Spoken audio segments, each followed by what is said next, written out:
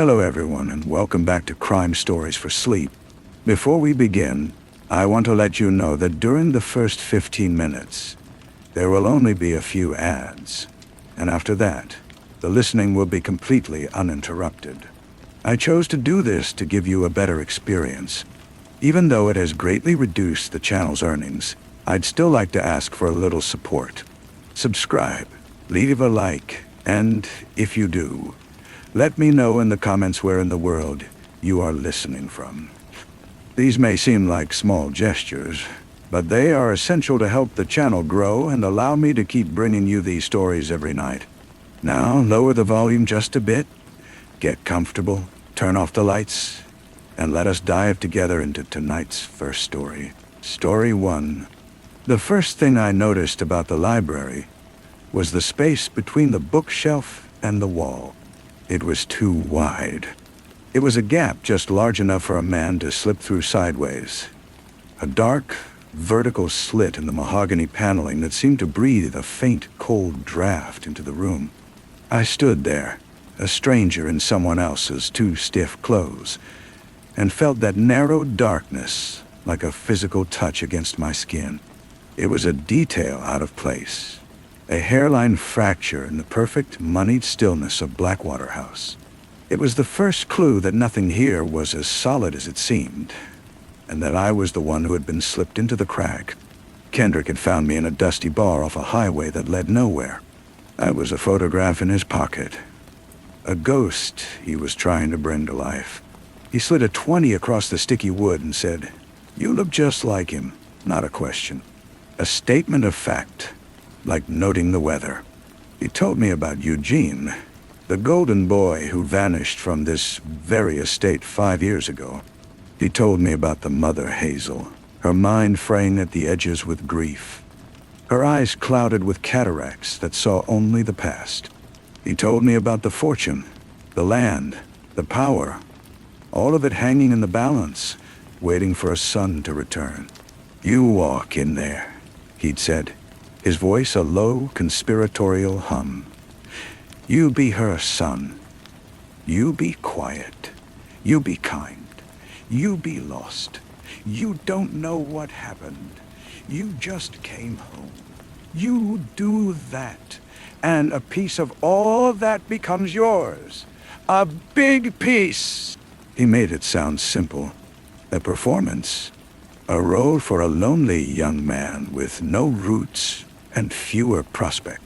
He didn't mention the chill that lived in the stones of the house, or the way the portraits in the long gallery seemed to track my movements with painted, accusatory eyes. He didn't mention the space behind the bookshelf. Hazel received me in the sunroom, a glassed-in cage of wicker and dying plants. Her hands, thin and napped with blue veins, fluttered in her lap like wounded birds. She wore a high-collared dress of black silk, and her hair was a silver cloud around a face that must have once been formidable. Now it was a delicate ruin. "Eugene," she whispered, the name a breath of dust and longing. I knelt. The gesture felt foreign, something I'd seen in an old movie. I took her hand. It was cold, papery. "Mother," I said, and the word tasted like ash and stolen honey. A tear traced a path through the powder on her cheek. She believed, or she wanted to believe so desperately that the difference didn't matter. She pulled me close, and I could smell the faint scent of lavender and camphor on her clothes, the smell of old trunks and forgotten things. "My boy," she murmured into my ear, "you've come back to us." But the others didn't kneel. They watched. There was Arthur, the eldest, his face a closed fist, his presence a solid, disapproving wall in a tweed suit. He managed what was left of the family's various interests, a steward for a kingdom without a king. He offered me a handshake that was meant to test bone, his eyes like chips of flint. "A remarkable resemblance," he said, and the words were neutral, but the tone was a blade. There was Charlotte, all sharp angles and sharper jewelry. Her smile, a bloodless line. She was married to a silent, nervous man who lingered in doorways, a human shadow. She spoke of parties and charities, her voice a bright, brittle thing that shattered against the quiet of the house. "We must have a welcome home dinner," she said, her eyes cataloging the cheap cut of Kendrick's provided suit. And there was Clara, the youngest. She didn't say much. She just watched me from the corners of rooms, her gaze a steady, unnerving weight. She had Eugene's eyes, I realized with a jolt. The same clear, unsettling gray I saw in the mirror every morning. The eyes Kendrick had zeroed in on like a target. She was the only one who looked at me, not with suspicion or greed, but with a deep, sad curiosity, as if I were a difficult equation she was trying to solve. Kendrick was there, of course, playing the part of the loyal family lawyer, the man who had never given up hope. He moved through the house with an easy familiarity that set my teeth on edge. He was the puppeteer and I was the doll on his strings, dancing for this grieving viper's nest of a family. In the few moments we were alone, his avuncular mask would slip. "Remember," he'd hiss, "you are confused. Your memory is a blank page. You remember nothing of the last 5 years. You just woke up on a bus with a ticket to this town in your pocket. That's all. My room was Eugenie's room. It was a museum to a boy who was no longer a boy. Trophies for sports I'd never played. Books on sailing and philosophy I'd never read. A faint smell of old cedar and dust. The bed was too soft, the pillows too deep. I lay in the dark and listened to the house settle. It didn't creak like a normal house. It sighed. It was the sound of weight, of history, of secrets pressing down on the joists and beams. Days bled into one another, a slow, syrupy dream of strained meals and polite, probing questions. I walked the grounds, the vast, manicured lawns giving way to wild, overgrown gardens and a dark, silent wood. I felt the eyes of the servants on me, the gardener who stopped his weeding to watch me pass, the maid who quickly looked away when I entered a room. They were a silent chorus, waiting for me to miss a step, to sing the wrong note in this elaborate opera of homecoming. It was Clara who broke the rhythm. She found me one afternoon staring at a family portrait in the main hall. It showed a younger, sterner Hazel, a man I assumed was her late husband, and the 4 children. Eugene, maybe 18, was handsome, smiling, his arms slung casually around a teenage Clara. He looked like me. He looked exactly like me, but there was a confidence in his posture, a careless ownership of his place in the world that I could never mimic. "He hated that painting," Clara said from behind me. I hadn't heard her approach. She moved like a ghost. He said the artist made him look smug. I kept my eyes on the canvas. "He doesn't look smug. He looks sure of himself." "That was the smug part," she said. She came to stand beside me, her shoulder nearly touching mine. She smelled of rain and clean linen. He was always sure, until he wasn't. She turned her gray eyes on me. "What do you remember, Billy?" My name hit me like a slap. I hadn't heard it in weeks. I forced myself to breathe, to keep looking at the painting. "I don't know what you mean." "Yes, you do," she said, her voice soft, almost kind. "You're not him. You're very good. The eyes, the way you hold your mouth when you're thinking. It's uncanny, but you're not him." Panic, cold and sharp, flooded my veins. This was it. The end of the charade. The police, the shame, the cell. I looked at her, my silence an admission. She didn't call for anyone. She just smiled, a small, sad twist of her lips. "Don't worry. I won't tell. I think it's rather beautiful in a terrible way. Someone caring enough to send a replacement." "I'm not... It's not like that," I stammered. "Of course it is," she said. "But the question is, who sent you?" "Arthur," to unnerve Mother into changing the will, Charlotte to force a crisis and liquidate the estate, or Kendrick playing his own long game. She reached out and touched my arm. A brief, startling contact. "Be careful, Billy. This house, it doesn't like strangers. It has a way of swallowing people." She left me there, my heart hammering against my ribs. Her knowing was a different kind of trap. It was a shared secret, a thread connecting us in the dark, and I didn't know if it was a lifeline or a noose. That night I couldn't sleep. Clara's words echoed in the silence. The house felt more oppressive than ever, a living entity holding its breath. I thought of the space behind the bookshelf, that inexplicable gap, a hiding place, a secret. I had to know. I slipped from my room and padded down the grand staircase. The moon was full, casting long, distorted shadows through the tall windows. The library was a cave of darkness, the smell of old leather and beeswax thick in the air. I went to the bookshelf, the one that felt wrong. I ran my hands along its edge. There were no visible hinges, no latch.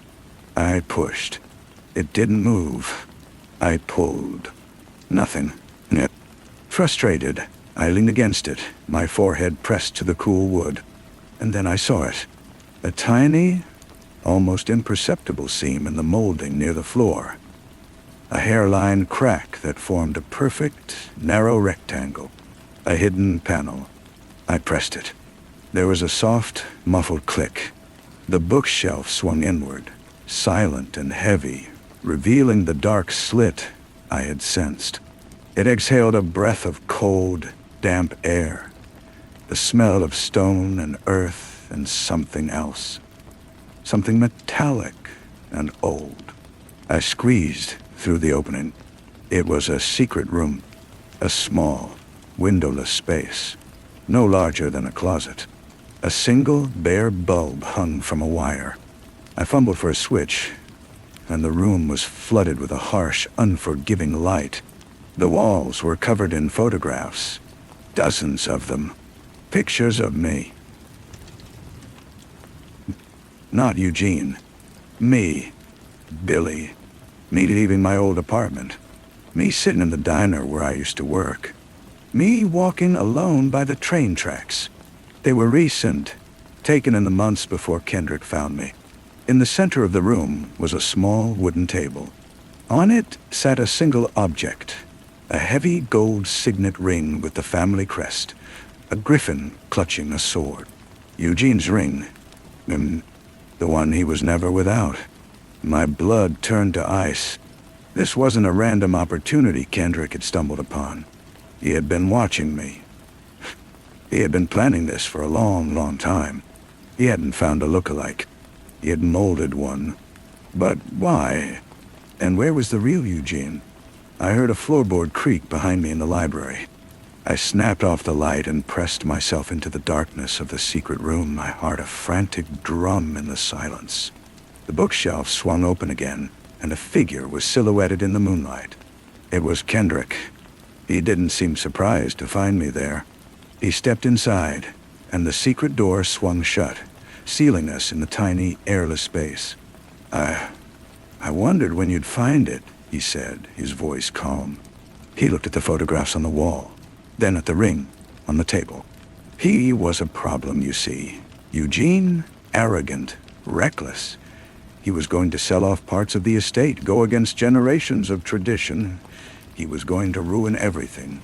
I could barely speak. What did you do? What was necessary? Kendrick said, picking up the ring and turning it over in his fingers. For the family, for the legacy. Hazel is weak. Arthur is a bureaucrat. Charlotte is a socialite. None of them have the strength to hold this family together. But I do. I always have. You killed him, I whispered, the truth a cold, hard stone in my gut. This house has secrets, Billy. It has always known how to keep its secrets. He gestured to the room around us. He's still here. Somewhere in these walls, he never really left. He looked at me, and for the first time, I saw the man behind the mask. The cold, ruthless calculation that had orchestrated a murder and then engineered a replacement. I was not a partner. I was a tool, a disposable piece in his game. And me? I asked, my voice trembling. You are the solution, he said. You calm Hazel. You keep the vultures at bay. You provide a happy ending. And when the time is right, when the estate is secure and the will is settled, you will have a tragic accident. The poor, damaged boy, his memory never fully returned, finally succumbing to his demons. It's poetic, don't you think? Don't you think? He took a step toward me. He wasn't a large man, but in that confined space, he seemed to fill it, his intention a physical force. I was trapped. The house, his accomplice, closed in around me. But then I remembered Clara's words. The house has a way of swallowing people, and I realized I had one advantage. I was a ghost, a nobody. I had nothing to lose. As he lunged for me, I didn't try to fight him. I dropped to the floor, sliding through the narrow gap between his legs and the wall, scrambling back into the library. I didn't run for the door. I ran deeper into the house, into its dark heart, the labyrinth of rooms and corridors I had been slowly learning. I could hear him behind me, his footsteps soft but relentless. I found myself in the long gallery, the faces of the dead and gone staring down from the walls. He was there, in the doorway, blocking my escape. There's nowhere to go, Billy, he said, his voice echoing in the vast space. And then, a new voice, quiet and firm from the shadows at the other end of the gallery. That's enough, Kendrick. It was Clara. She held an old, heavy fireplace poker in her hands, and beside her stood Hazel. The old woman's posture was different. The frailty was gone, replaced by a steely erectness. Her milky eyes seemed to see everything with a terrible, clear focus. Hazel, Kendrick said, his confidence faltering for the first time. You always underestimated me, Kendrick, Hazel said, her voice strong and clear. You thought a grieving, half-blind old woman wouldn't see the monster in her own house. I knew my son was dead the moment he disappeared. A mother knows. I let you bring this boy here. I wanted to see what you would do. I wanted proof. Clara's gaze met mine across the length of the room. There was no surprise in her eyes, only a grim resolve. She had known. She had been waiting too. Kendrick laughed. A dry, brittle sound. Proof? What proof? It's your word against mine. A confused old woman and her unstable daughter. Not quite, Clara said. She nodded toward me. He's the proof. He's seen the room. And he's not the only one you've been watching, are you, Kendrick? You have files on all of us. Your insurance. The standoff stretched, taut, and silent. The police were called. Kendrick was taken away, his protests fading into the night. The story that was given to the press was one of a tragic misunderstanding. A trusted lawyer's mind corrupted by greed and a twisted sense of duty. They never found Eugene's body. Kendrick never told them where he'd put it. Some secrets the house kept. I was free to go. Hazel offered me money. A silence payment. I took only enough for a bus ticket to somewhere else. On my last day, I stood in the library, one final time. The secret room was empty now, the photographs and the ring taken as evidence. The bookshelf was sealed shut, the hidden latch found and disabled. Clara found me there. Where will you go? She asked. I don't know, I said. It was the truth. The world felt vast and empty. You could stay, she said, and for a moment, I saw a flicker of the same loneliness I carried inside me. The role is vacant, for real this time. I looked at her, at this strange, sad family, at this beautiful, suffocating house. I'd been a ghost here, a stand-in for a ghost. I couldn't stay and become just another one of its permanent residents, another story whispered in its halls. "I can't," I said. She nodded, as if she'd expected nothing else.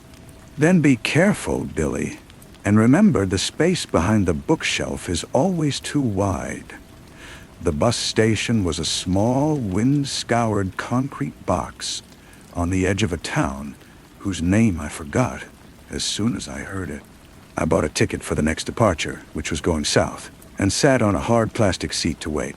The money Hazel had given me was a folded lump in my pocket, a tangible weight that felt both like a reward and a payment for sins I hadn't committed. I was free, but I carried Blackwater House with me, its chill seeping into my bones. The journey was a blur of grimy windows and bleary-eyed strangers. I got off in a city where the air was thick with salt and the sound of gulls. I found a room in a boarding house that smelled of boiled cabbage and disinfectant. For a week I did nothing but sleep and walk the crowded, anonymous streets, trying to outpace the memory of that narrow darkness, the click of the secret panel, the cold certainty in Kendrick's eyes. I found work washing dishes in a restaurant by the docks. The heat and the steam were a penance, scrubbing away the lingering scent of cedar and lavender. I was just a pair of hands, a back. No one looked at me twice. No one expected me to be anyone. It was what I had thought I wanted. But at night, in the narrow cot, the silence of my room was different from the silence of Blackwater. It was empty. The house's silence had been full, heavy with unspoken words and watched moments. Here, there was nothing. I missed the wait. I missed the danger. Most of all, I found my thoughts returning to Clara, to the sharp clarity of her gaze, to the offer she had made that was more than an offer. It was an invitation into a truth, however fractured. One afternoon, a letter arrived. It was on thick, cream-colored paper, the address written in a precise, elegant hand I recognized. It was from Clara. "Billy," it began. No salutation, no preamble. "Kendrick is refusing to speak, but the lawyers are unpicking his affairs." He had a safety deposit box. In it, they found more photographs. Of you, of me, of Arthur playing golf, of Charlotte with a man who wasn't her husband. His insurance, as I said. But there was something else. A journal. It wasn't Eugene's. It was Kendrick's. He wrote about the plan, how he had been watching you for over a year. He wrote about his frustration with Eugene, his belief that the family line had grown weak. He saw himself as its true guardian, its savior. He needed a puppet, and you were the perfect blank slate. But he also wrote about the night Eugene disappeared. He was angry. They argued in the library. Eugene laughed at him, called him a glorified servant. Kendrick struck him. He didn't mean to kill him, he wrote. It was an accident. But then he saw the opportunity. He put the body behind the old stone wall in the ice house. It's been there all this time. We found him yesterday. We're giving him a proper burial now. Mother has had the bookshelf and the wall behind it torn out. She says she wants no more shadows in that room. The house feels different. Lighter, maybe. Or perhaps I am just imagining it. The offer still stands. It is a real one. Not as a replacement, but as yourself. There is a space here for you if you want it. You know our secrets now. That makes you family, in a strange way. Think about it. Clara. I read the letter 3 times, standing in the dim hallway of the boarding house. The finality of it, the closing of a circle I had been running from, left me breathless. Eugene was found. The mystery was solved. I was truly, completely free. But freedom, I was discovering, was a vast and lonely country. I didn't go back the next day or the week after. I kept washing dishes, kept walking the salt-stained streets. But the city no longer felt anonymous. It felt like a hiding place. I had spent weeks pretending to be someone, and now that I was no one again, it felt like a different kind of performance. One evening, I was walking back to my room, the smell of the sea sharp in the air.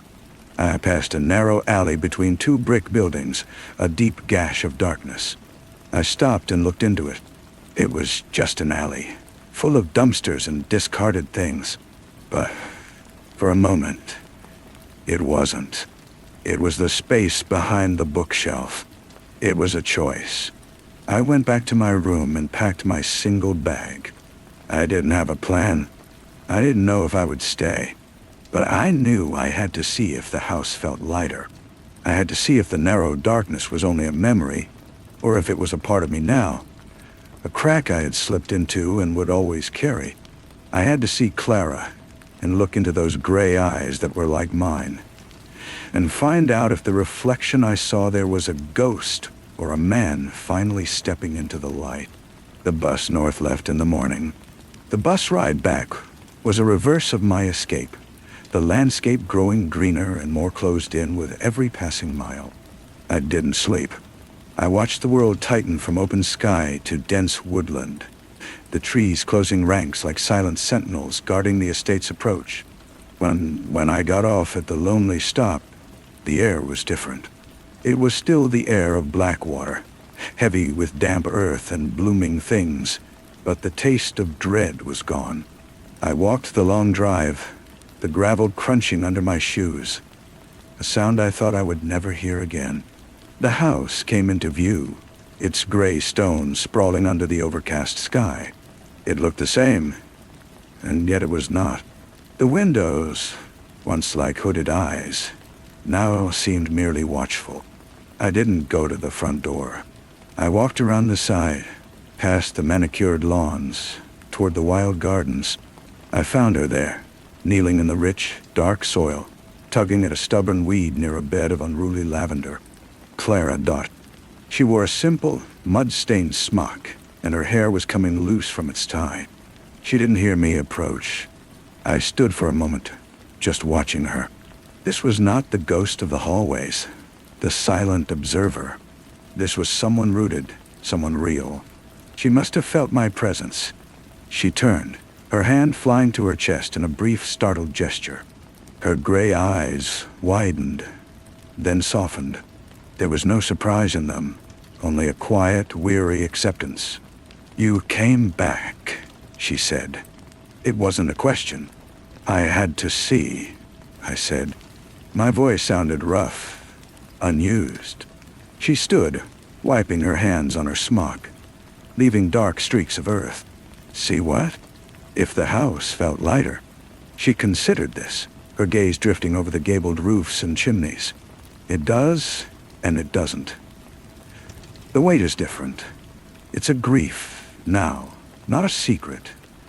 Grief is heavy, but it's honest. You can carry it. She looked back at me. "Can you?" "I don't know," I said honestly. "I know I couldn't carry the nothing." A small, understanding smile touched her lips. "Come inside. Mother will want to see you." I followed her through a side entrance, into a part of the house I didn't know. A morning room, bright and cluttered with comfortable, faded furniture.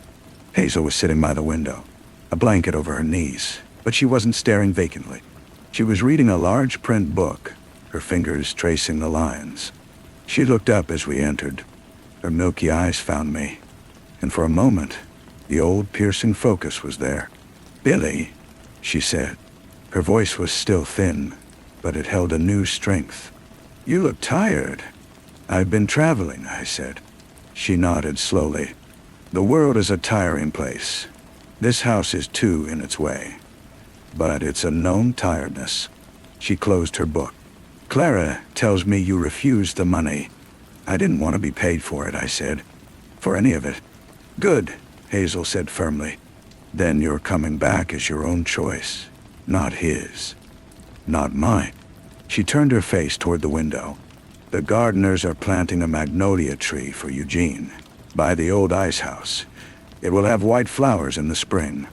It was her way of telling me it was over, that a new thing was being planted where an old horror had been buried. Clara led me out. "I had Mrs. Albright prepare your old room," she said as we walked through the hall. The family portrait was still there. I glanced at it, at Eugene's confident smile. It didn't feel like a mockery anymore. It just felt sad. We stopped at the door to the library. It was open. I could see the far wall. The bookshelf was gone. The entire wall had been replastered and painted a soft, warm white. It was just a wall. There was no seam, no hidden panel, no space that was too wide. It was the most ordinary thing I had ever seen, and it felt like a miracle. "It's just a room now," Clara said softly. I looked at her, at the fine lines of worry around her eyes, at the soil still under her fingernails. She was not an idea, not a character in a story. She was a woman who had lived her whole life in a house of secrets, and had chosen, in the end, to let the light in. "I'm not him," I said. "I can never be him." "I know," she replied. "I'm not asking you to be. I'm asking you to be the man who walked out of that dark room, and then, against all odds, chose to walk back into this one." I stepped over the threshold, into the library. The smell of books and beeswax was the same, but the cold, metallic undertone was gone. The air was still. I walked to the center of the room and stood there on the rug where Kendrick had cornered me. I felt nothing but the solid floor beneath my feet. I turned to face Clara, who waited in the doorway, a question in her eyes. "Okay," I said. It was just one word, but it was enough. It was a beginning. The next few weeks were a quiet, tentative dance. I stayed in my room, the same one I had occupied as the imposter. But everything about it felt different. The fear was gone, replaced by a cautious stillness. Mrs. Albright brought my meals, her manner now one of respectful curiosity rather than stiff obligation. Arthur visited once, a brief, awkward encounter where he talked about the weather and the stock market, a peace offering in the language he understood. Charlotte sent a note, elegantly penned, hoping I was comfortable. They were all trying, in their own ways, to fold me into the new shape of the family. Most of my time was spent with Clara. We walked the grounds, often in silence, but it was a comfortable silence, the kind that doesn't need to be filled. She showed me the estate's hidden corners, not out of a guided tour, but as a person sharing the map of their life. The crumbling grotto, the overgrown rose garden that had been her mother's favorite, the view of the valley from the old oak on the western hill. One afternoon, we were in the newly cleared space where the ice house had been. The ground was raw, the earth freshly turned for the magnolia tree that would soon be planted. It was a grave, but it was also a garden, a place of endings and beginnings. "I keep thinking about what you said," I told her, my hands in my pockets. "About the house having a way of swallowing people." She nodded, her gaze fixed on the dark soil. "It does. It swallows you with its beauty, its history, its expectations. It demands everything. For a long time, I thought the only way to survive was to become a part of the house itself, to be as silent and watchful as the walls. But that's a kind of swallowing, too." "And now?" I asked. "Now I'm trying to learn how to live here without being consumed by it, to pull the weeds and plant new things." She looked at me. "It's easier not to do it alone." I knew she wasn't just talking about the gardens. That evening, Hazel asked to see me in her private sitting room. It was a cluttered, cozy space, a stark contrast to the formality of the rest of the house. Photographs in tarnished silver frames crowded every surface. She gestured for me to sit in the worn armchair opposite hers. "I'm an old woman, Billy," she began, without prelude. "I have lost a son. I have lived with a lie in my house for a year. I do not have the energy for more pretense." "I understand," I said. "Do you?" Her milky eyes seemed to look through me. "I am not offering you a home out of charity or guilt. You have seen the worst of this family, and you did not run, not forever. That is a rare thing. Stability is what we need now. A steady hand. Clara, she is strong, but her spirit is tied too tightly to this place. She needs an anchor to the outside world. You are that." "What, me?" "It's a job description. Blunt and unromantic. Be a stabilizer. Be a link." It was the most honest offer I had ever received. "I can try," I said. Hazel gave a short, decisive nod.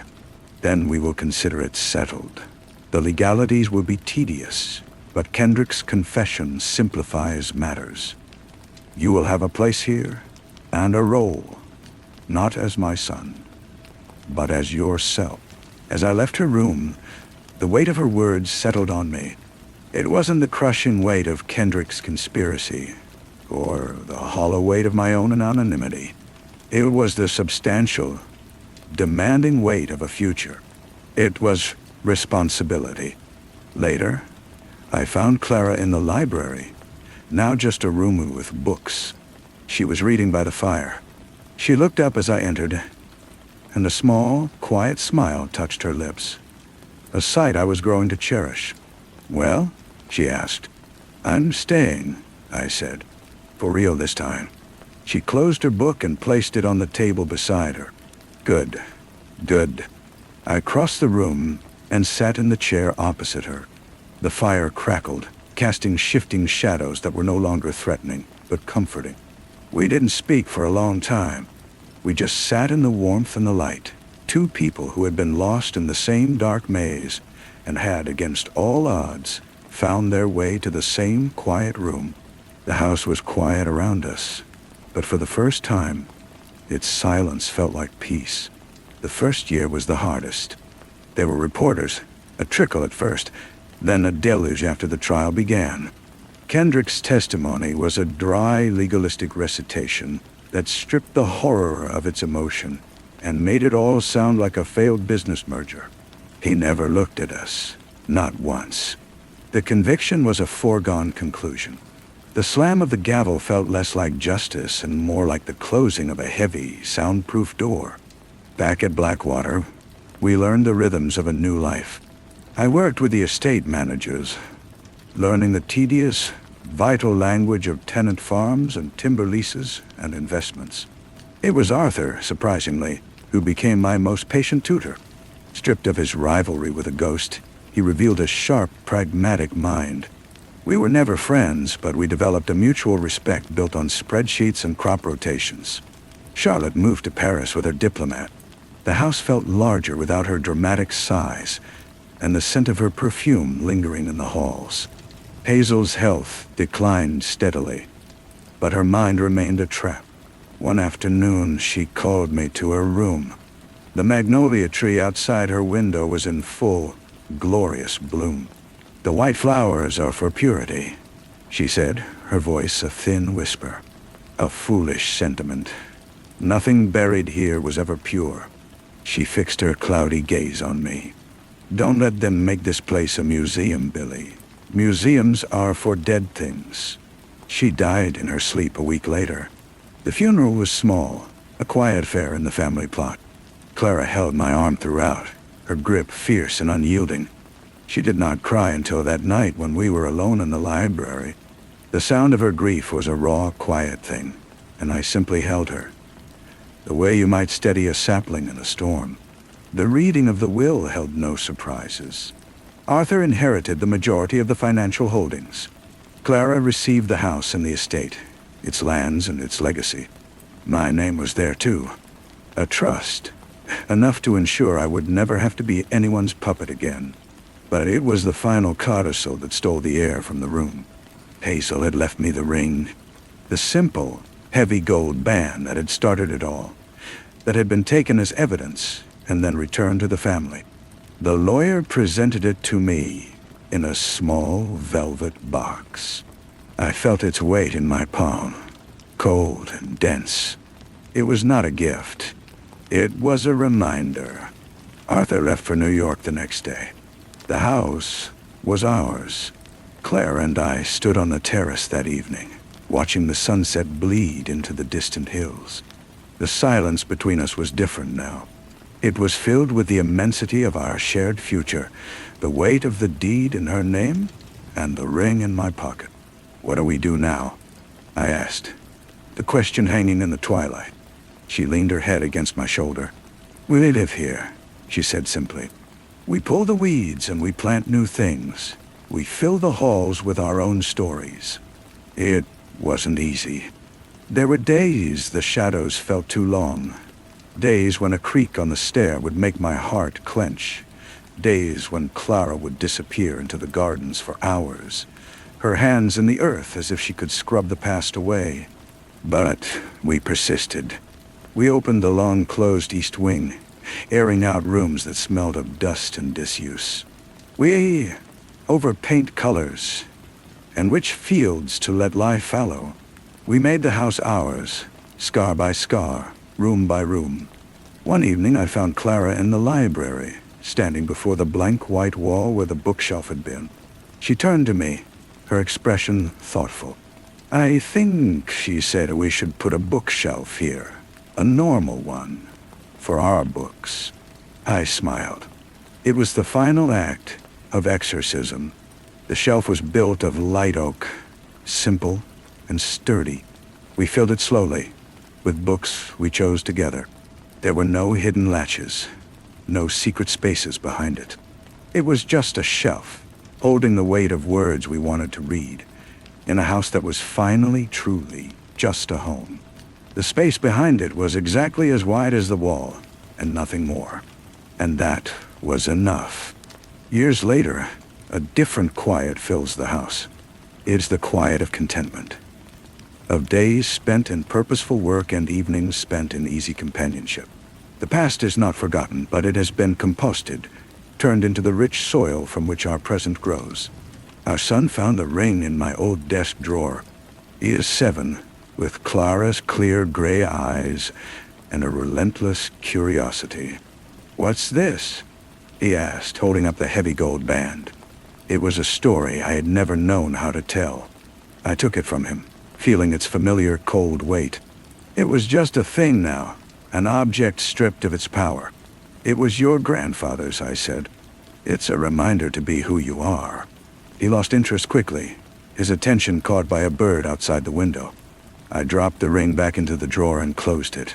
Perhaps I would have it melted down one day, the gold transformed into something new. Later, I walked to the magnolia tree. It is tall now, its branches a canopy of green. In the spring, it showers the ground with white petals. I stood there for a long time, not thinking of the ice house or what had been buried there, but simply listening to the wind and the leaves. It was a good, clean sound. When I returned to the house, Clara was in the library, not reading, but just looking out at the garden. She turned and smiled as I entered, a simple, direct look that held a universe of shared history. She picked up a book from the light oak shelf and handed it to me. "I think you'll like this one," she said. I took it, and our fingers brushed. It was an ordinary moment, the kind that makes up a life. The house stood around us, solid and safe. Its shadows just shadows. Its light just light. We had built this piece, day by day, and we would tend to it for all our days to come. The book was a history of local botany, filled with pressed flowers and detailed illustrations. It was a quiet, gentle thing, and I knew she had chosen it for me specifically. I held it, feeling the soft, worn leather of its cover. This was the legacy we were creating, not of gold or land, but of small, considered gestures, of knowing and being known. Later that night, as we prepared for bed, a soft rain began to fall, tapping against the window panes. It was a sound that had once felt like a warning, a constant, dreary accompaniment to fear. Now it was just Rain, washing the dust from the leaves, feeding the gardens Clara tended with such devotion. I blew out the lamp and the room fell into a comfortable darkness, broken only by the faint, rhythmic patter outside. Clara's breathing slowed into the steady rhythm of sleep beside me. I lay awake for a while, listening to the sounds of the house settling around us. Each creak of old timber was a familiar voice, each sigh of the wind a known song. The house was no longer a keeper of secrets. It was a witness to our lives, its walls holding not terror, but the quiet accumulation of our days. The past was a closed chapter, its weight acknowledged but no longer burdensome. The future was a path we walked together, one ordinary, peaceful step at a time. And in the present, there was only the sound of the rain and the profound, simple safety of being home. The morning after the rain dawned clear and bright. The world outside the window washed clean and sparkling.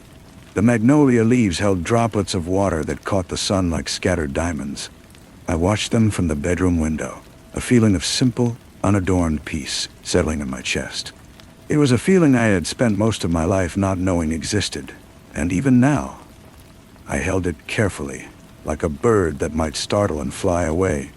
Downstairs, our son was already at the breakfast table, telling his mother an elaborate story about a dream he'd had involving a badger and a runaway carriage. Clara listened, her eyes crinkling at the corners, her hand resting on her teacup. She looked up as I entered, and the smile she gave me was the same one from last night, warm and complete. The day unfolded with the gentle predictability that had become the hallmark of our lives. I spent the morning in the estate office, reviewing accounts with the new steward, a young man from the village with bright, ambitious eyes.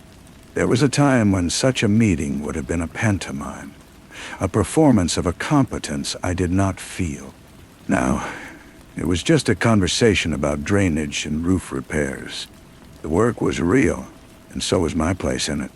In the afternoon, I found Clara in her cutting garden, a basket over her arm filled with sprigs of lavender and late-blooming roses. She handed me a pair of shears. "The climbing rose on the south wall needs tidying," she said. "It's getting wild." I worked beside her for an hour, the scent of the roses and the damp earth rich around us. The thorns pricked my fingers, a small, sharp pain that was part of the task. There was no hidden meaning in it, no metaphor I felt compelled to unravel. It was simply gardening. When we were done, the rows looked neater, and my hands were smudged with dirt. Clara looked at them and then at my face, and she laughed, a light, easy sound that carried on the summer air. That evening, after our son was asleep, we walked through the halls. We did not speak of the past. We spoke of the future, of the possibility of opening a part of the grounds to the public for a summer fete, of maybe traveling to the coast when the autumn came. Our footsteps echoed on the polished floors, but the echoes were just sounds, not whispers. We stopped before the family portrait. Eugene's face looked down, forever young, forever confident. I felt no animosity, only a distant, quiet pity for the man he never got to become. Clara's hand found mine. "It's just a painting," she said softly. "I know," I replied. And I did. We ended our walk in the library. The light oak shelf stood against the white wall, solid and unassuming. I ran my hand along its smooth surface, then took down the book of botany she had given me. I opened it to a random page, a detailed drawing of an oak leaf. I read the description aloud, my voice quiet in the room. Clara sat in her chair by the fire, her eyes closed, listening. The story of the house was still being written, but the dark chapters were finally, truly over. The rest of the pages were ours to fill, and we were in no rush. We had all the time in the world. The summer fete was Clara's idea, a way to finally let the village in. For so long, Blackwater had been a fortress, its gates closed against gossip and prying eyes. Now, she wanted to throw them open.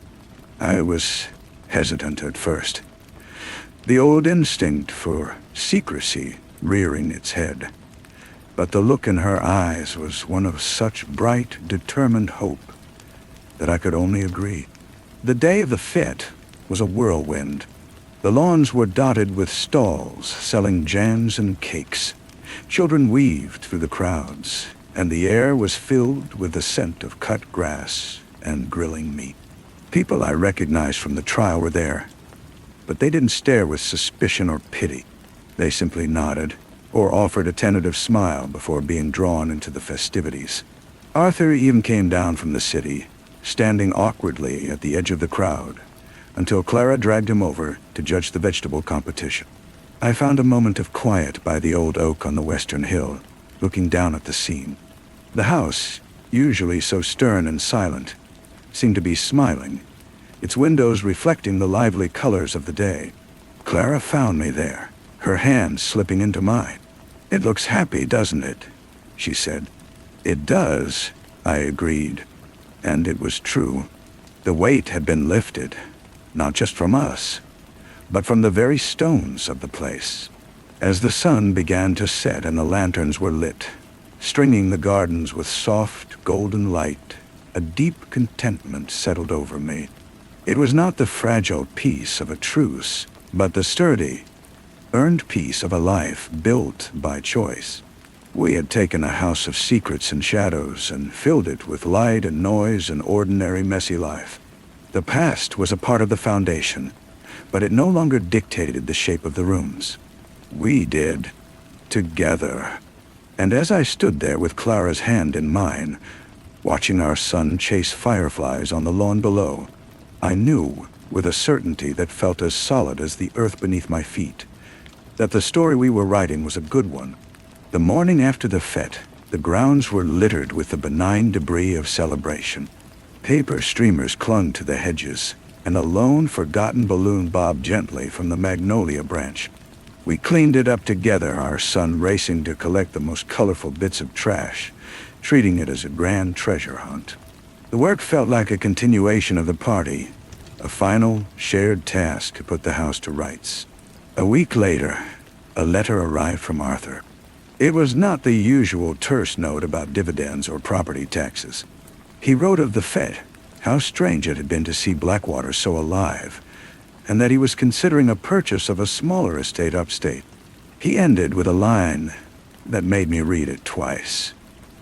"You have done well by the old place. Mother would be pleased. It was the closest he would ever come to a blessing, and I found I valued it deeply." The seasons turned, and with them, our routines. Our son grew taller, his questions more complex. He asked about his grandfather, not Eugene, but the man whose name I had once worn. I told him the truth, as simply as I could, that sometimes people get lost, and that I had been very lucky to find my way. He seemed to accept this, his mind already moving on to the new foal in the stables, or the design for a treehouse he was sketching. One autumn evening, I was in the library, looking for a specific volume on the oak shelf. My fingers brushed against the spine of an old ledger I hadn't noticed before. It was Hazel's gardening journal. I pulled it out and sat by the fire, leafing through pages filled with her sharp, elegant script. It was not just a record of plants, but of her life. I read an entry from the year Clara was born, describing the planting of a sapling, a rare type of cherry tree, in celebration. I realized with a start that it was the same tree that now stood outside our bedroom window, its leaves a blaze of gold in the fading light. I showed it to Clara when she came in. She took the journal carefully, her fingers tracing her mother's writing. She did not cry, but her smile was soft and full of memory. "She never showed me this," she whispered. We spent the rest of the evening reading it together, discovering a woman we had only known in fragments, now made whole through her love for the soil and the things that grew from it. It was another piece of the past, but this one felt like a gift. That night, as I lay in bed, I thought of the ring, still in the drawer. I no longer felt the need to have it melted down. Its weight was no longer a reminder of a stolen identity, but of a choice I had made, a path I had chosen to walk. It was part of the story, too. The house was quiet around me, a deep, breathing silence that held the echoes of the day's laughter and the gentle turning of pages. It was not an empty silence, but a full one. It was the sound of a story still being written, page by peaceful page, in a house that was finally and completely a home. The cherry tree hazel had planted finally succumbed to a blight the following spring. It was our son who noticed it first, the brittle blackened branches stark against the bright green of the new season. We had a man from the village come to cut it down. The sound of his saw was a raw, grieving noise, but it was a clean grief, the kind that acknowledges an end without despair. We decided to plant a new tree in the same spot. We let our son choose the sapling from the nursery. He picked a young oak for no other reason, he said, than that it looked strong. We dug the hole together, our hands dirty in the fresh earth. As we settled the roots into the ground, I felt a final, subtle shift within myself, as if the last remnant of the old foundation had settled into place. That evening, I went to the desk drawer. I took out the ring and held it in my palm. It felt different now, neither cold nor heavy, but simply present. I walked out to the new oak sapling, its leaves still soft and pale. I knelt and dug a small, deep hole at its base with my fingers. I dropped the ring into the earth and covered it over. It was not a burial, but a planting. Let the gold feed the roots. Let the past become a part of this new growth. I told Clara what I had done. She simply nodded, her eyes understanding. There were no more grand exorcisms to perform, no more walls to tear down.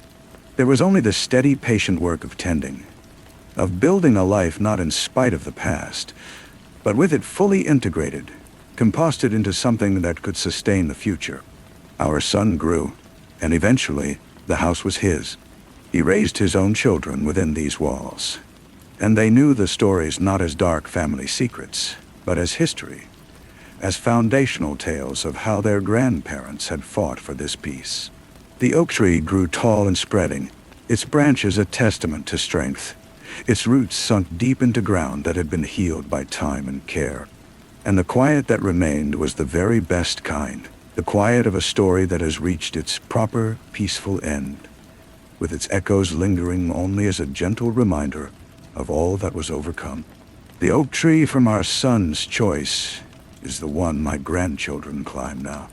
Their laughter filters through its leaves, a sound I once could not have imagined in this place. I watch them from the window of the library, the same window where I once watched for threats in the gathering dark. My hand rests on the light oak shelf, its surface worn smooth by years of use. Clara is in the garden, her hair silver now, her hands still busy in the soil. She looks up and sees me watching, and she smiles. It is the same smile, after all these years, that holds our entire story. Our son approaches me, a letter in his hand. It's about a local historical society, asking if they might include Blackwater in a tour of notable homes. He looks at me, a question in his eyes. He is a man now, with his own children, and his own quiet strength. It's your house, I tell him. The decision is yours.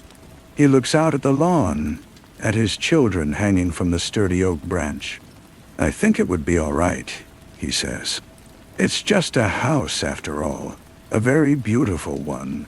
I nod, my throat tight with a gratitude too vast for words. He understands.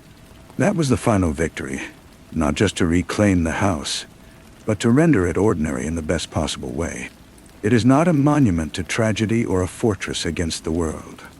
It is a home, with a leaky roof sometimes, and a garden that needs constant weeding, and a tree perfect for climbing. Later, I walk through the halls, my footsteps slow and steady. I pause before the family portrait. The paint is cracked slightly with age, and Eugene's confident gaze seems softer now, almost wistful. He is a boy in a story that ended too soon. I feel a pang, not of anger or fear, but of a quiet, profound sadness for all the lives that were tangled up in this place, including my own. I continue to the east wing, the one we opened all those years ago. Sunlight streams through the clean windows, illuminating the dust motes dancing in the air. It is a guest room now, where my grandchildren sleep when they visit. A toy horse lies abandoned on the rug. I return to the library and take my usual chair. Clara joins me, her movements a little slower, but her presence as solid as ever. She doesn't pick up a book. She just sits, and we watch the evening settle over the gardens. The shadows are long, but they are just shadows. The silence is deep, but it is just silence. There is no more to prove, no more to conquer. We built exactly what we said we would. A life. The house holds us, and we hold each other, and the story is complete. Story 2.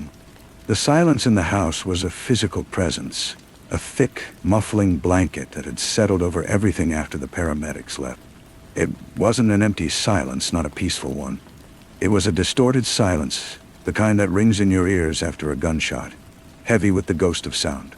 I could still hear the phantom echo of Harper's last breath, a soft, wet exhalation that had been more sigh than struggle, and the subsequent heavier silence that had followed it.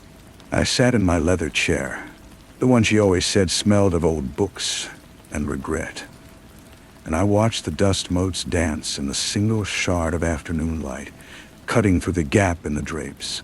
The house, our house for 23 years, felt like a crime scene, and I, Judge Blake Corvin, was the sole occupant, the curator of this new and terrible quiet. They came for me as the light began to fail, not with sirens, but with a respectful, almost apologetic knock. Detective Miller, a man with tired eyes and a suit that never quite fit, stood on the porch. He didn't need to say anything. His presence, the way he held his hat in his hands, was the indictment. The charge, unspoken and but screaming in the quiet between us, was the death of my wife, Harper Dotz. It was a cruel joke, a cosmic irony so perfect it felt scripted. Years ago, I had stood in the well of a courtroom, my life and career hanging in the balance, accused of a corruption I did not commit. I had survived that.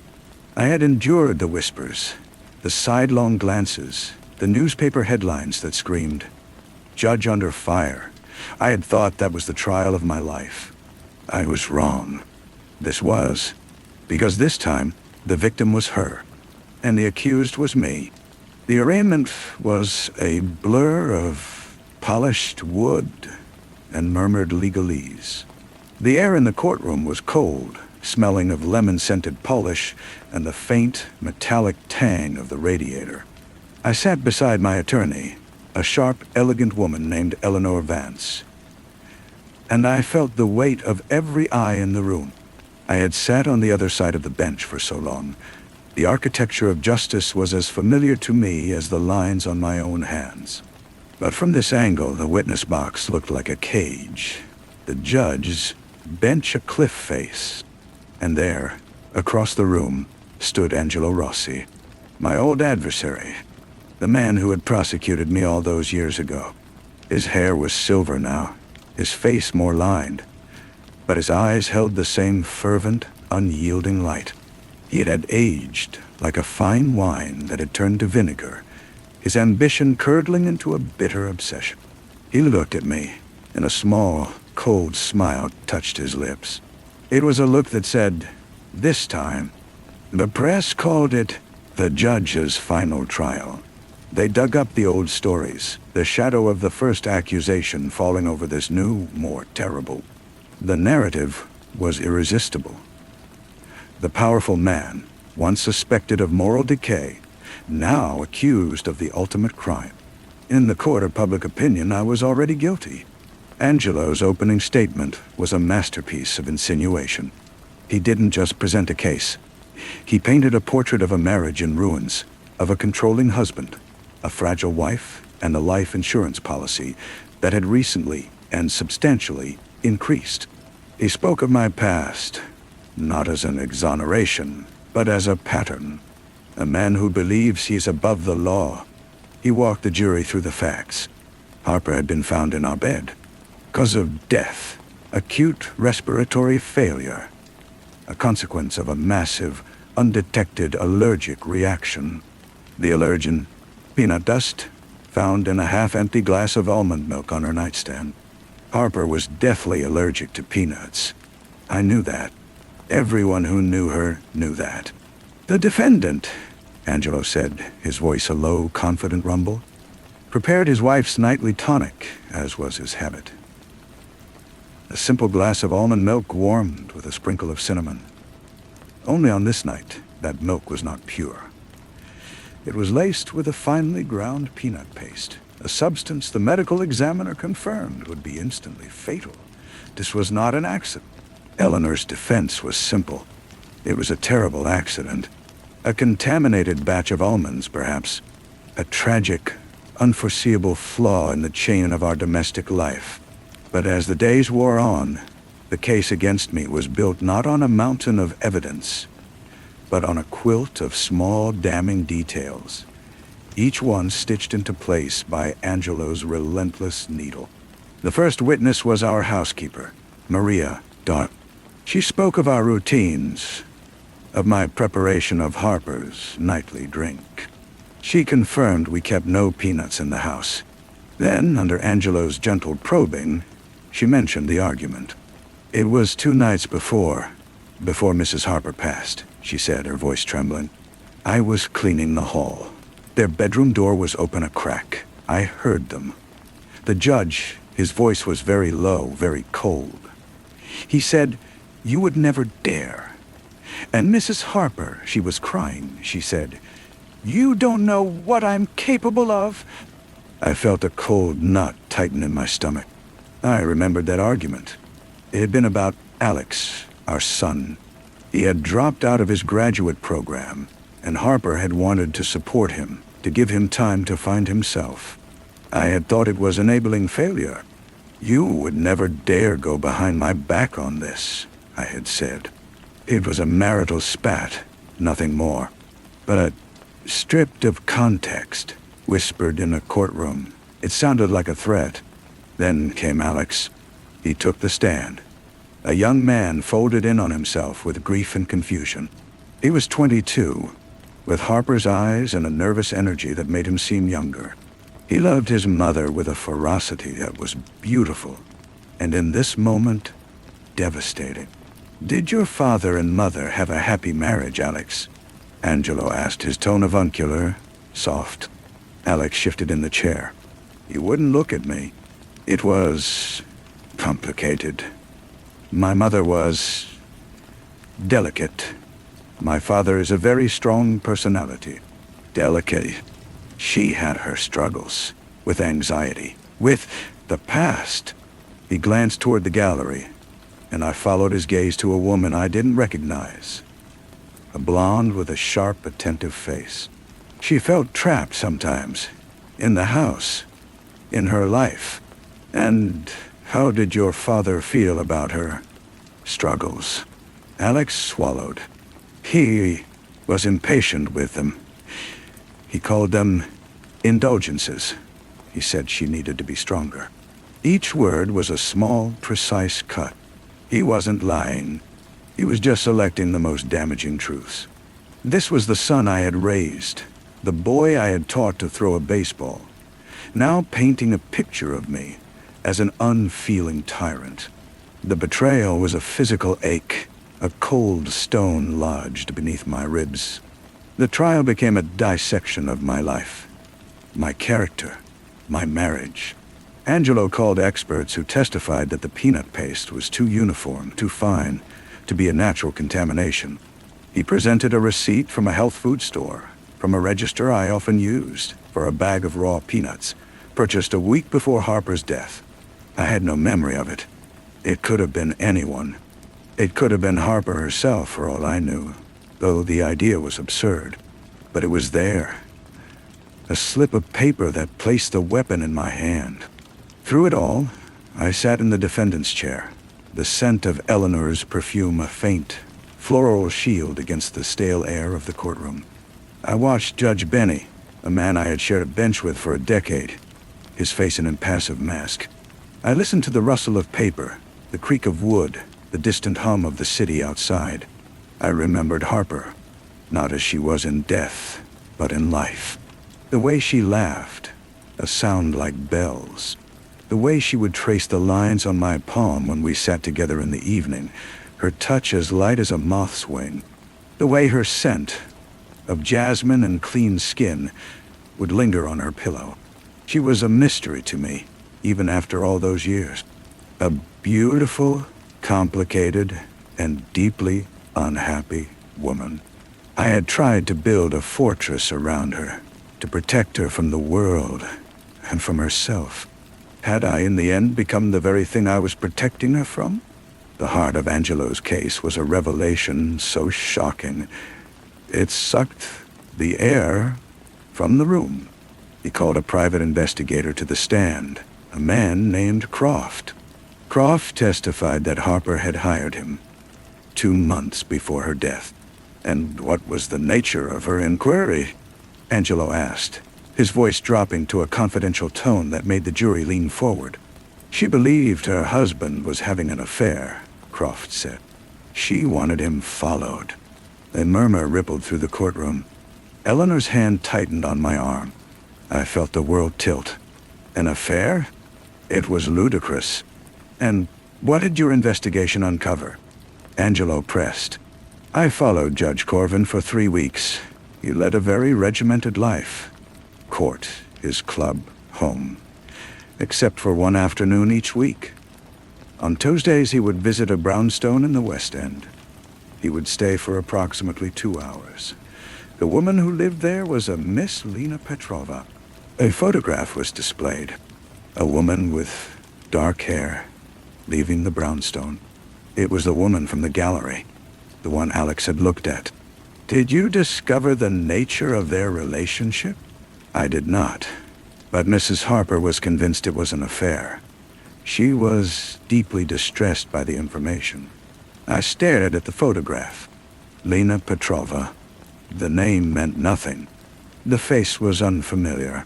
This was a fiction, a nightmare. But it was a fiction with a foundation. I had visited that brownstone every Tuesday for 6 months, but not for an affair. I was seeing a neurologist, Dr. Armitage. I had been suffering from tremors in my right hand, memory lapses. I was terrified of early onset dementia, of losing my mind, my career, everything. It was a secret I had kept from everyone, even Harper. The shame was too great. The weakness was too profound. Now, my secret, my fear, was being twisted into a motive for murder. A wife discovers her husband's infidelity, threatens to expose him, and is silenced. I told Eleanor everything that night, in the sterile confines of a conference room. She listened, her face grim. "We have to call Dr. Armitage," she said. "It's the only way." But when she called the number, it was disconnected. Dr. Armitage was gone. A sudden, extended sabbatical abroad, his receptionist said. He had left no forwarding information. The timing was too perfect. It was Angelo's work. He had found out somehow, and he had neutralized my only alibi. He was boxing me in, brick by brick. The trial ground on. The pressure was a constant, crushing weight. I stopped sleeping. I would lie in the guest room, in the house that was no longer a home, and listen to the silence. It was different now. It was no longer the silence of absence, but of presence. It felt watchful, cognizant. The climax came on the day Alex was recalled to the stand. Eleanor, desperate, was trying to salvage his testimony, to show his bias. "Alex," she began, her voice gentle. "You loved your mother very much." "Yes. And you believe your father is capable of harming her." He looked at me, and for a fleeting second, I saw the boy he had been. scared and unsure. Then his face hardened. "I don't know what to believe anymore. Let's talk about the night your mother died. You were in the house, isn't that right?" "I was in my wing. I have a separate entrance." "Did you hear anything? An argument? Any sounds of distress?" "No. Nothing." Misha. What did you do that evening?" "I was home, working on my portfolio." "All evening?" He hesitated. A flicker of something. Fear? In his eyes. "Yes." Eleanor let the silence hang for a moment. She picked up a document. "This is your cell phone records from that night. They show a series of calls to a number registered to Alina Petrova. Calls that lasted for over an hour during the exact window of time your mother was dying." The courtroom erupted. Judge Benny slammed his gavel. I stared at my son. His face had gone ashen. Lena Petrova, the alleged mistress. My son was calling her Alex. Eleanor's voice was a razor.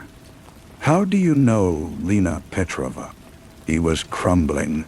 The confident young man was gone, replaced by a terrified child. She was my mother's friend." "Your mother's friend?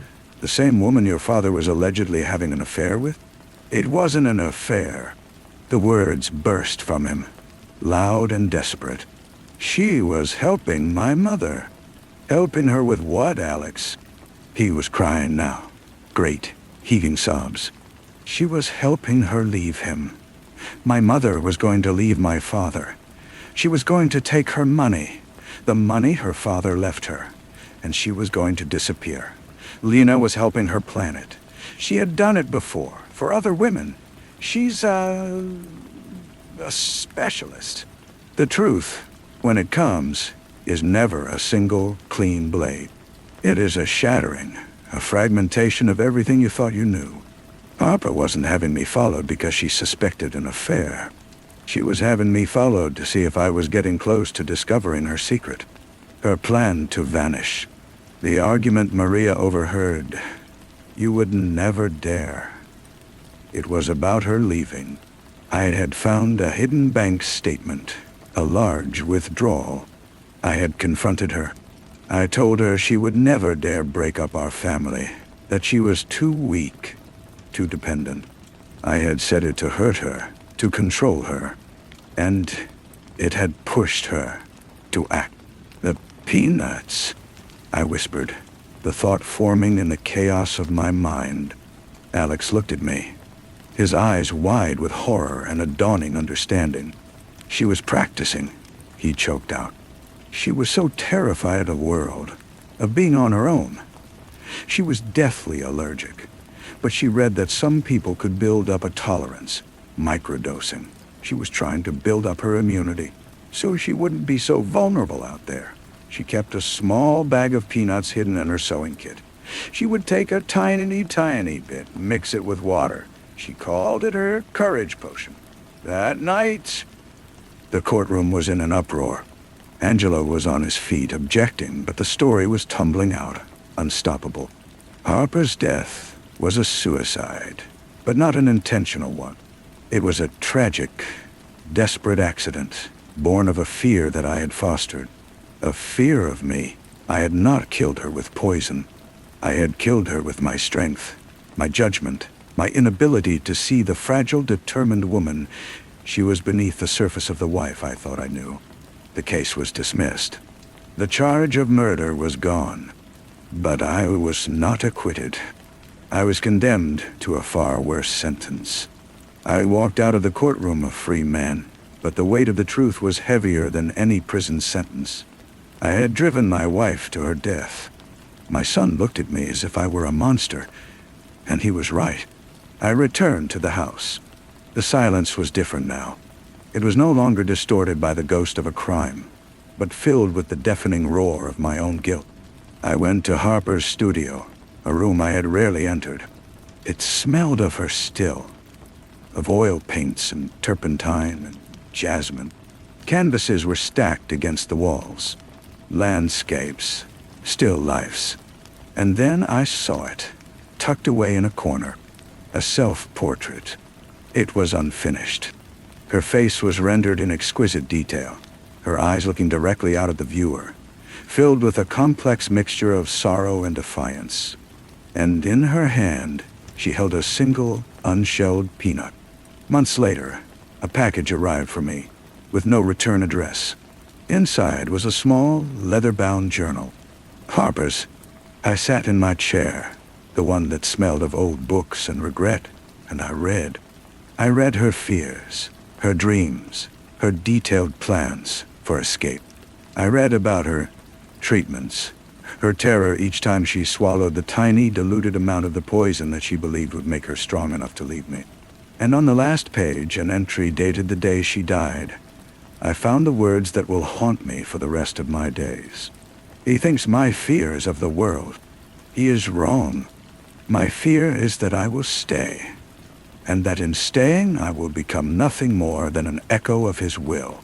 Today I will take a little more, just a little more courage.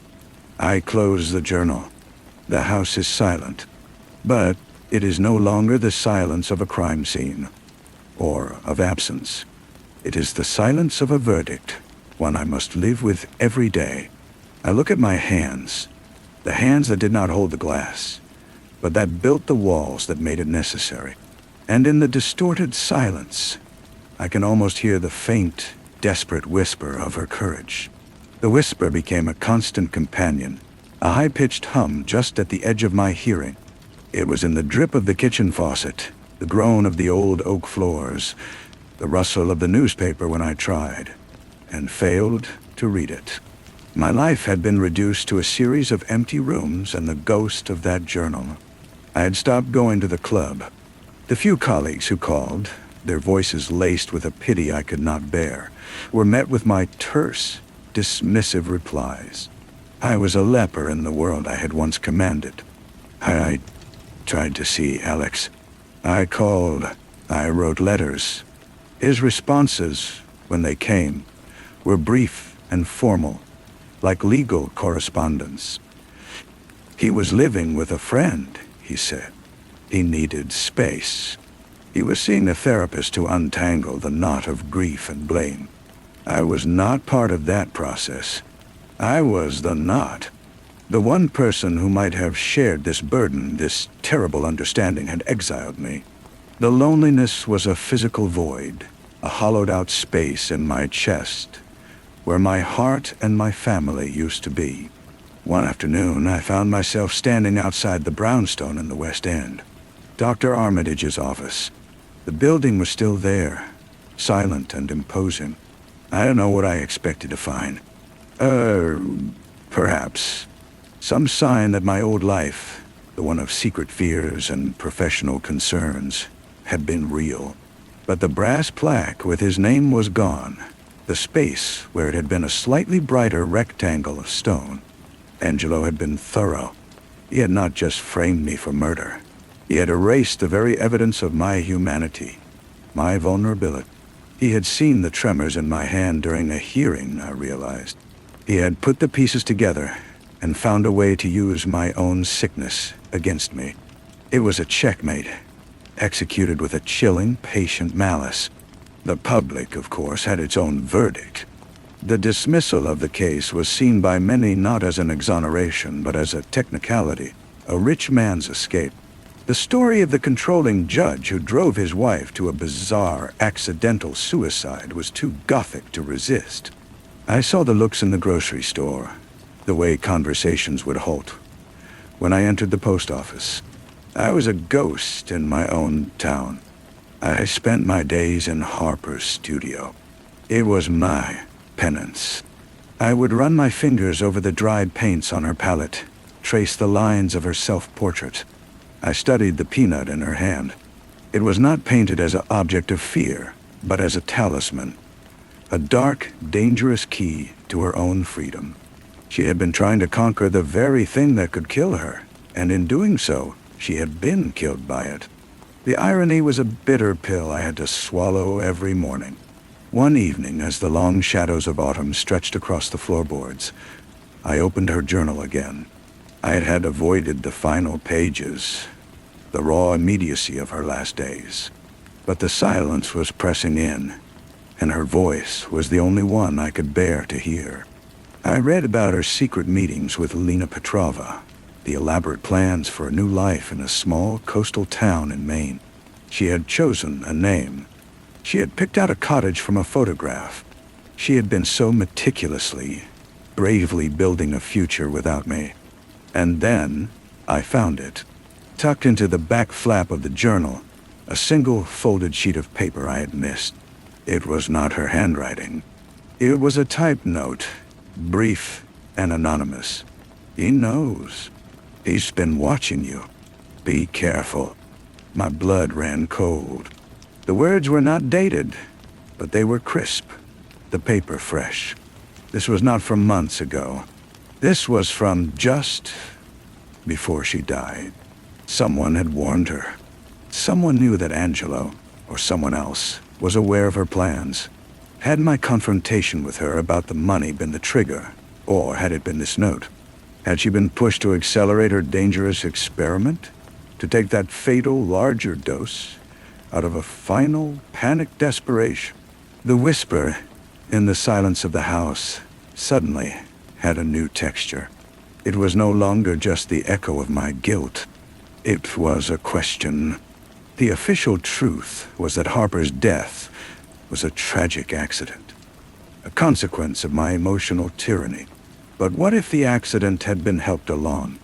What if Angelo Rossi, in his obsession to destroy me, had seen an opportunity and subtly, cleverly, created the conditions for it to happen?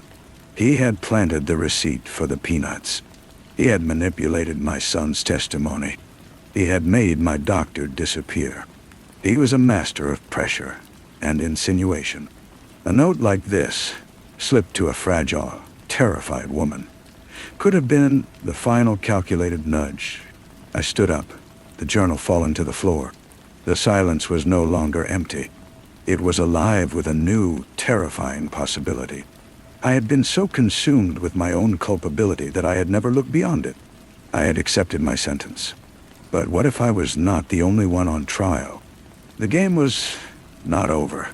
This time, the gavel was in my hand, and I knew, with a cold, clear certainty that felt like the first real thought I'd had in months, that I would not rest until I found the hand that delivered that note. The hunt, at long last, was mine. The hunt began not with a bang, but with a quiet, methodical inventory of my own ruin. I had no badge, no gavel, no power but the power of a man with nothing left to lose. My first move was to visit Lena Petrova. She lived in a different apartment now, a small, tidy place on the other side of the city. She opened the door only a crack, the security chain taut. Her eyes, dark and wary, widened in recognition and fear. "I have nothing to say to you," she said, her voice a low whisper. "I'm not here to blame you," I said, my own voice hoarse from disuse. "I read Harper's journal. I know you were trying to help her." She studied my face for a long moment, then closed the door to slide the chain off. She led me to a small sitting room. The air smelled of herbal tea and solitude. "They threatened me," she said without preamble, sitting on the edge of a worn armchair. "A man," he said, "if I testified about what I was really doing for Harper, he would make sure I was charged with conspiracy or worse. He said my work helping women disappear would be exposed, that the husbands I helped them escape from would come for me."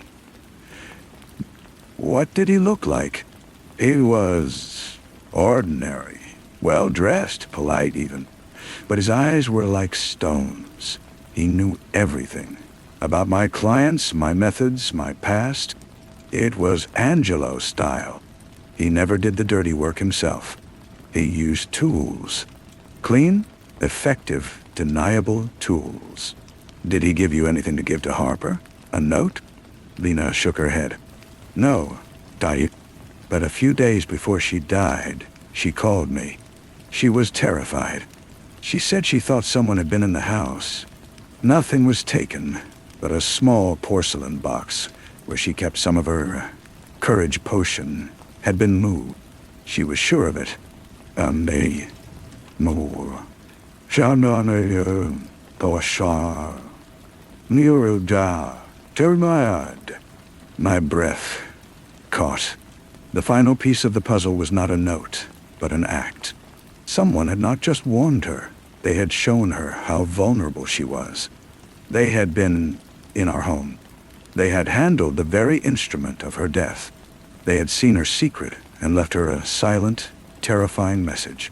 I left Lena's apartment with a new, chilling clarity. Angelo had not merely exploited a tragedy. He had helped create it. He had orchestrated a campaign of psychological terror against a vulnerable woman, knowing it would lead her to panic, to make a mistake. Her death was the collateral damage in his war against me. My next stop was the health food store. The clerk who had been so certain about my purchase was gone, transferred to another city. The manager was new and unhelpful. It was another dead end, meticulously arranged. I spent days in the basement, going through boxes of old case files. I was looking for something, anything, that connected Angelo to a private investigator other than Croft. The one he'd used openly in court. Croft was a legitimate operator. The man who threatened Lena and broke into my house was something else entirely. It was in a file from 5 years ago, a messy divorce case I had presided over. Angelo had represented the husband, a wealthy developer. The wife had mysteriously dropped her claims of hidden assets after a break-in at her therapist's office. The police report listed no suspects, but in the margin of my own notes, I had scribbled a name the wife had whispered to me in chambers, terrified.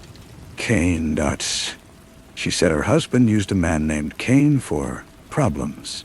I found him with surprising ease. His name was Ronan Kine, and he operated out of a shabby office above a pawn shop. He was a large man, his suit tight across his shoulders, his face a mask of bored indifference. He didn't seem surprised to see me. "Judge Corvin," he said, not offering a chair. "I heard you had a rough time." "I'm here. About Angelo Rossi," I said.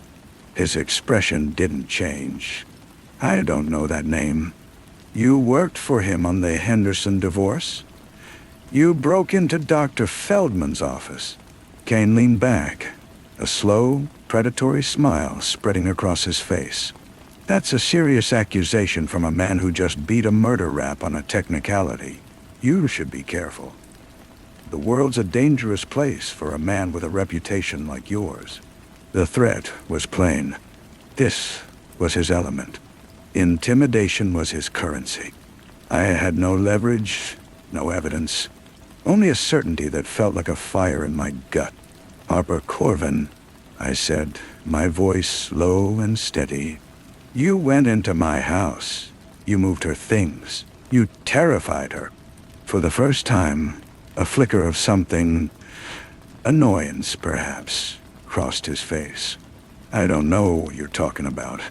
Rossi paid you to destabilize her. You knew about the peanuts. You knew what she was doing.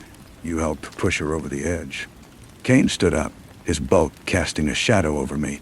"I think you should leave now, Judge. Before you say something you regret. You're not in your courtroom anymore. The rules are different out here." I left, the taste of failure sharp in my mouth. He was right. I had no power here. I was a ghost, trying to grasp solid objects. I walked for hours, the city swirling around me, a blur of noise and light. I ended up on a bench by the river, watching the dark water flow past. This was Angelo's true victory. He had not just framed me for a crime. He had stripped me of every weapon I possessed, leaving me with only the truth. A weapon as useless as a feather against a stone wall. The whisper was back. But it had changed again. It was no longer Harper's voice, or the hum of my guilt. It was the sound of the river, a relentless, patient flow. It spoke of time. It spoke of erosion. Stone walls, given enough time, can be worn down by water. I had no gavel, no badge, no leverage, but I had the one thing Angelo had never accounted for. I had the weight of the truth, and I had nothing left to lose. The hunt was not over. It had simply changed terrain. I would find a way to become the water. I would find a way to wear him down. The river's lesson stayed with me as I walked home through the gathering dark. Ronan Kane was a stone, and I had no tool to break him. Angelo was a fortress, but water finds the cracks. It does not strike, it seeps. I began with the one thing Angelo could not control, his own past. I stopped looking for a direct link to Harper's death and started looking for his patterns. I spent my days in the public library's newspaper archives, not the courthouse. A forgotten man in a dusty corner. I read every case he'd been involved in for the last 20 years, every society page photo, every business announcement. I was looking for the other ghosts, the other lives he had subtly, legally, dismantled. I found a pattern, not of murder but of ruin. A business partner who suddenly withdrew from a lucrative deal after a scandal involving his daughter was leaked to the press. A city councilman who dropped his opposition to a zoning variance Angelo needed after his wife's addiction history was mysteriously mailed to his colleagues. The methods were always the same. Identify the deepest fear, the most closely guarded secret, and apply precise, deniable pressure. He didn't just win cases. He broke people, ensuring they could never oppose him again. Harper was not his first victim. She was simply his most tragic. My breakthrough came from an unexpected place. My son. After weeks of silence, Alex called. His voice was flat, drained of the anger that had previously fueled it. "I've been thinking," he said, "about what you said, about someone else being involved." My heart hammered against my ribs. "What made you change your mind?" I remembered something. A few weeks before Mom died, she came to my apartment. She was really upset. She said she'd received a weird letter. It wasn't threatening, not exactly. It was a photocopy of an old article from a college newspaper. It was about me.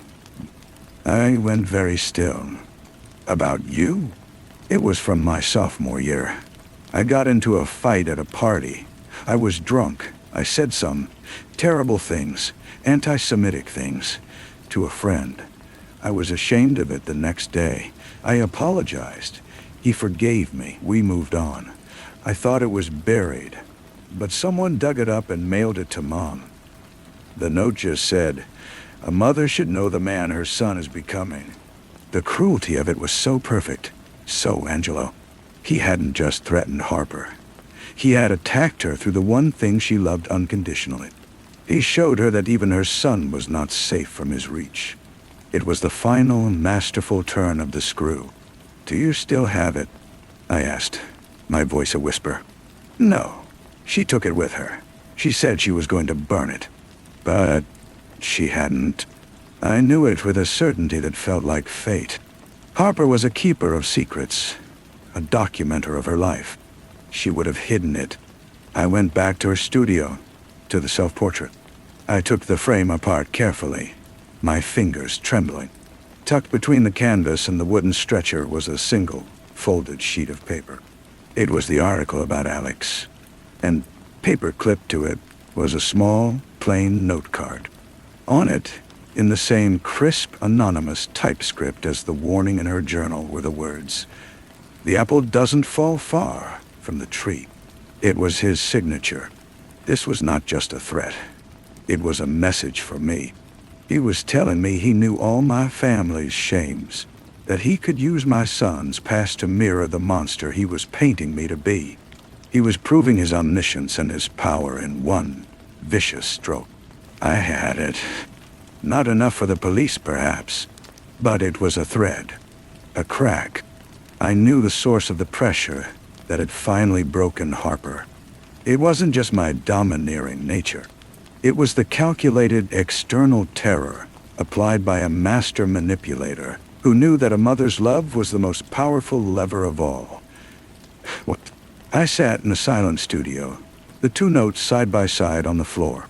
The hunt was no longer a vague quest for redemption. It had a target, a motive, and a weapon. The weapon was truth. Angelo Rossi had hidden behind the law for decades, using it as both a shield and a sword. But I knew the law too, and I knew its blind spot. He thought the game was over because I was off the bench and out of the courtroom. He was wrong. The most dangerous player is the one who has nothing left to protect.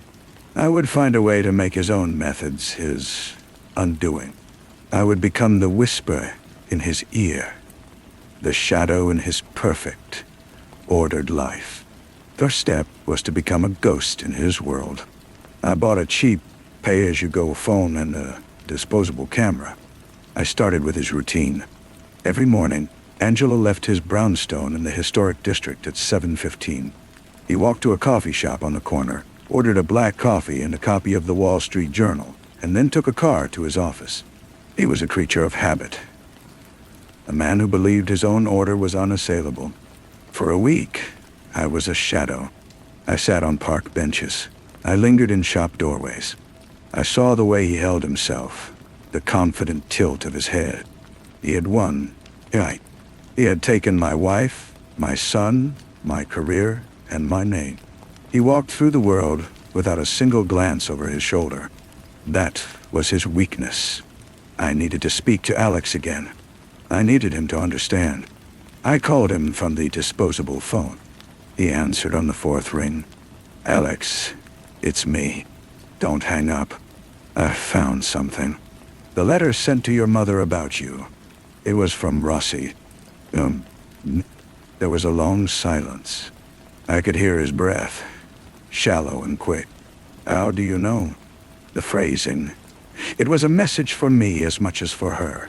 He was proving he could get to you too. He was isolating her complete. I paused, choosing my words with the care of a man handling a live explosive. Her death wasn't just an accident that he exploited. He manufactured the pressure that caused it. He as good as handed her the peanuts. "Do you have proof?" His voice was strained, a mix of hope and a deep residual pain. "Not proof a court would accept, not yet. But I have a pattern, and I have a name. Ronan Kane. He's the one who broke into the house. I need you to be careful, Alex. If he senses I'm digging, what are you going to do?" he asked. And for the first time in a year, I heard something other than anger in his voice. I heard concern. "I'm going to find a crack," I said, "and I'm going to pour everything I have into it." After the call, I felt a shift. The void in my chest was still there, but it was no longer empty. It was filled with a purpose so cold and sharp, it was almost a comfort. My next move was a gamble. I went to the one person in the legal community who had never been swayed by Angelo's charm or intimidated by his power. Judge Irene Westcott was retired, sharp as a tack, and had never suffered fools gladly. She had also never liked Angelo Rossi. I met her in the conservatory of her home, surrounded by orchids. She served tea in delicate china cups and listened without interruption as I laid it out.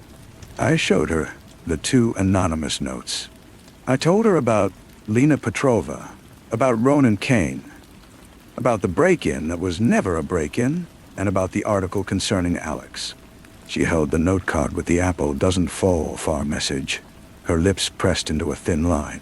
"This is his style," she said finally. The theatrical flourish. He always had to let his opponent know it was him, even when he couldn't be seen. It's the arrogance of a man who believes he is untouchable. I need to find his other victims, I said. The ones he broke before Harper.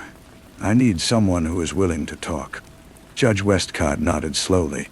The Henderson divorce. The wife, Eleanor. She moved to Savannah after it was all over. She was a broken thing. I heard a rumor she'd had a breakdown. If anyone has a reason to hate Angela Rossi, it's her. She wrote a name and a city on a slip of paper. It was more than I had come with. It was a direction. That evening, I packed a small bag. I was going to Savannah. As I locked the door to the empty house, a car pulled up to the curb. It was not a car I recognized. The driver's door opened and Ronan Kane stepped out. He didn't approach the house. He just stood there, leaning against his car, watching me.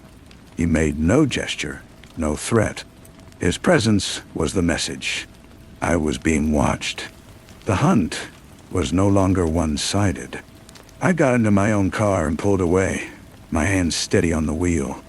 I saw him in my rearview mirror, still standing there, a solid, immovable object in my shrinking world. But the river's whisper was in my ear. Water finds a way. I drove on, toward the highway, toward the south, toward the first crack in the stone. The drive to Savannah was a long, hypnotic stretch of asphalt and doubt. Every set of headlights in my rearview mirror felt like a threat. Every rest stop a potential ambush. Kane's silent surveillance had been a clear warning. They knew I was moving. The fortress was aware of the water. Eleanor Henderson lived in a historic district, in a house that seemed to sag under the weight of its own history. The paint was peeling, and the garden was an overgrown tangle. When she opened the door, she was not what I expected. The broken woman from the stories was gone, replaced by someone with a spine of steel and eyes that held a cold, enduring fire. She recognized my name. "Corvin," she said, not inviting me in. "I heard about your troubles. I suppose you think we have something in common." "I think Angela Rossi took something from both of us," I said, holding her gaze. A bitter smile touched her lips. "He took everything from me. My money, my reputation, my relationship with my children. He used a man, a facilitator, Kane." "I know him," I said. "He's why I'm here. He was used against my wife, too." She studied me for a long moment, then stepped back. A silent invitation. Her sitting room was a library of vengeance. Binders and files were stacked on every surface, a meticulous record of her ruin. She had spent years building her own case. "He's careful," she said, pouring 2 glasses of iced tea. "He never gives direct orders, but he has a tell. He uses the same phrase when he's setting a plan in motion.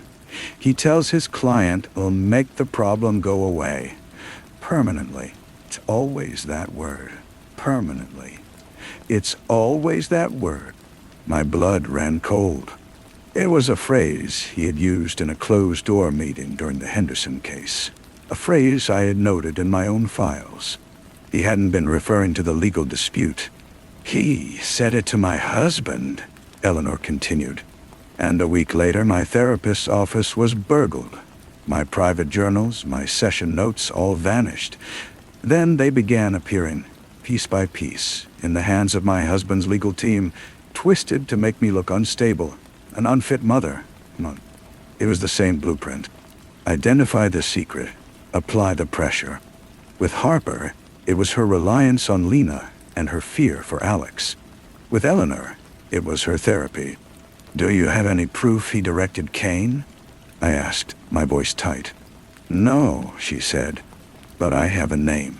The only person Kane seems to answer to, other than Rossi, is a woman. An accountant, I believe. She handles the unofficial payments. Her name is Valeria Sloan." The name was a key, turning in a lock I hadn't even known existed.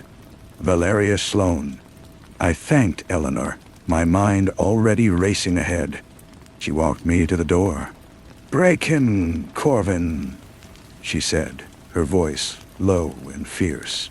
For all of us, the drive back was a blur. Valeria Sloan. I found her with a few keystrokes in the library. She was a partner in a small, discreet financial firm that specialized in managing assets for high-net-worth individuals. She was also, according to a Society page photo from 2 years ago, Angelo Rossi's occasional date for charity galas. It was a perfect cover. A personal and professional relationship. This was the crack. Not a thug like Kane, but a professional.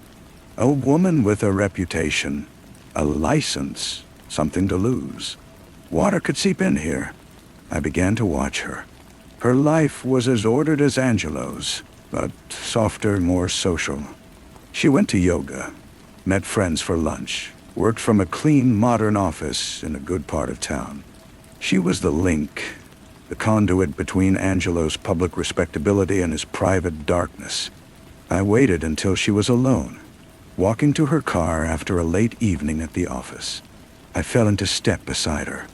She tensed immediately, her keys splayed between her fingers like a weapon. "Ems, Sloan," I said, keeping my voice calm and low. "My name is David Corvin. I think you know who I am." She stopped, her face a mask of controlled alarm. "You need to leave me alone." "I will, after you answer one question. What did Angelo Rossi pay Ronan Kane to do to my wife? The transaction would have gone through you." "I have no idea what you're talking about." She started walking again. "Faster now." "Eleanor Henderson sends her regards," I said. That stopped her. She turned, her eyes wide. "Get in the car." We sat in her silent, expensive car. The air smelled of leather and her floral perfume. "You're a rue man, Mr. Corvin," she said, staring straight ahead. "No one will believe you." "Perhaps not. But the Bar Association might believe a complaint, backed by Eleanor Henderson's testimony, that you facilitated payments to a known intimidator for the purpose of witness tampering and harassment. Your professional reputation would be ashes. You'd never work in this town again." She was silent for a long time. I could see the calculations happening behind her eyes. She was a pragmatist. She served power, but she would not drown for it. "I don't know the specifics," she said finally, her voice barely a whisper. "The payments were for consulting services, but the file for that period had a memo attached. 2 words. What were they?" I asked, my heart hammering. She looked at me, and for a moment, I saw a flicker of pity. "Domestic destabilization." The words hung in the air, clinical and monstrous. He had paid to have my home, my marriage, my wife's mind destabilized. It was a contract, a business transaction. "I want a copy of that memo," I said. "It's gone. I was instructed to destroy it after your wife died. But you didn't, did you?" "I guessed. A woman in your position always keeps insurance." She looked away, out the window at the dark street. "I have a flight to catch," she said, a clear dismissal. "I'm going out of the country for a few weeks. I suggest you forget we ever had this conversation." I got out of the car. She drove away, without a backward glance. I stood alone on the curb. I had no document, no sworn statement, but I had something more valuable. I had the shape of the truth, solid and undeniable. I knew the mechanism. I knew the price. Angelo Rossi had bought my wife's terror, and ultimately her death, as a line item. The hunt was no longer about finding a hand that delivered a note. It was about proving a purchase order for a soul. And I knew, with that same cold certainty, that I would find the invoice. The invoice. It was the only thing that mattered now. A record of payment for services rendered. Valeria Sloan was my only lead, and her sudden trip abroad was not a coincidence. It was a retreat. She was waiting to see which way the wind would blow, whether the fortress would hold or if the water would finally break through. I couldn't wait for her to return. I had to act while the pressure was still on, while the name Eleanor Henderson was fresh in her mind, and the fear of professional ruin was a live wire. I went back to the library, to the one place where the ghosts of business transactions sometimes lingered. The microfiche records of corporate filings and tax lines, a desert of bureaucracy where a single blade of grass could be a miracle. I looked for anything connected to a shell corporation, a holding company, anything that might act as a buffer between Rossi's pristine accounts and Kane's dirty work. I cross-referenced the names of every LLC registered to a P.O. box, or a virtual office that had any tenuous connection to Valeria Sloane's firm. It was tedious, eye-straining work, a world away from the dramatic courtroom battles of my past. And then I found it. Not an invoice, but a ghost of one. A small, seemingly insignificant filing for a company called Athelred Holdings. It was a name that meant nothing, but its registered agent was a junior partner at Sloane's firm, and Athelred Holdings had been party to a minor, quickly settled lawsuit. The plaintiff was a security company claiming non-payment for services provided at a private event. The event was a charity gala, the same gala where the society page photo of Rossi and Sloane had been taken. It was a thread, thin and fragile, but it was a connection. Ethelred was Rossi's black box. The security company's claim was for services far beyond simple event security. It included discrete personnel monitoring and residential system analysis. The dates aligned with the week before the break-in at my home. I drove to the address of the security company, a nondescript office in an industrial park. The man who owned it, a burly, tired-looking man named Gus, was initially hostile. He thought I was there about the old debt. I never got paid for that job, he grumbled. Fancy lawyers and their shell games wasted my time. What was the job, exactly? I asked, sliding a cashier's check across his desk, an amount that covered his old claim and then some. He looked at the check, then at me. They had me do a sweep of a house, a nice place in the historic district. Said they were worried about a disgruntled employee. I gave them a full report on all the vulnerabilities. The back door lock was a joke. The alarm system was a decade out of date. I told them it was an open book. Whose house? I asked, though I already knew. He checked his records. Corvin. David Corvin Tart. The air left my lungs. Rossi hadn't just hired Kane to intimidate Harper. He had hired a legitimate security firm to case my own home, to provide a professional blueprint for its violation. He had turned my family's safety into a line item on a work order. The sheer, chilling efficiency of it was breathtaking. I had Gus write out a sworn affidavit right there in his office. He described the work order, the date, the name of the client, Athelred Holdings, and the target, my home. It was a piece of paper. It wasn't a murder weapon, but it was a map that led directly to one. I walked out of that office with the affidavit in my briefcase, the weight of it both terrifying and exhilarating. I had connected Rossi to the reconnaissance that preceded the attack on my wife's peace of mind. It was premeditation. It was a pattern of targeted harassment that showed a conscious intent to destroy her sense of security. My disposable phone buzzed.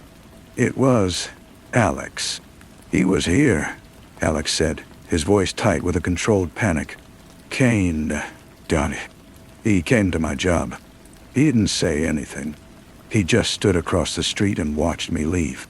He was smiling. Yeah, Deborah. The fortress was not just defending itself. It was launching a counterattack. They were showing me they could still reach Alex, that my son was still a lever they could pull. But the lever felt different now. The fear was still there, a cold knot in my stomach. But it was joined by a clarifying rage. They had made it personal again, in a new and more direct way. I knew what I had to do. I couldn't take this to the police. It was too circumstantial, too easily buried by Rossi's influence. I had to take it directly to the source of his power, his reputation. I drove to the offices of the city's leading newspaper. I didn't ask for the crime desk. I asked for a reporter named Anya Sharma, who had built her career on investigating systemic corruption. I was ushered into a small, cluttered office. She was young, with intelligent, skeptical eyes. "Mr. Corvin," she said, "I've been following your story. I'm sorry for your loss." I placed the affidavit on her desk. Then I laid out the rest of it. The notes to Harper, and about Alex. Eleanor Henderson's testimony about the phrase, "permanently."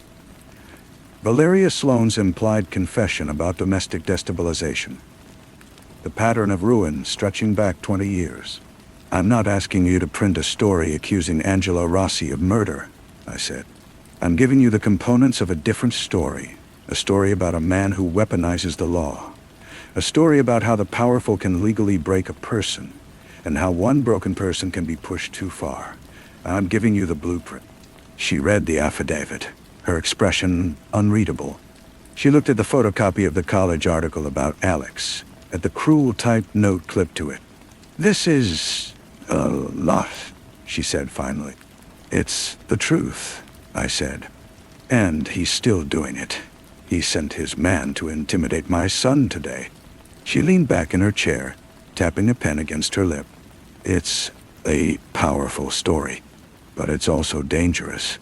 For you. He will come for you with everything he has." Nada.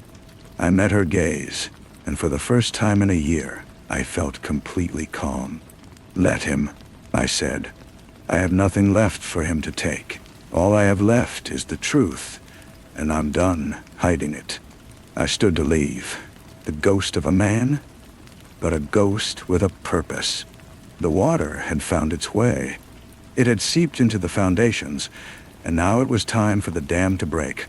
Story 3. The silence was the first wrong thing. It was not the quiet of an empty room, but the thick, padded silence of a place that has swallowed a sound whole. The motel office was a glass-paneled box, and from the rain-slicked parking lot, Fern could see a small brass bell on the counter, waiting to be struck. But the air was still. No tinny jingle announced her arrival, no shuffle of feet from the back room, no murmur of a television. Just the hiss of tires on the distant highway, and the drip of water from the corroded gutter above the door. She pushed it open, and the silence parted for her, then closed in again, heavier than before. Inside, the air smelled of old carpet dust and something sweetly chemical, like air freshener trying to mask mildew. A man emerged from a beaded curtain behind the counter. He was younger than she expected, perhaps in his late 20s, with hair the color of dry sand and eyes that seemed to retreat from the directness of her gaze. He moved with a careful slowness, as if afraid of startling the room. "I'm looking for my sister," Fern said, her voice too loud in the hush. "Her name is Emma. She was supposed to be here." She laid a photograph on the counter. It showed Emma, her hair a wild dark curl against her shoulder, laughing at something just beyond the frame. The man, whose name tag read Colton, looked at the photo. His fingers, long and pale, rested on the formica. He did not pick it up. He shook his head. A small, tight movement. "I see a lot of people. They come and go. It's hard to remember." She was driving a blue sedan. She checked in last Tuesday. "We don't get many blue sedans," he said, his voice a soft monotone. "But I'm sorry. I don't remember her." His eyes flickered from the photo to the window, to the empty parking lot, to anywhere but Fern's face. She felt a cold knot tighten in her stomach. It was the absence of recognition that felt like a lie. Not a denial, but an erasure. Emma had always been a splash of color on a gray canvas. Impulsive, brilliant, and flawed. A crack of lightning in their orderly family life.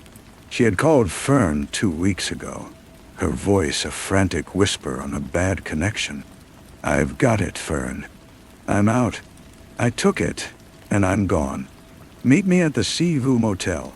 It's just off the highway, a place to breathe. And then the line had gone dead. It was $50,000 from her fiancé Arturo's small, struggling business, a desperate, stupid act born of a suffocating fear of an ordinary future.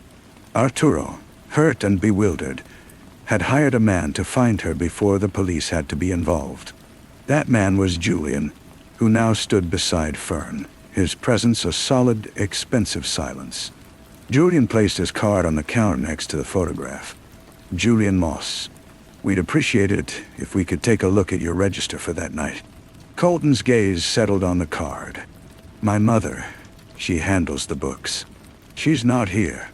And when will she be back? Julian asked, his tone conversational, almost bored.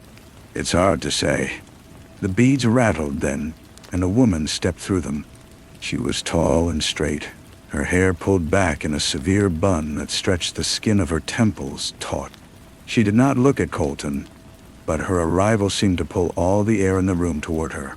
Brittany, the manager, according to the other. Smaller tag on her blouse. She smiled, a thin, practiced movement of her lips. Can I help you? She asked, her eyes scanning Fern and then lingering on Julian, assessing his shoes, his coat, his worth. We're looking for my sister, Emma, Fern repeated, the words starting to feel worn and useless. She was here. Brittany's smile did not waver.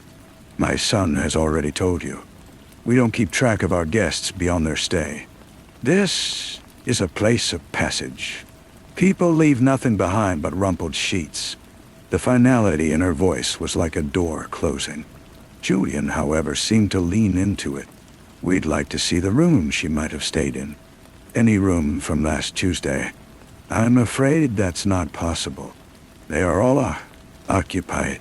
The parking lot was a graveyard of asphalt, empty save for their own car. Brittany's gaze was unwavering. We have long-term residents. They park around back. Behind the main L-shaped building, shrouded by a grove of sickly-looking pines, was a row of 5 smaller, older cabins. Their windows were dark. No cars were parked nearby. The ground was a mess of mud and pine needles. As they drove away, Fern looked back. Colton was standing in the office window, watching them go, his face a pale, expressionless oval. And just for a second, in an upstairs window of the main building, a curtain twitched. An observation. A confirmation that they were being seen off the premises. The investigation unfolded in fragments, a patchwork of dead ends and uneasy feelings. Arturo, a man built for balance sheets and weekend barbecues, sat with Fern in a diner, his hands circling a cold mug of coffee. I didn't want to call the police, he said, his voice thick with a confused grief.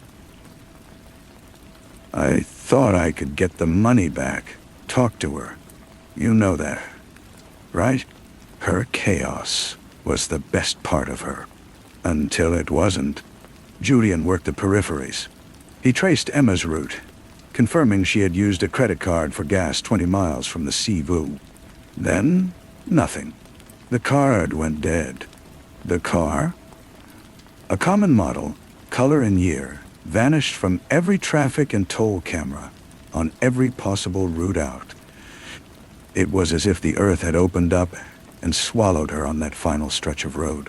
He dug into the motel. It was owned by a holding company, which was owned by another, a Russian doll of corporate obscurity that ultimately led back to a trust in Brittany's name. The land had been in her family for generations. There were no permits on file for the cabins out back. No complaints either.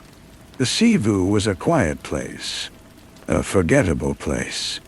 Fern, unable to sleep, drove back alone at night. The motel's neon sign, missing several letters so it read, Z, cast a bloody glow on the wet asphalt. She didn't stop, just slowed, her tires crunching on the gravel shoulder. The office was dark, but from one of the cabins, the one on the very end, she saw a flicker of light. A candle, perhaps, or a flashlight, quickly shuttered. Else, in the darkness, she felt a primal fear, a cold finger tracing her spine. She pressed the accelerator and fled. Julian heard her story the next day and said nothing for a long time. He was a man who dealt in facts, but he had learned to trust the weight of dread. That afternoon, he went to the county records office. He found old surveyor maps of the land. The original property, a farm, had a root cellar. Its location was roughly where the line of cabins now stood. He returned to the Seaview after midnight, parking his car a mile down the road and approaching through the pine grove. The air was cold and damp, smelling of rotting vegetation and wet earth. He moved from tree to tree, the needles soft under his feet. The cabins were utterly dark, but as he drew closer to the last one, he heard a sound. A low, rhythmic scraping, like a shovel biting into soft dirt. He saw a figure emerge from the back of the end cabin. It was Colton, his shoulders slumped, dragging a heavy dark sack across the ground toward the tree line. He moved with a weary resignation, a task performed 1,000 times. Julian held his breath, his body pressed against the rough bark of a pine. Colton stopped, looked directly into the darkness where Julian stood, his eyes wide and unseeing, yet somehow knowing. Then he turned and dragged the sack into the deeper shadows, the scraping sound fading into the night.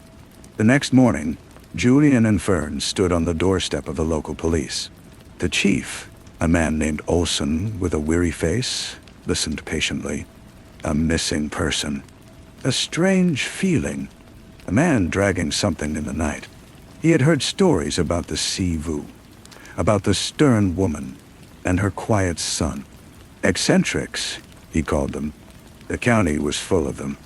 Without a body, without a car, without a single piece of physical evidence, his hands were tied. "But we know she's there," Fern insisted, her voice cracking. "Knowing and proving are two different oceans," the chief said. "I can't get a search warrant for a feeling." It was Julian who found the proof, not of Emma, but of the pattern. He spent days in newspaper archives, chasing stories of other disappearances along that stretch of highway over the past 20 years. Not many. A hitchhiker, a traveling salesman, a couple eloping. Isolated incidents, attributed to the dangers of the road. But the dates coincided with periods when Brittany's late husband, a man named Arthur, had been alive. A man known for his temper and his possessiveness. The disappearances had slowed after his death, but they had not stopped. The obsession was not Colton's alone. It was an inheritance. Fern could not wait.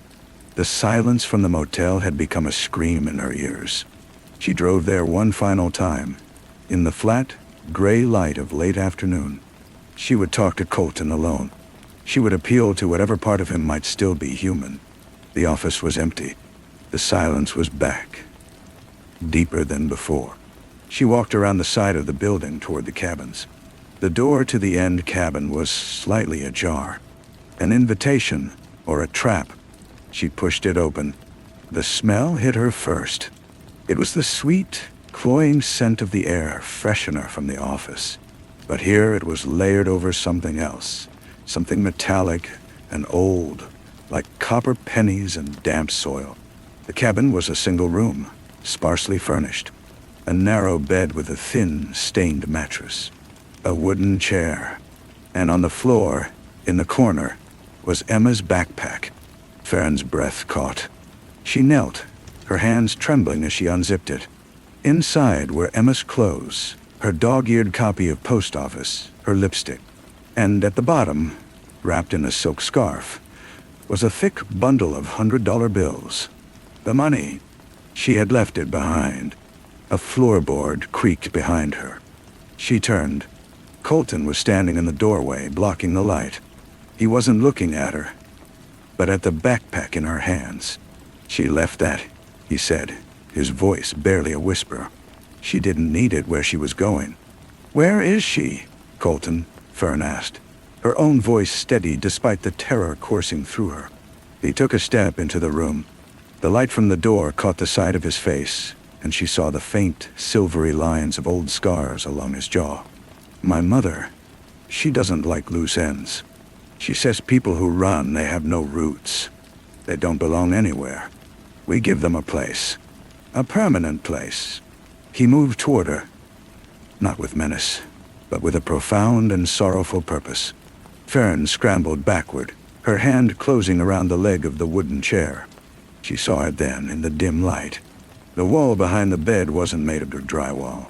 It was rough, unfinished concrete, and set into it was a heavy metal door, painted the same drab color as the walls, nearly invisible.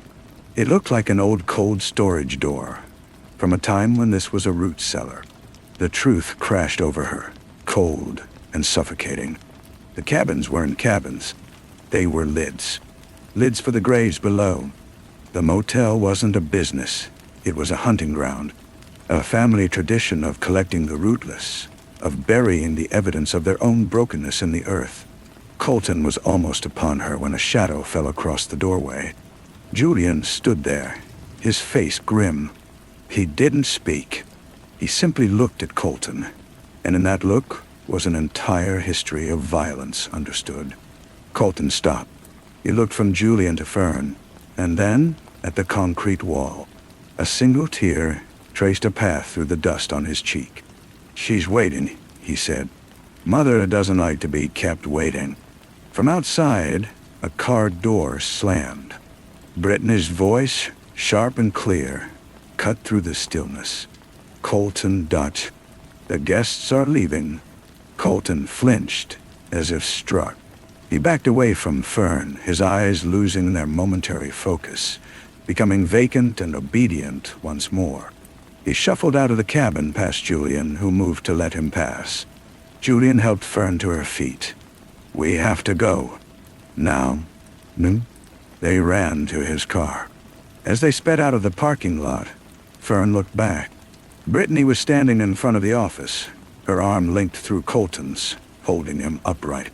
She wasn't watching them leave. She was staring at the end cabin, a look of serene and terrible possession on her face. The police, armed with Fern's testimony and the discovery of the money, finally moved. They descended on the Sivu Motel with warrants and digging equipment. They found the root cellar behind the concrete door. It was empty, scrubbed clean with lye that left the air sharp and toxic. They found the graves, too, behind the cabins. 7 of them, but they were old, decades old. The earth was undisturbed. Of Emma, there was no trace, no body, no car, no DNA in the sterile cellar. The money was circumstantial. Brittany, with a lawyer suddenly materialized, claimed she had found the backpack discarded in a ditch and had been meaning to turn it in. Colton said nothing, his face a mask of placid emptiness. Without a body, the case dissolved into a cloud of suspicion and unproven theories. The motel was closed for a few weeks, then quietly reopened. A month later, on a day when the rain fell in a soft, gray curtain, Fern found herself parked across the highway from the Sivu. The Sabdi sign glowed in the twilight. She watched as a car, a blue sedan not unlike Emma's, pulled into the lot. A young woman got out, stretching her legs after a long drive. She had a wildness in her eyes, a look of flight. As the woman walked toward the office, the door opened before she could ring the silent bell. Colton stood there. He did not smile. He simply looked at her, a long, assessing look. Then he stepped aside, a silent invitation into the quiet, perfumed dark. Fern sat in her car, the engine cold, the rain blurring the world outside. She knew she should call the police, scream, do something. But she had no proof, only a certainty that was its own kind of prison. She watched as the woman disappeared inside. A few moments later, the light in the office went out. The silence returned. It was the same silence from that first day. The thick, padded silence of a place that swallows sounds whole. It was the silence of the earth, of things buried and forgotten. It was the silence of the Sivu, and it was waiting, always waiting for the next person who needed a place to disappear. Farron's hand was on the door handle, her knuckles white. She could feel the vibration of a truck passing on the highway through the frame of her car. It was a choice: to drive away, to let the silence claim another, or to step into it herself, to become a part of its terrible story. She got out of the car. The rain soaked her hair and jacket in seconds, but she didn't feel the cold. She crossed the highway, not at a run, but with a deliberate, steady pace. The gravel of the motel lot crunched under her feet, a sound that felt obscenely loud. She did not go to the office. She walked past it toward the line of cabins shrouded in the pines. The door to the end cabin was closed now. She tried the handle. It was locked. She pressed her ear against the cold, damp wood and heard nothing. Just that immense, waiting silence. She turned and looked at the main building. In an upstairs window, a curtain shifted. A pale face watched her. Colton.Bim. He disappeared from the window. A moment later, the office door opened and he emerged. He didn't call out. He just started walking toward her. His movements still slow, but now they seemed purposeful, direct. Farron stood her ground, her heart hammering against her ribs. He stopped a few feet from her. His eyes were red-rimmed, but his expression was calm. "You shouldn't be here," he said. His voice was flat, drained of all emotion. "Where is she?" Farron asked. It was the only question left. Colton looked past her, at the cabin. "Gone." "I don't believe you." "It doesn't matter what you believe." He took a step closer. "You need to leave before she sees you. Your mother." He gave a tiny, almost imperceptible shake of his head. "She's not my mother." He said it with a finality that was more frightening than any shout. "She is the keeper. I am the digger. It's what we are." "You can stop," Fern whispered. A desperate plea. "You can just stop." For the first time, his eyes focused on hers, and she saw a flicker of the man he might have been, trapped deep inside. There is no stopping. The roots are too deep. They need to be fed. His gaze shifted back to the cabin. The new one. She's settling in. It's easier if they're quiet. Farron followed his look, a fresh horror dawning. The woman in the blue sedan wasn't in the cabin. She was below it. The root cellar. They hadn't stopped using it. They had just gotten better at hiding the evidence. The lie, the empty graves, it was all a performance for the police. The real work was still done in the dark, beneath the floorboards. "You're a monster," she breathed. "I'm a gardener," he corrected her, his voice hollow. "I tend the soil." "Man." From the office, a light flicked on, then off. A signal. Colton's shoulders stiffened. "You have to go now. It's your last chance." Farron knew he was right. She was out of options, out of proof, out of time. To stay was to become another rumor, another patch of disturbed earth.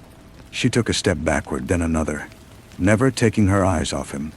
He didn't move, just watched her retreat, a solitary figure in the rain. She turned and ran, her feet slipping on the wet gravel. She didn't look back until she was in her car, the engine roaring to life.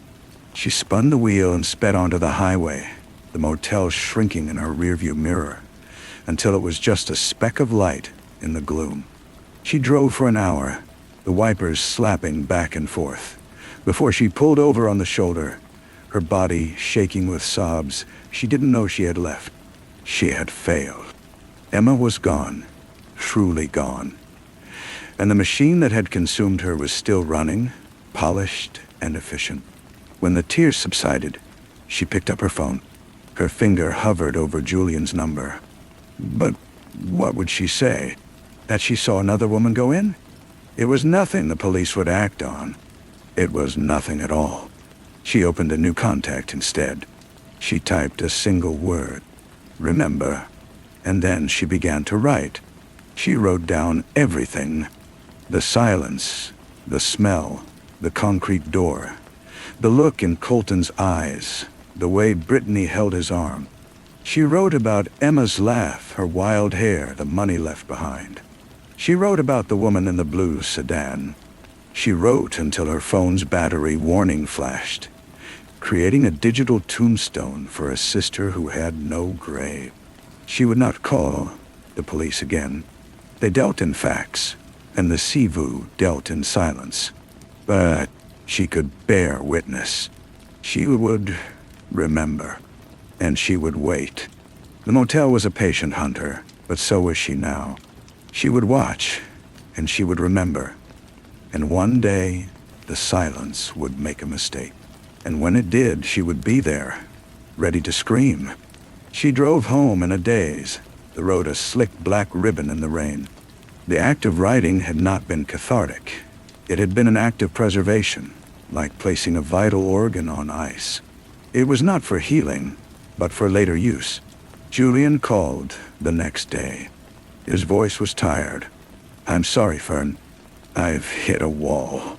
The holding companies, the trust. It's a labyrinth with no center. Brittany's lawyer is threatening lawsuits for harassment. There's nothing more I can do." "I know," she said, her voice unnaturally calm. "Thank you for trying." He was silent for a moment, sensing the shift in her. "What are you going to do?" "Remember?" she said, and hung up. Life did not return to normal because normal had been a country she was exiled from. She went through the motions of her job, her friendships. But a part of her was always across the highway, standing in the rain, watching that door. She became a collector of absences. She tracked missing persons reports along that stretch of highway, filing away names and faces in a folder she kept locked in her desk. She learned the patterns. The victims were always alone. They were often at a crossroads, running from or toward something. People who wouldn't be missed for a while. People whose roots were already loose. Months turned into a year. The folder grew thicker. She drove past the Sivu occasionally, never stopping, just a slow cruise to see if the blue sedan was still there. It was gone, of course, replaced by a motorcycle for a week, then a pickup truck, then nothing. She thought about Colton's words. "She's not my mother. She's the keeper. I am the digger." It was a liturgy, a belief system built around the sanctity of their own pathology. Brittany collected the lost, and Colton prepared the ground. It was their purpose, their twisted version of family. One Tuesday, her phone buzzed with a news alert. A body had been found. Not near the Sivu, but 50 miles north, in a state park. A hiker had stumbled upon a shallow grave. The victim was a young man, a drifter. The cause of death was blunt force trauma. The news article was brief, a small tragedy in a world full of them. But Fern sat frozen, her coffee cooling beside her. The date the man was last seen was the same week the pickup truck had been at the motel. It didn't fit the pattern. The Sivu's victims never reappeared. They were absorbed completely. This was messy. This was a mistake. She called Julian. "Did you see the news? The hiker?" "Yeah, I saw. Tragic." "It's them, Julian. They made a mistake." "Fern, that's a long way from the motel. And it's a different Mo. This wasn't a disappearance. This was a dump site." "Exactly," she said, her voice tight with excitement. "They got sloppy, or something went wrong. They had to get the body away from the motel. This is the crack. This is it." She could feel his skepticism through the phone, but he agreed to look into it. A day later, he called back. His tone changed, sharpened. "You might be onto something. The soil on the body, it's not from the state park. It's a specific composition, sandy, with a particular mix of clay and organic matter. The geologist's report pinpointed it to a region that includes the town where the Sivu is located. They had their proof. Not of murder, but of a connection. A thread leading back to the quiet motel and its padded silence. This time, the police had to listen. Chief Olson was no longer dismissive. He had a body, and he had soil evidence that placed the crime scene near the Sivu. It was enough for a new, more aggressive warrant. This time, they would not just look in the root cellar. They would bring ground-penetrating radar. They would tear the place apart. The raid was set for dawn. Fern waited at the police barricade on the highway, shivering in the cold morning air. She watched as the cars and vans swarmed the lot. She saw the officers, armed and armored, enter the office. She saw Brittany brought out in handcuffs, her face a mask of cold fury. She saw Colton emerge, his hands cuffed behind his back. He was calm, placid. As they put him in the squad car, his head turned. His eyes scanned the line of onlookers and found Fern. He held her gaze for a long moment, and then he did something she would never forget. He nodded. A small, almost respectful gesture. An acknowledgement. The ground-penetrating radar found them. Not 7 graves. 12 at dust. The earth behind the cabins was a secret garden of the lost. The digging took days. The news vans gathered, and the story of the quiet motel and its murderous family became a national spectacle. Fern did not watch. She had Emma's backpack, the only personal effect returned to her by the police. She sat on the floor of her apartment and held the dog-eared copy of Post Office. She traced the cover with her finger. It was over. The silence had been broken. A week later, Julian came to see her. He looked older, the weight of the discovery etched on his face. "They're talking," he said. "Both of them. Trying to cut deals. Brittany is claiming it was all Colton, that she was a frightened bystander. Colton isn't saying much, but he's confirming details. Locations. Methods." "And Emma?" Fern asked, her voice small. He looked down at his hands. "Cabin 3. She was one of the recent ones." Fern closed her eyes. There was no relief, only a vast and hollow sadness. She had her answer. She had her sister back in a way. She could bury her now. She went for a drive a few days later, with no destination in mind. She found herself on the old highway, almost by instinct. As she approached the Sivu, she saw that the neon sign was dark. The building was cordoned off with yellow tape, a hollowed-out shell. It was over. Truly over. She pulled over in the same spot she had a year before. The silence was different now. It was just silence. The absence of sound, not the presence of something malevolent. The earth had given up its secrets.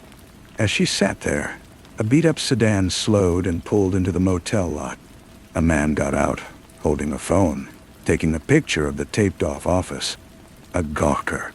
A tragedy tourist. He walked around for a minute, peering at the cabins before getting back in his car and driving away. Fern watched him go, and she understood then that the story wasn't over. The motel was a place now. A story people would tell. The roots of the tragedy were deep, and they would send up new shoots in the form of rumors and legends. The silence was broken, but the echo would remain. She started the car. It was time to go home. She had remembered long enough. Now, it was time to learn how to forget. The forgetting, she soon learned, was the harder work. Remembering had been a purpose, a sharp, clear lens through which to view the world. Forgetting was a fog. She would catch herself studying the faces of strangers in grocery stores, looking for that flicker of rootlessness, that hint of flight. She would wake in the night, the smell of damp earth and perfume clinging to the edge of her dreams. She quit her job.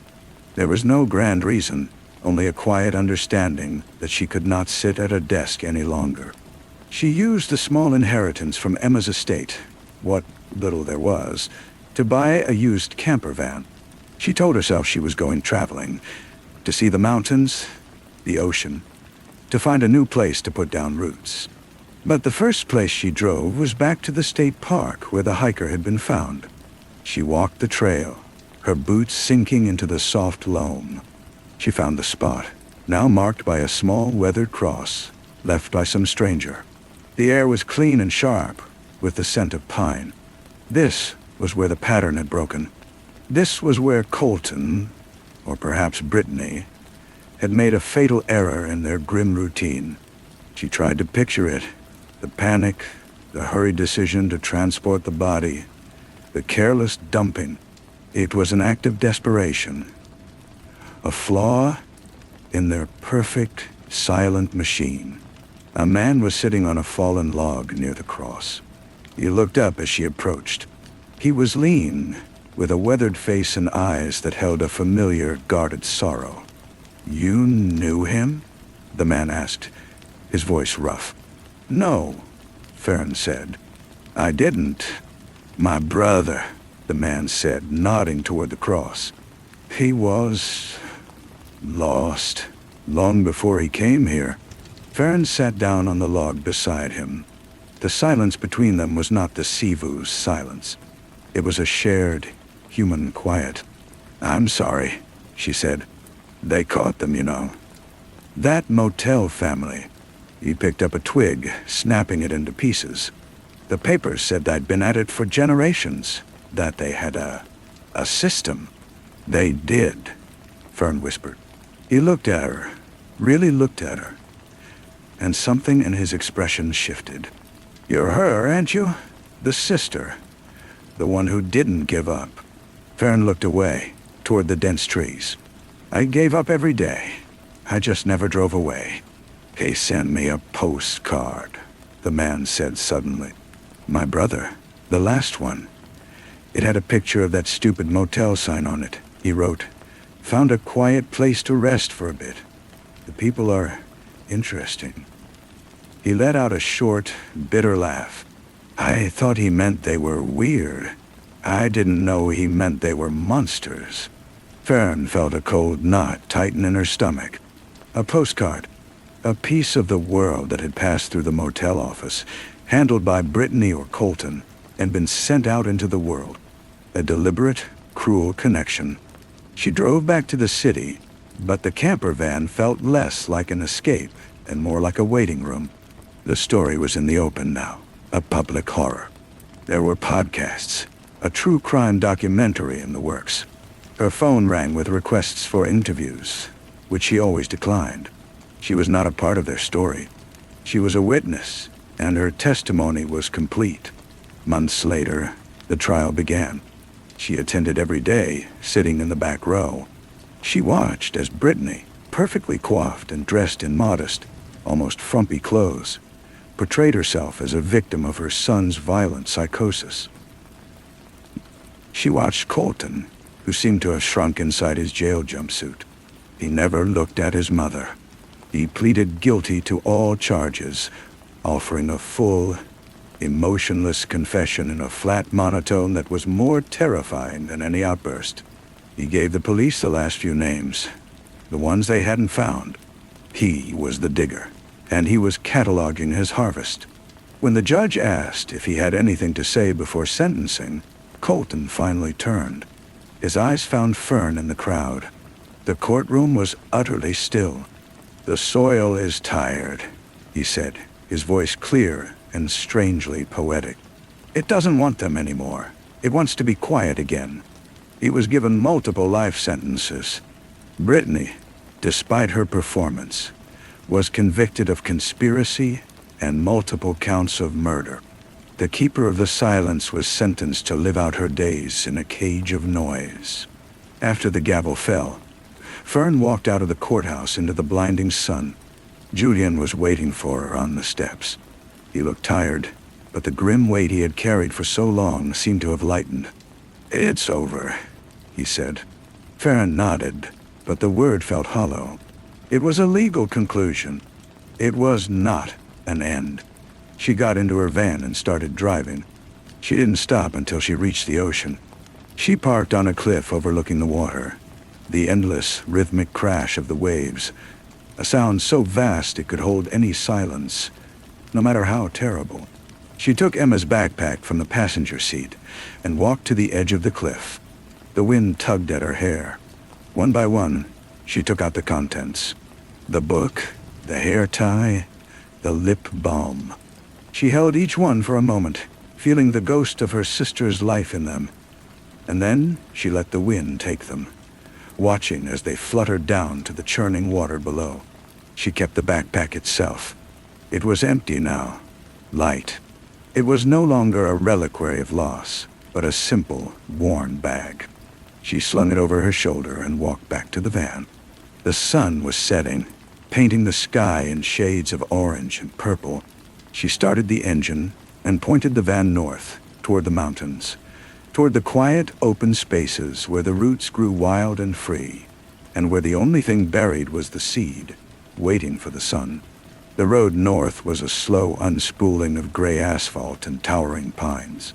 She drove for days, the camper van a tiny moving island in a sea of wilderness.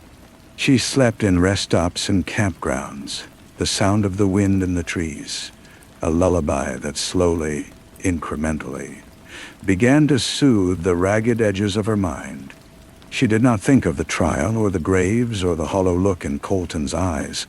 She focused on the tang of pine sap in the air, the sharp chill of a mountain morning, the weight of the empty backpack on the passenger seat. She found a small town nestled in a valley, a place with a single main street and a diner that served pie under a glass dome. The waitress called her Han and refilled her coffee without being asked. The simplicity of it was a balm. She rented a cabin on the outskirts, a tiny, one-room thing with a wood stove and a view of a snow-capped peak. She paid for a month in cash, telling the landlord she was a writer, which was not entirely a lie. Her first morning there, she walked into the general store to buy supplies. The bell above the door jingled, a bright, alien sound after the sea view's silence. The man behind the counter looked up from a newspaper. He had a kind, weathered face and eyes that crinkled at the corners. "New in town," he stated, not unkindly.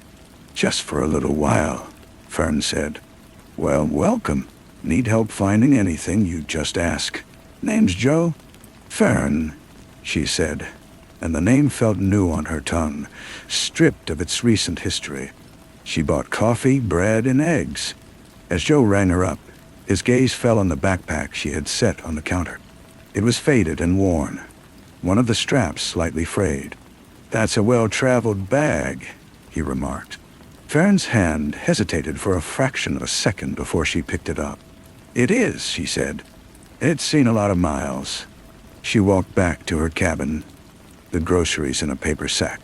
The air was thin and clean. She put everything away in the small cupboards, the simple act of nesting feeling both strange and necessary. She sat at the small table by the window and looked out at the mountain. The silence here was not an absence. It was a presence, a vast, breathing entity that asked for nothing. That night, she built a fire in the wood stove. The flames danced behind the sooty glass, a living, breathing thing. She pulled a blank notebook from her own bag, not Emma's, and a pen. She stared at the empty page for a long time.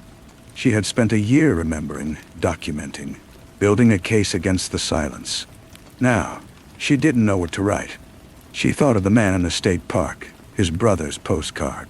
She thought of the endless news cycles, the documentaries that would inevitably get details wrong, the podcasts that would turn her sister's death into entertainment. That was one story. The loud public story. It was not her story. She put the pen to the paper. She did not write about the motel, or the roots, or the digging. She wrote about the sound of the ocean taking Emma's things. She wrote about the weight of the empty backpack. She wrote about the look in Joe's eyes, the crinkles that spoke of a life spent smiling. She wrote about the mountain outside her window, a monument of stone and patience. She was not bearing witness to the horror anymore. She was bearing witness to the aftermath. She was charting the slow, uncertain path back into the world. The pen moved more easily now, tracing not the contours of a nightmare, but the faint emerging map of a future. The fire crackled. The mountain was a dark silhouette against a sky full of stars. And for the first time in a very long time, the silence felt like a friend. The next day, she drove the van to a trailhead at the base of the mountain. The path was steep and rocky, switchbacking through stands of aspen.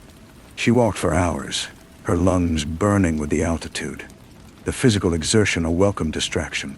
She reached a high alpine lake just as the sun was at its peak, its surface a perfect, mirror-still reflection of the sky.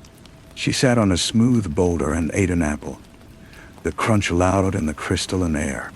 A movement on the far side of the lake caught her eye. A moose, knee-deep in the water, dipping its head to graze on aquatic plants. It was massive, prehistoric, utterly unconcerned with her presence. She watched it for a long time, the simple, primal fact of its existence, a comfort. This was a world that had no knowledge of the Sivu Motel, of shallow graves or postcards from the dead. It was a world that continued, relentlessly and beautifully, on its own terms. On her way back down the trail, she passed an older couple heading up. They nodded, smiling, and the woman said, "Beautiful day for it." The normalcy of the exchange, the simple, shared acknowledgement of the weather, felt like a gift. Weeks slipped into a month. Her lease was up. Joe at the general store asked if she was staying on. "I haven't decided," she told him. And it was the truth. The cabin had been a sanctuary, a necessary pause, but she could feel the restlessness beginning to stir again. It was a different kind than before. It wasn't a flight from memory, but a pull towards something new. She spent her last evening sitting on the cabin's porch, watching the stars emerge. The notebook beside her was half full. It contained no grand revelations, only small observations, fragments of peace she had collected like smooth stones from a riverbed. She thought of Emma, not with the sharp, gut-wrenching pain of before, but with a steady, enduring love.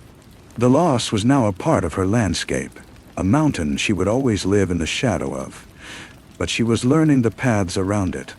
The next morning she packed the van. She placed the empty backpack carefully in the small storage space under the bed. It was not a burden anymore, just a bag. She said goodbye to Joe, who wished her well and told her to come back anytime. She pulled out of the valley and onto the highway, the morning sun warm on her arms. She didn't have a destination, not a fixed one. There was a city a few hundred miles east, where a friend from college had offered her a spare room. There was a national park to the south she had always wanted to see. The choice was hers. She drove, the tires humming on the pavement, the open road unfolding before her. She turned on the radio, scanning through the stations, until she found a song she liked, and she turned it up, letting the music fill the van. It was loud, and it was life, and for now, that was enough. The map was blank, and her hand was steady. The city on the map was just a name, a dot surrounded by interstates. Her friend from college, Maya, had a condo with a guest room and a view of a park. It was a generous offer, a tether to a life she had before. But as the miles passed, the idea of a city, of traffic and crowds and the constant hum of other people's lives, began to feel like a weight. The open space she had just left had changed her. The quiet had seeped in, and she was not ready to let it go. She passed the exit for the city without slowing.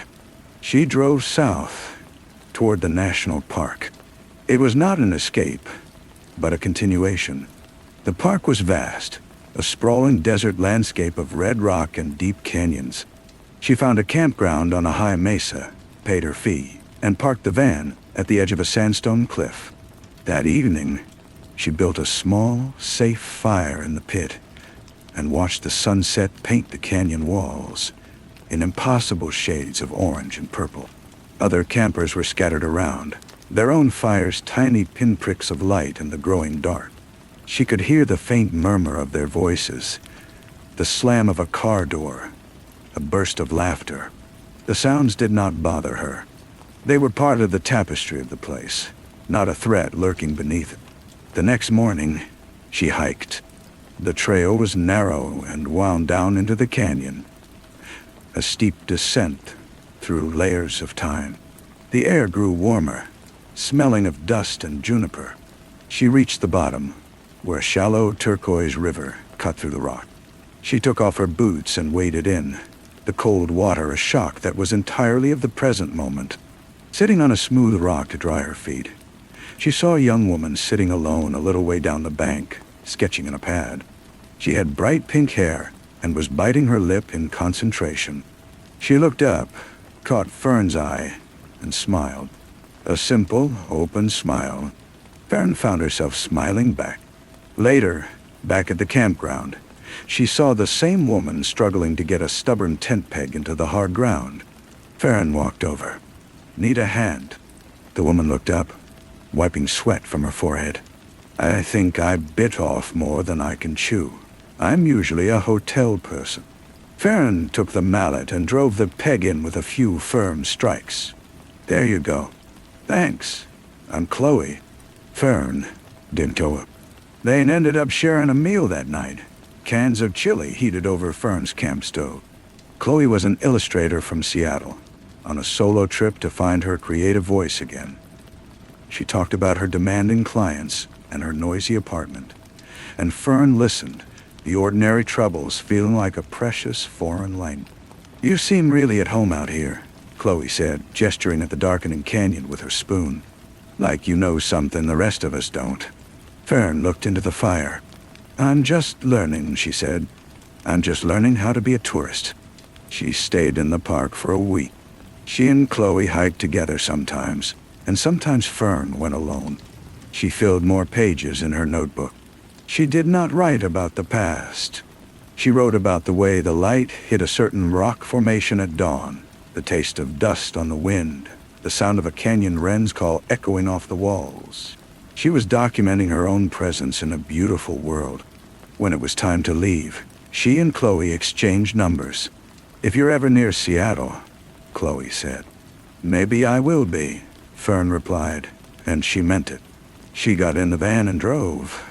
She had no schedule, no final destination.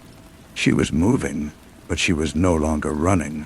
The road was no longer a question. It was the answer.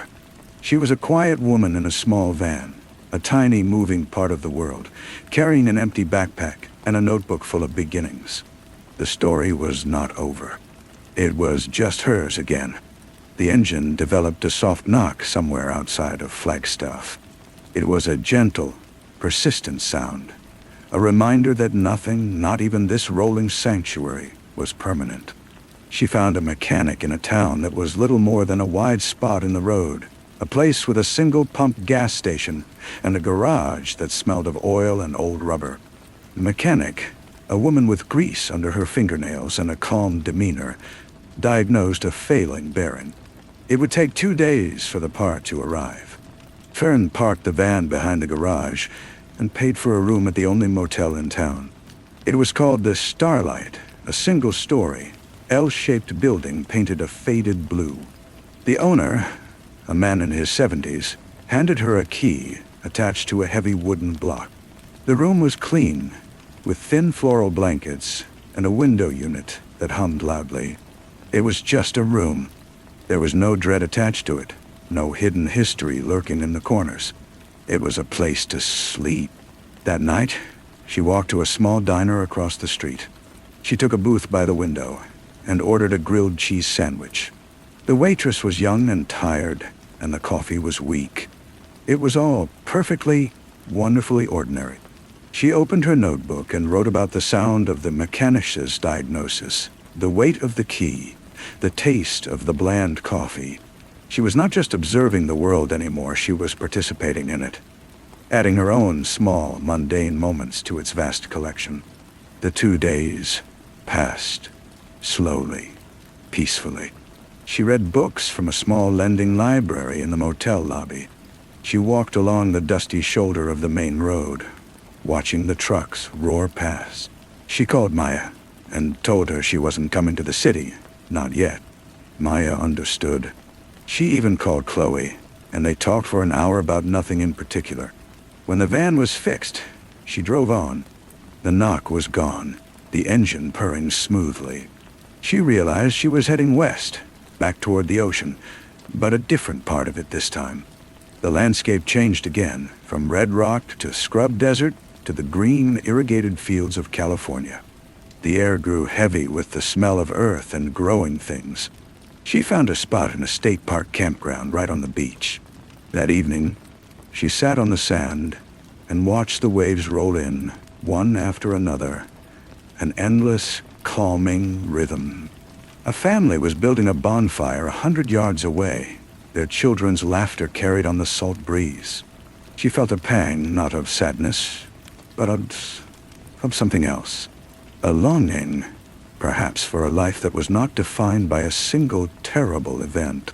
A life that could include laughter around a fire, that could include other people. She looked down at her hands, at the notebook in her lap.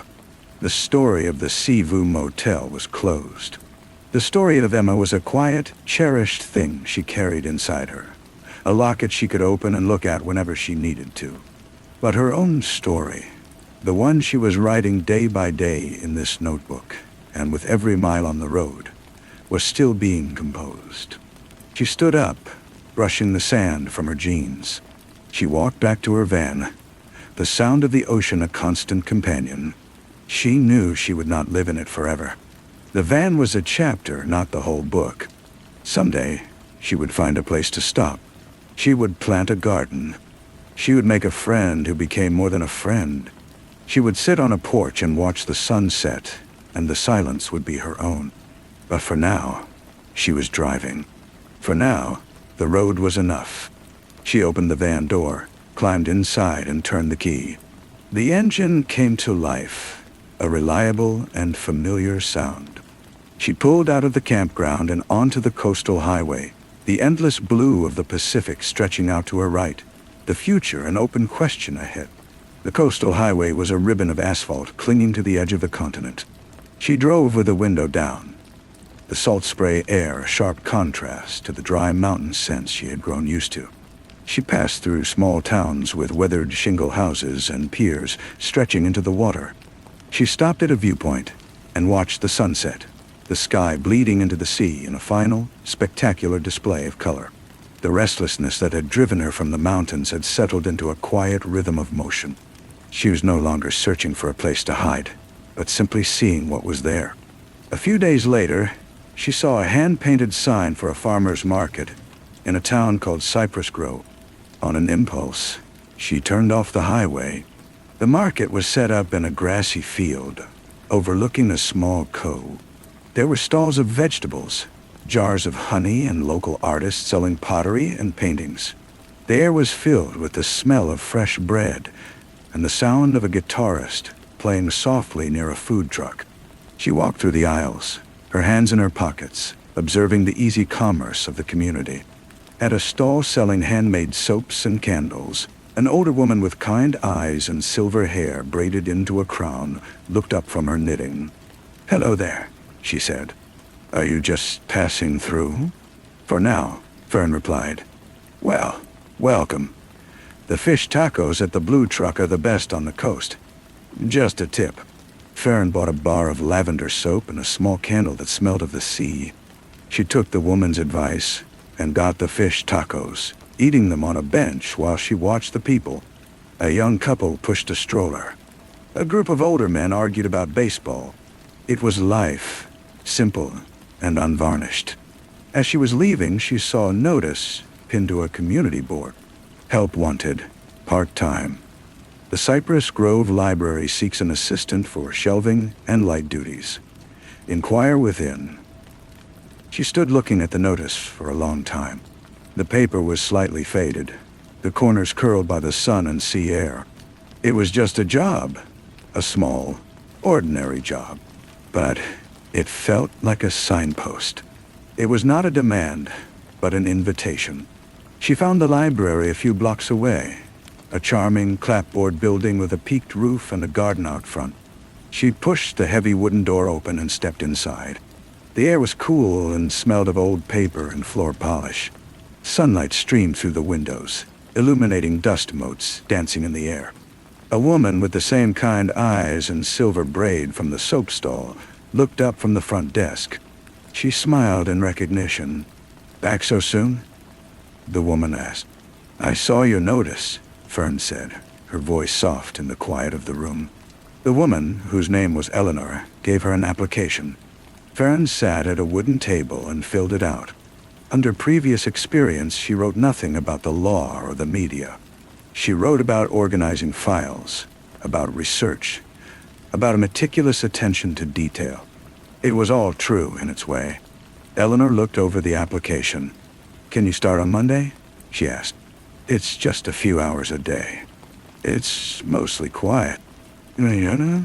Farron looked around the peaceful room, at the shelves of books standing like silent, patient friends. "Yes," she said. "I can start on Monday." She walked back to the van, the scent of the sea on one side, the promise of the quiet library on the other. She had not planned to stop here. But for the first time in a very long time, stopping felt like a beginning, not an end. She drove to the state park campground she had scouted earlier and paid for a week. She placed the new candle on the small counter in the van and lit it. The small flame flickered, casting a warm, steady light in the gathering dusk. The road had brought her here. Now, it was time to see what happened when she stayed. Story 4. The silence was the first thing I noticed. It was a specific silence, the kind carved out of a space where a sound should have been. We were on the coastal highway just south of Mendocino, the Pacific a bruised purple and orange sheet to our left. The rental car hummed. My wife Eleanor was asleep in the passenger seat, her head tilted against the window, and our daughter Lily was in the back, lost in whatever world her headphones provided. The sound that was missing was the thrum of an engine ahead of us. For the last 20 miles, a black SUV had maintained a precise 2-second following distance. Now, as the road curved inland into a tunnel of redwoods, the space where it should have been was empty. I saw it in the rear view, a clean slice of empty asphalt glowing in the twilight. It was nothing. A car taking an exit I hadn't seen, a driver slowing for a call. But my stomach, that old defunct seismograph, registered a tremor. I am a cartographer of chaos, or at least I was. For 12 years, I drew lines between dots for the Defense Intelligence Agency. I tracked money, intercepts, patterns of life. I was a clerk in the Cathedral of Secrets, and my divinity was the predictable rhythm of human error. I left to build a life that was square and solid, a life with a wife who designed gardens and a daughter who loved soccer, a life where the only patterns were the changing seasons in our suburban DC yacht. This vacation was a cornerstone of that life. We reached the rented cabin as the last light bled from the sky. It was a box of cedar and glass perched on a cliff, surrounded by a dense wall of fir and redwood. It was beautiful, and it was isolated. The key was under a flower pot, as the instructions said. The air inside was cold and smelled of pine sap and dust. I carried the bags in while Eleanor woke up and started opening windows, her movements efficient, capable. Lily immediately claimed the loft bedroom. It was the next morning in the village grocery store that I saw him. Or rather, I saw the pattern. A man in a heavy wool coat, too heavy for the cool but mild coastal air, standing by the dairy case. He wasn't looking at the milk. He was looking at the door, his body angled for a clear line of sight. His posture was all wrong for a man shopping. It was a posture of waiting, of readiness. And then I saw the second man, younger by the magazines, his hand in the pocket of his jacket, the fabric stretched taut over what was unmistakably the shape of a pistol grip. My blood went quiet. The world did not narrow, as they say in stories. It expanded. Every detail became hyper-clear. Every price tag, every scuff on the linoleum, the hum of the freezers, the smell of wet cardboard and bleach. Eleanor was at the butcher counter, asking about the salmon. Lily was in the candy aisle. I moved without moving, a slow drift towards the front of the store, my hand closing around my phone in my pocket. I was not an analyst anymore. I was a man in a store with his family. The man by the dairy case glanced at his watch. It was a synchronized gesture. This was a prelude. I saw the mayor's schedule taped to the community board by the door. A welcome speech for the new library wing. 2 p.m. Today. The store was directly on the route from the town hall to the library. I dialed 911. My voice was a low, calm thing I did not recognize. There are 2 armed men at the Fresh Coast Market. They are waiting for the mayor's motorcade. I believe they intend an attack. I gave the descriptions. I did not say my name. I hung up. I walked to Eleanor, took her elbow. My touch was gentle, but my fingers were iron. We have to go, now. Her eyes met mine. She saw the geography of my face, the old maps resurfacing. She did not ask questions. She called for Lily. We walked out, the bell on the door jingling a cheerful, normal sound. We got in the car. I did not look back. I drove away, not too fast, not too slow. In the rearview mirror, I saw the first police car, then a second, sliding into the parking lot without sirens. We were a mile away when we heard the faint, flat crack of a single gunshot, a period at the end of a sentence we had almost been inside. That should have been the end of it. A close call, a story to tell friends back home, a shiver of what might have been. But it was not the end. It was the first word of a new and terrible story. The news that night was a confused jumble. Police apprehend suspected individual in Mendocino following tip. No explosives found. One officer sustained minor injury during the arrest. They showed a grainy picture of the younger man. They did not show the man in the wool coat. He had vanished. 3 days later, the email arrived. It was in my personal account, which was a violation of every security protocol I had ever known, a fact that chilled me more than the message itself. There was no subject. The body was only a line of text. You looked at me, Mr. Corbin. You saw me, and then you broke the sequence. It was signed with a single letter. My professional name, the one I used at the agency, was not Corbin. It was Vance. Dominic Vance. Only a handful of people in the world knew that Vance and Corbin were the same man. Eleanor found me in the kitchen, my hands gripping the edge of the counter. The screen of my laptop a pale, accusing rectangle in the dark room. What is it, Dom? I closed the lid. Nothing. Work stuff. An old colleague. She did not believe me. The air between us was suddenly thick, with all the things I had never told her. All the shadows I had brought home from my other life, and tried to bury in the soft soil of our domesticity. The next incident was a week after we returned home. A car, a dark sedan, parked across the street from our house for 2 hours. It left when I walked out onto the porch and stood, watching. It was a declaration. The war had come home. I made calls. I was passed from voice to voice, a ghost haunting the halls of my former life. Finally, I reached Miller, my old section chief. His voice was gravel in a tin can.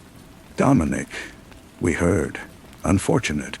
They have my name, Miller. My real name. They emailed me. They're watching my house. A long silence. I could hear the hum of secure servers in the background. The individual in custody is not talking. The other, the one you called the lead, his name is Eldon, a ghost, a facilitator. He was special forces once upon a time. Ours. Then he found a new god. He's not ideological. He's a purist. He believes in the integrity of the plan. You insulted his crowd. So what are you doing about it? What we can. We've increased patrols in your area. We're monitoring traffic. But you know how it is, until he makes a move. He is making moves, I said, my voice low and tight. He's probing. He's drawing lines. He wants to see your pattern. Miller paused. Be predictable, Dom. For once in your life, be boring. But it was too late for that. The man who had been Dominic Corbin, the father and husband, was receding. And Dominic Vance was stepping into the light, a colder, harder creature. I installed a new security system. I taught Eleanor and Lily new rules. Check the locks. Vary your route. Be aware of your surroundings. Our home, our sanctuary, became a fortress of routines and fears. Lily started having nightmares. Eleanor's face took on a permanent, pinched look of worry. I had dragged the war into my living room, and it was a war I was losing. The breakthrough came from the past. I had kept a few things, fragments I couldn't bring myself to destroy. Old habits, old contacts. One was a man named John, a data hound who lived in the digital shadows. I sent him the email header, the IP address, a digital ghost of the man who called himself E. It took him 48 hours. The reply was a masterpiece of understatement. The path is burned, but the origin point is interesting. It bounced through a server in Minsk, but the initial signal came from a commercial satellite provider. The account was opened 6 months ago. The billing address is a P.O. box in Alexandria, 5 miles from your house, though. He was here, not in some distant, war-torn country. He was here, in the bland, everyday landscape of my life, shopping at the same supermarkets, driving the same roads. He was studying me. This was not just revenge. It was a dissection. The confrontation happened at a shopping mall. It was a Saturday afternoon, a time of noise and crowds and normalcy. Lily wanted new shoes. We were family, trying to be normal. I saw Eldon across the food court. He was sitting alone at a small table, eating a soft pretzel. He was just a man, mid-40s, clean-shaven, wearing a simple gray fleece and khakis. He looked like an accountant or a mid-level manager. He saw me seeing him, and he smiled. It was a small, polite smile, the kind you give a casual acquaintance. Then he raised his hand and gave a slight, almost imperceptible wave. It was an intimacy more terrifying than any threat. He was showing me how close he could get. He was inside my pattern. I told Eleanor to take Lily to the car, to lock the doors, to call 911, and say there was an armed man in the food court. I walked towards him. The world dissolved into a series of tactical calculations. Cover, lines of sight, civilian density. He watched me come, his expression one of mild curiosity. "Mr. Corbin," he said. His voice was calm, educated, without accent. "Or do you prefer Vance? It must be confusing. Living with so many names. What do you want?" "I wanted to meet you, to see the man who broke my sequence. It was a beautiful plan. Simple, elegant. The timing was perfect. And then you, a tourist, a retired clerk, you saw the seams. It was humbling." "It's over," I said. "They have your man. They know your name." He took a bite of his pretzel, chewed slowly. "They have a foot soldier. They know a name I use. This is not over. This is the beginning of a new sequence. You and I, we are linked now. Your intervention created a narrative. I am simply seeing it through to its logical conclusion. The conclusion where you kill my family. Killing is crude. It's an end. I'm interested in the process, the erosion. I want you to understand the cost of your insight. I want you to live with the knowledge that you brought this upon them, that your cleverness is a poison." He wiped his fingers on a napkin. "The security you've installed is adequate for a common criminal. But we are not common, you and I." Sirens wailed in the distance. He heard them too. He stood up, leaving his tray on the table. "Until next time, Dominic." He walked away, not hurrying, melting into the stream of shoppers heading for the exits. He was gone by the time the police swarmed in. I gave a description. I knew it was useless. He was a ghost, and he just breathed his cold air into the heart of my world. That night, I sat with Eleanor in our kitchen. The house was silent, the new alarm system armed. I told her everything. About Eldon, about his history, about his obsession. I did not soften it. She listened, her hands wrapped around a mug of tea that had gone cold. When I finished, she was silent for a long time. "So what do we do?" she finally asked. Her voice was steady. It was the voice she used when a client's garden was failing and she had to diagnose the blight. "We can't run. He'd find us. The agency can't protect us, not really. They contain political fallout. We are a private matter. Then we fight," she said. There was no bravado in the statement. It was a fact. "This is our home. This is our daughter. We fight." Her words were a key, turning a lock inside me. I had been trying to defend, to protect. But defense is a reactive posture. It cedes the initiative. Eldon saw himself as an artist, a purist. He believed in the integrity of his plan. To beat him, I had to become the author. I had to write an ending he could not foresee. I went back to Jan. I gave him everything I had on Eldon. Every rumor, every old operations file number I could remember, every psychological profile. I was burning my last bridges, violating oaths I had sworn to uphold. I didn't care. This was no longer about a job.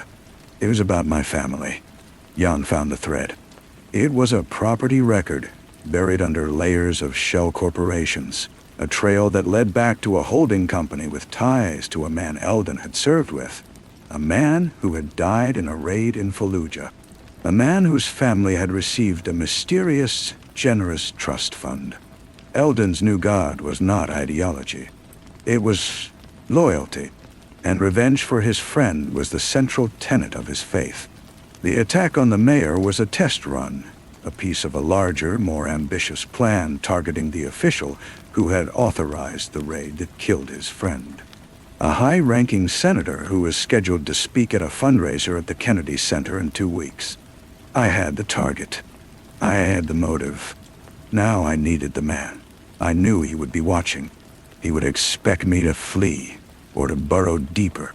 He would not expect me to invite him in. I used the only bait he would not be able to resist. Myself. I told Eleanor and Lily to go to her sisters in Pennsylvania. I did not tell them when I would follow. I created the illusion of a family in disarray, a man left behind to tie up loose ends. I made the house a stage. I left a single light on in my study. I disabled the perimeter alarm, but left the motion sensors inside active. I wanted him to feel clever. I wanted him to feel like he was winning. I waited in the dark of the garage, surrounded by the smells of gasoline and damp concrete. I held a heavy, cold wrench in my hand. It was not a sophisticated weapon. It was a tool for applying blunt force. It felt appropriate. He came just after midnight. He had not picked the lock. He simply broke a small pane of glass in the back door, reached in, and turned the deadbolt. A simple, brutal solution. He moved through the kitchen, a shadow among deeper shadows. I heard his footsteps, soft on the hardwood floor. He was heading for the study, for the light. I stepped out behind him as he reached the living room. Eldon. He froze. He did not turn around quickly. He was too professional for that. He turned slowly, his hands held slightly away from his body. He was smiling again. "Dominic, I thought you'd be gone with them." "This is my home," I said. "And you're defending it with a wrench? How primal."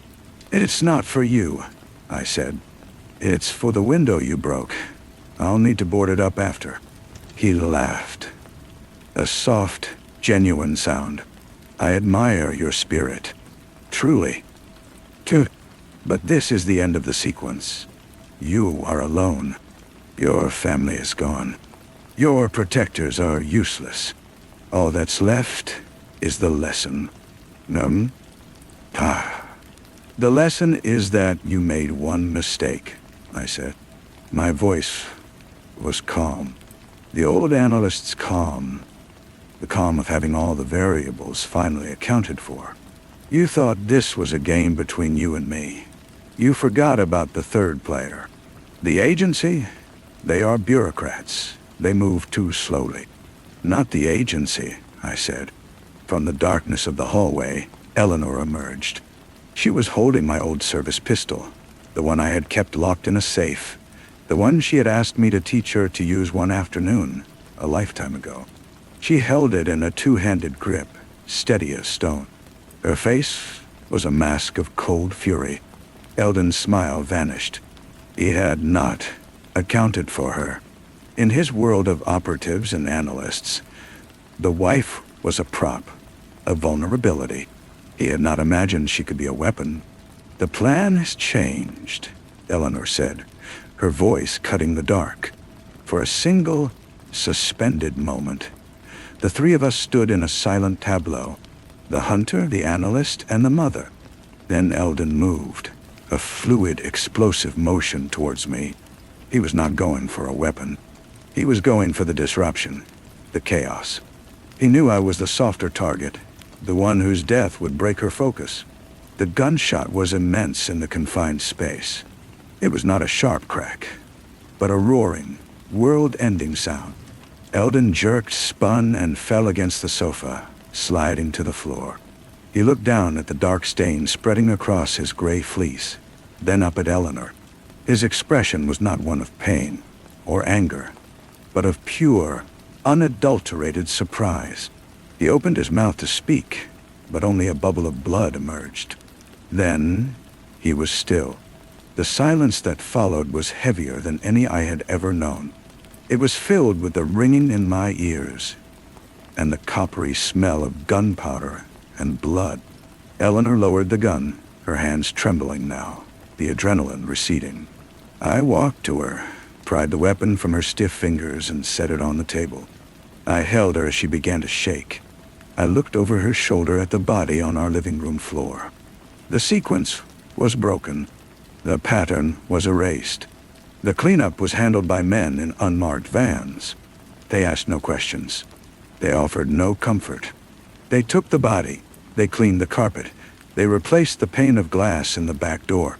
Miller was there, his face grim. He looked at Eleanor with a new, grudging respect. "It's over," he said to me. It never happened. But he was wrong.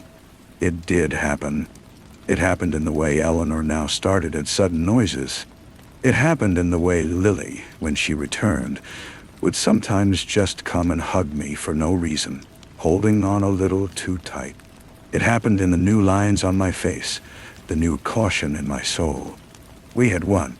We had defended our home. We had survived. But the cost was a permanent winter in our hearts.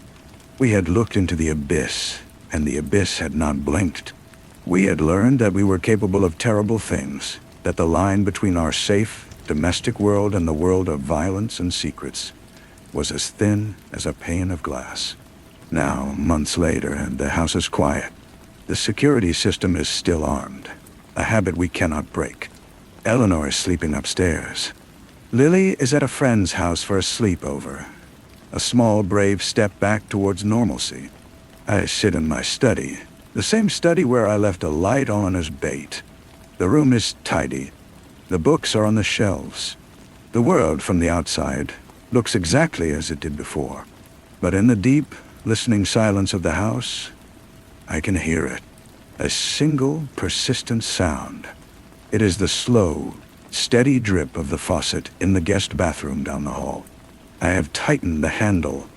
I have replaced the washer. But still it drips. A tiny metronomic punctuation in the quiet. A reminder that some leaks can never be fully stopped. that some breaks can never be completely mended, that the silence after the storm is never truly whole again. I should fix that faucet. The thought is a mundane anchor, a tiny life raft in the sea of everything that has happened. But I don't move from my chair. The sound is no longer an irritation. It has become a part of the house's new rhythm, a heartbeat. Eleanor comes down later, wearing her old robe. She doesn't ask if I'm okay. We are past those questions. She pours a glass of water and stands by the window, looking out at the dark street. She called, she says. Lily, she said she forgot her toothbrush. She was laughing. That's good, I say. And it is. It is a small miracle. Eleanor turns from the window. Her eyes are not the same as they were before. They are older, but also clearer, as if the fear has been burned away, leaving a core of unshakable steel. I dream about it sometimes, she says. Not the shooting, not the blood. I dream about the pretzel, the way he was just sitting there, eating at Map Mall, the normalcy of it. That was the most terrifying part. I know. We can't live like this forever, Dom, waiting for the next one. Listening for the next drip. There is no next one, I say. The agency line, the necessary lie. She just looks at me, and I know she doesn't believe it either. The world is full of Eldons. We just have to hope we are not interesting enough to attract another. The next morning, I drive to the hardware store. I buy a new ceramic cartridge for the faucet, the kind the man behind the counter assures me will never drip. The sun is out. People are pushing shopping carts, loading bags of mulch, talking about the weather. It's all so ordinary. I feel like a ghost walking among the living, my skin too thin for the bright light of day. Back home, I spread a towel on the bathroom floor and get to work. I turn off the water, disassemble the handle, and remove the old cartridge. It is corroded, worn. As I'm fitting the new one in, my phone buzzes. It's a text from an unknown number. The world freezes. The dripping stops, replaced by the frantic thumping of my own heart. My hands are still inside the sink, wet and cold. I stare at the phone on the edge of the towel. It could be a wrong number, a spam message. It could be anything. Slowly, I wipe my hands and pick up the phone. I open the message. It's a picture.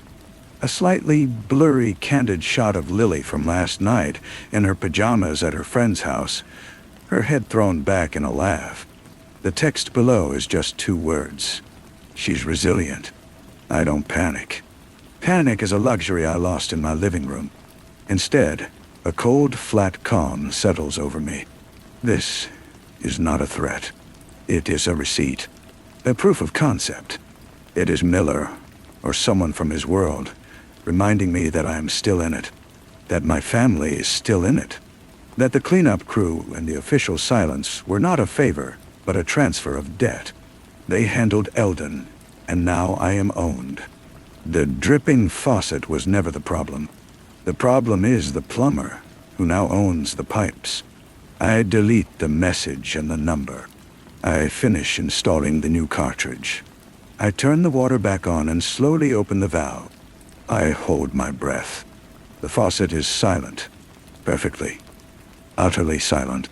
I look at my reflection in the mirror. The face that looks back is Dominic Vance. Dominic Corbin is gone. He was the man who thought he could retire. The man who believed in endings.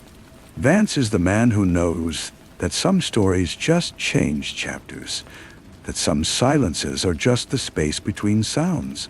I walk out of the bathroom and pick up my car keys. Eleanor is in the garden, kneeling in the soil, planting something new. She looks up as I approach. "Fix the drip?" she asks. "Yes," I say. "I'm going to the office. There's something I need to take care of." She doesn't ask which office. She just nods, her eyes understanding. The war is not over. It has just changed fronts, and we are both soldiers now. She goes back to her planting, tending to the roots, fighting her own quiet battles in the earth. I'd get in the car and drive, not towards my old life, but deeper into the new one, the one without end. The office was a small, anonymous suite in a building that housed dentists and insurance agents. Jan had secured it. The room smelled of fresh paint and new carpet. A sterile, blank slate. He was already there, his bulk seeming to swallow the cheap office chair. He didn't look up from his laptop as I entered. "They told me you'd be coming," he said, his voice a low rumble. "I'm sorry, Don." "Don't be," I said, dropping into the chair opposite him. It was always a fantasy. The retirement, the quiet, this is the reality. I slid the phone across the desk, the deleted message recovered and displayed on the screen. This is the reality. Jan glanced at it, his expression not changing. He had seen worse. Miller's people. A reminder to keep your head down, to be available. I know what it is. The question is, what do we do about it? Jan finally looked at me, his eyes tired.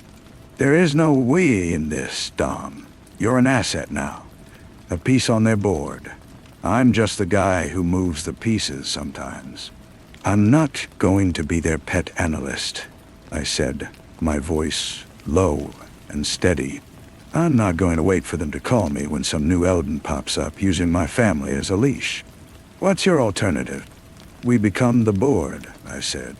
You and me, we have the skills. We have the contacts. We use this office. We take their jobs, their dirty work, but we do it our way.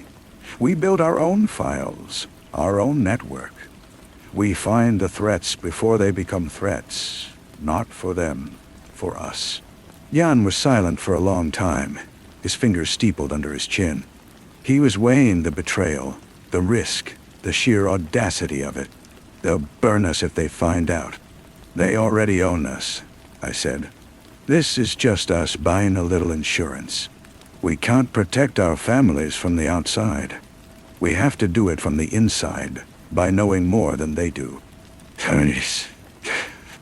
He gave a slow, deliberate nod. It was all the agreement I would get. He turned his laptop around. On the screen was a satellite image of a port city. There's a ship, he said. The Star of Batumi. It's carrying agricultural equipment. It's also carrying a component for a weaponized drone, sold by a shell company with ties to a man Eldon trained with in Chechnya. The client is a cartel in Mexico. It's not our problem, officially. But unofficially, I prompted. Unofficially, the cartel wants to expand its operations. A drone would give them eyes. It would change the game for the guys on the ground. It would create a new kind of violence, the kind that spills over borders. I looked at the image, at the grainy silhouette of the ship. It was a thread, pulled from the tapestry of Eldon's burned path. It was a place to start. Okay, I said, leaning forward. Let's follow the money. Let's see who's really paying for that component. The work was familiar. The parsing of data, the tracing of digital ghosts. But the purpose was new. This wasn't for a flag or a policy. It was for a quiet street in Alexandria, for a garden, for a daughter's laugh. It was for the silence in our own home. Later that evening, I drove home. The house was dark, except for the porch light Eleanor had left on for me. I disarmed the security system and walked inside. The silence was different now. It was no longer the fragile silence of survivors, but the focused silence of sentinels. I found Eleanor in the living room, not reading, just sitting. She looked at me, and I saw the question in her eyes. I fixed the faucet, I said, and I went to the office. She absorbed this, and we have work to do, I said. She stood up and came over to me, placing a hand on my chest, right over my heart. She felt its steady, determined beat. Good, she said. We stood there in the quiet of our home, a fortress we had defended with blood, and would now defend with secrets. The war was not over. It had simply come home to roost, and we were building a cage for it, one piece of intelligence at a time. The world outside was sleeping, unaware, but we were awake. We were listening. The next morning, the silence in the office was broken only by the hum of the server rack Jan had installed overnight. He handed me a burner phone. "For this only," he grunted. "The first rule of our new club is we don't use our own phones for club business." I took it. The plastic felt cold and cheap. "Any progress on the Batumi?" "He's a ghost," Jan said, tapping a thick finger on a passport photo of the ship's captain. "But the money isn't. The payment for the component was routed through a bank in Cyprus, but the initial funds came from a different account. One flagged for a routine audit by the IRS 6 months ago. The audit was canceled. A senator on the Appropriations Committee made a call.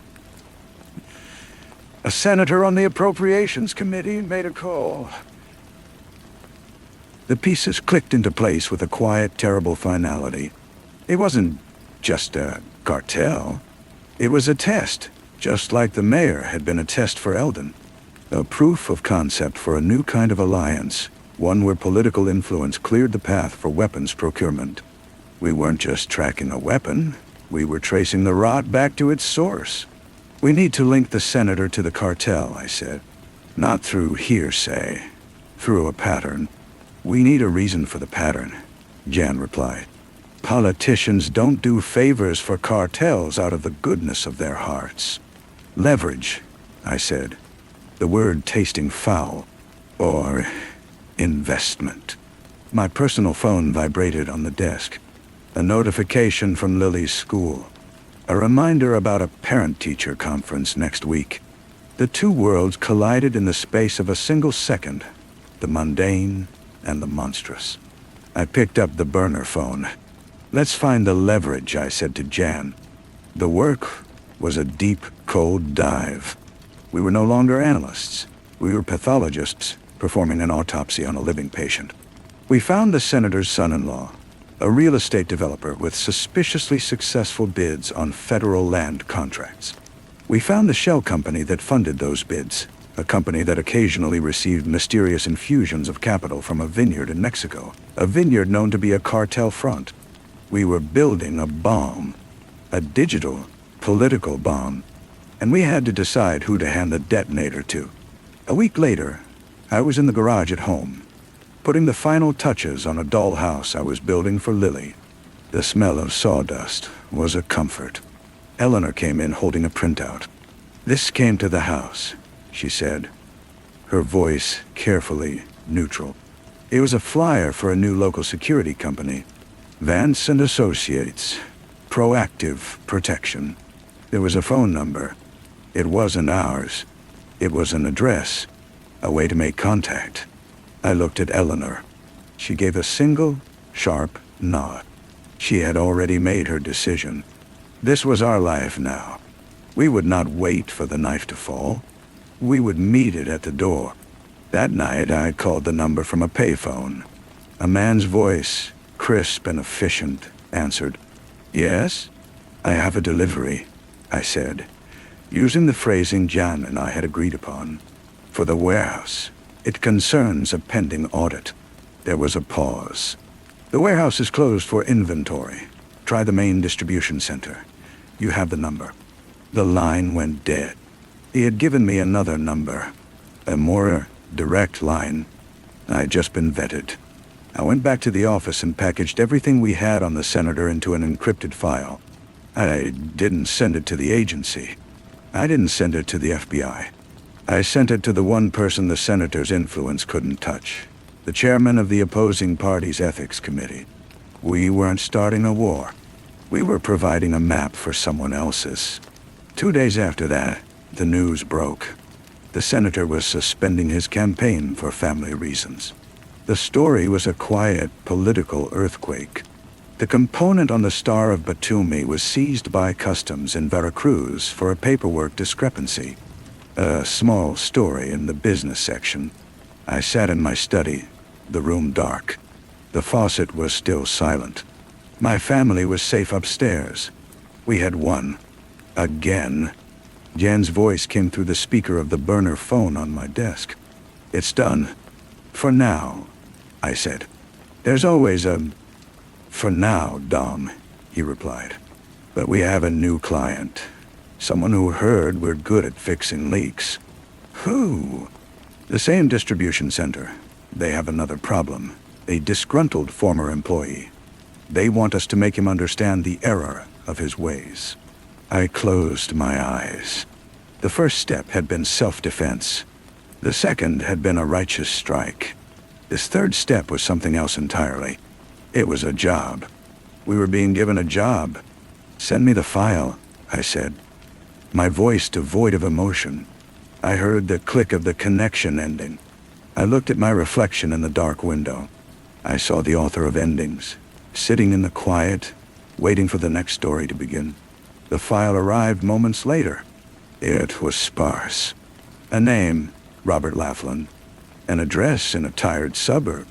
A list of grievances. He had been a mid-level logistics coordinator for a shipping firm, a firm we now knew was a thread in a much larger tapestry. His error was talking to a journalist about irregularities in customs documentation. The journalist had been scared off with threats, but Laughlin was still talking to anyone who would listen in a bar. He was a loose end. This was not a digital ghost. This was a man with a family, probably. A man who believed he was doing the right thing. I drove to the address the next day, not in my own car, but in a bland sedan Jan had provided. The house was small, with a neglected lawn and a child's bicycle lying on its side in the driveway. I saw him through the kitchen window, a man in his 40s, with a defeated slope to his shoulders, washing dishes while a woman talked to him, her expression anxious. I didn't get out of the car. I just watched. This was the error of his ways. A wife who was worried. A child whose bike was left out in the rain. A life that was fragile. I didn't need to threaten him. The threat was the car idling across the street. The threat was my presence, my knowledge. The threat was the simple, crushing understanding that his principles had a price tag he could not afford. I took out the burner phone and typed a single sentence to the number we had been given. The subject has been made aware of the consequences of his actions. The matter is concluded. I waited. A minute later, Laughlin's phone rang. He answered it, his body language shifting from weary to terrified.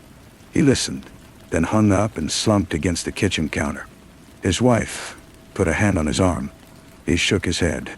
I started the car and drove away. I had not raised my voice.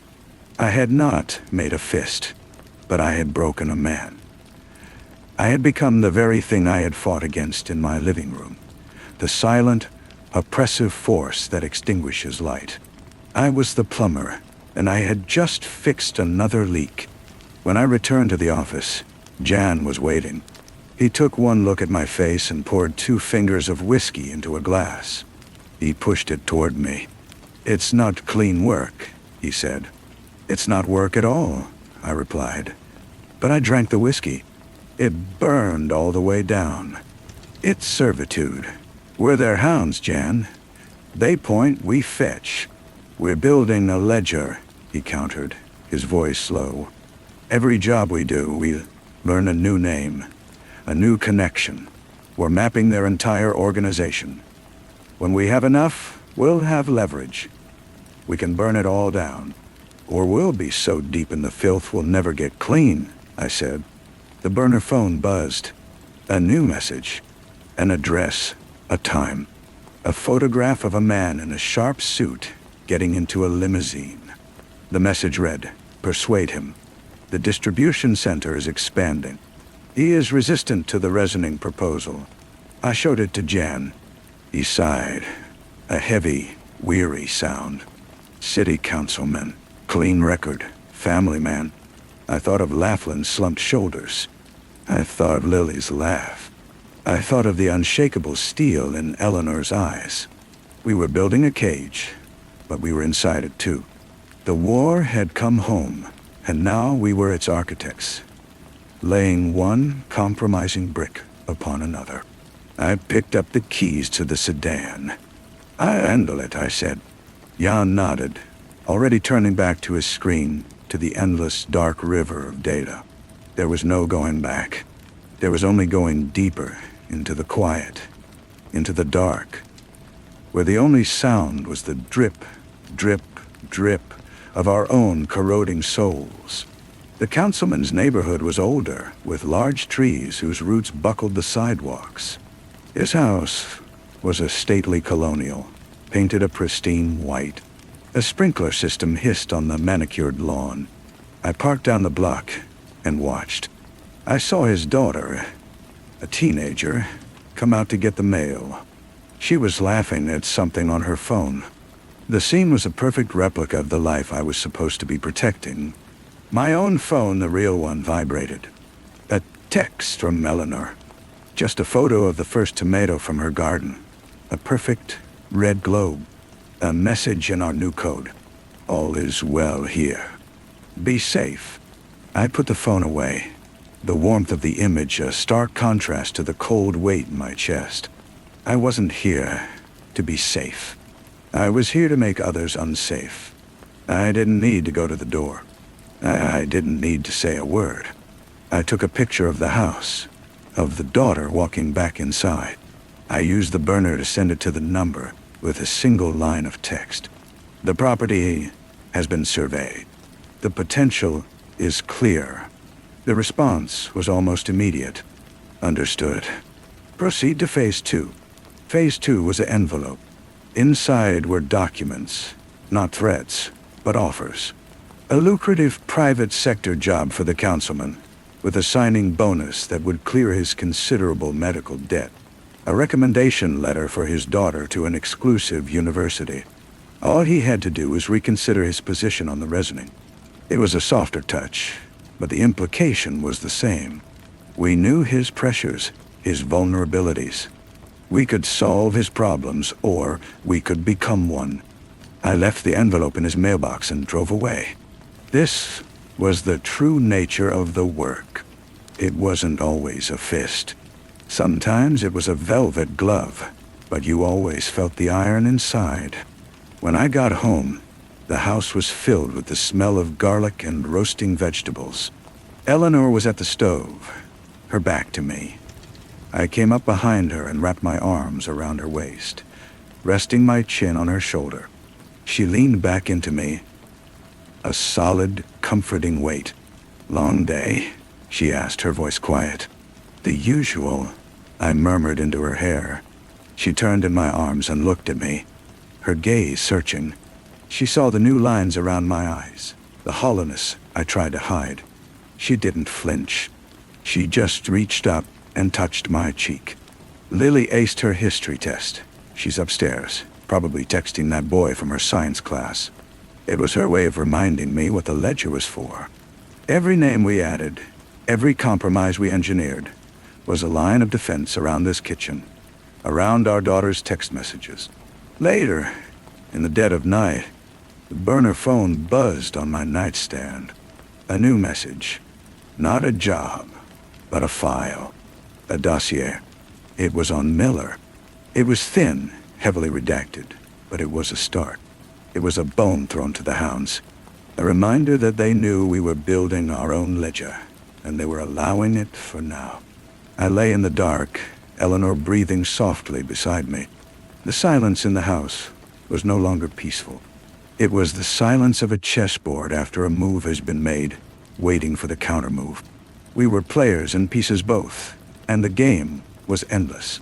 The faucet was fixed, but the plumbing of the whole world was rotten, and we were now the ones sloshing through its dark, hidden pipes. The dossier on Miller was a taunt. It contained nothing we didn't already suspect, but its delivery was a message. "We see you building your little fortress. We allow it." I deleted the file, but the ghost of it remained in the room.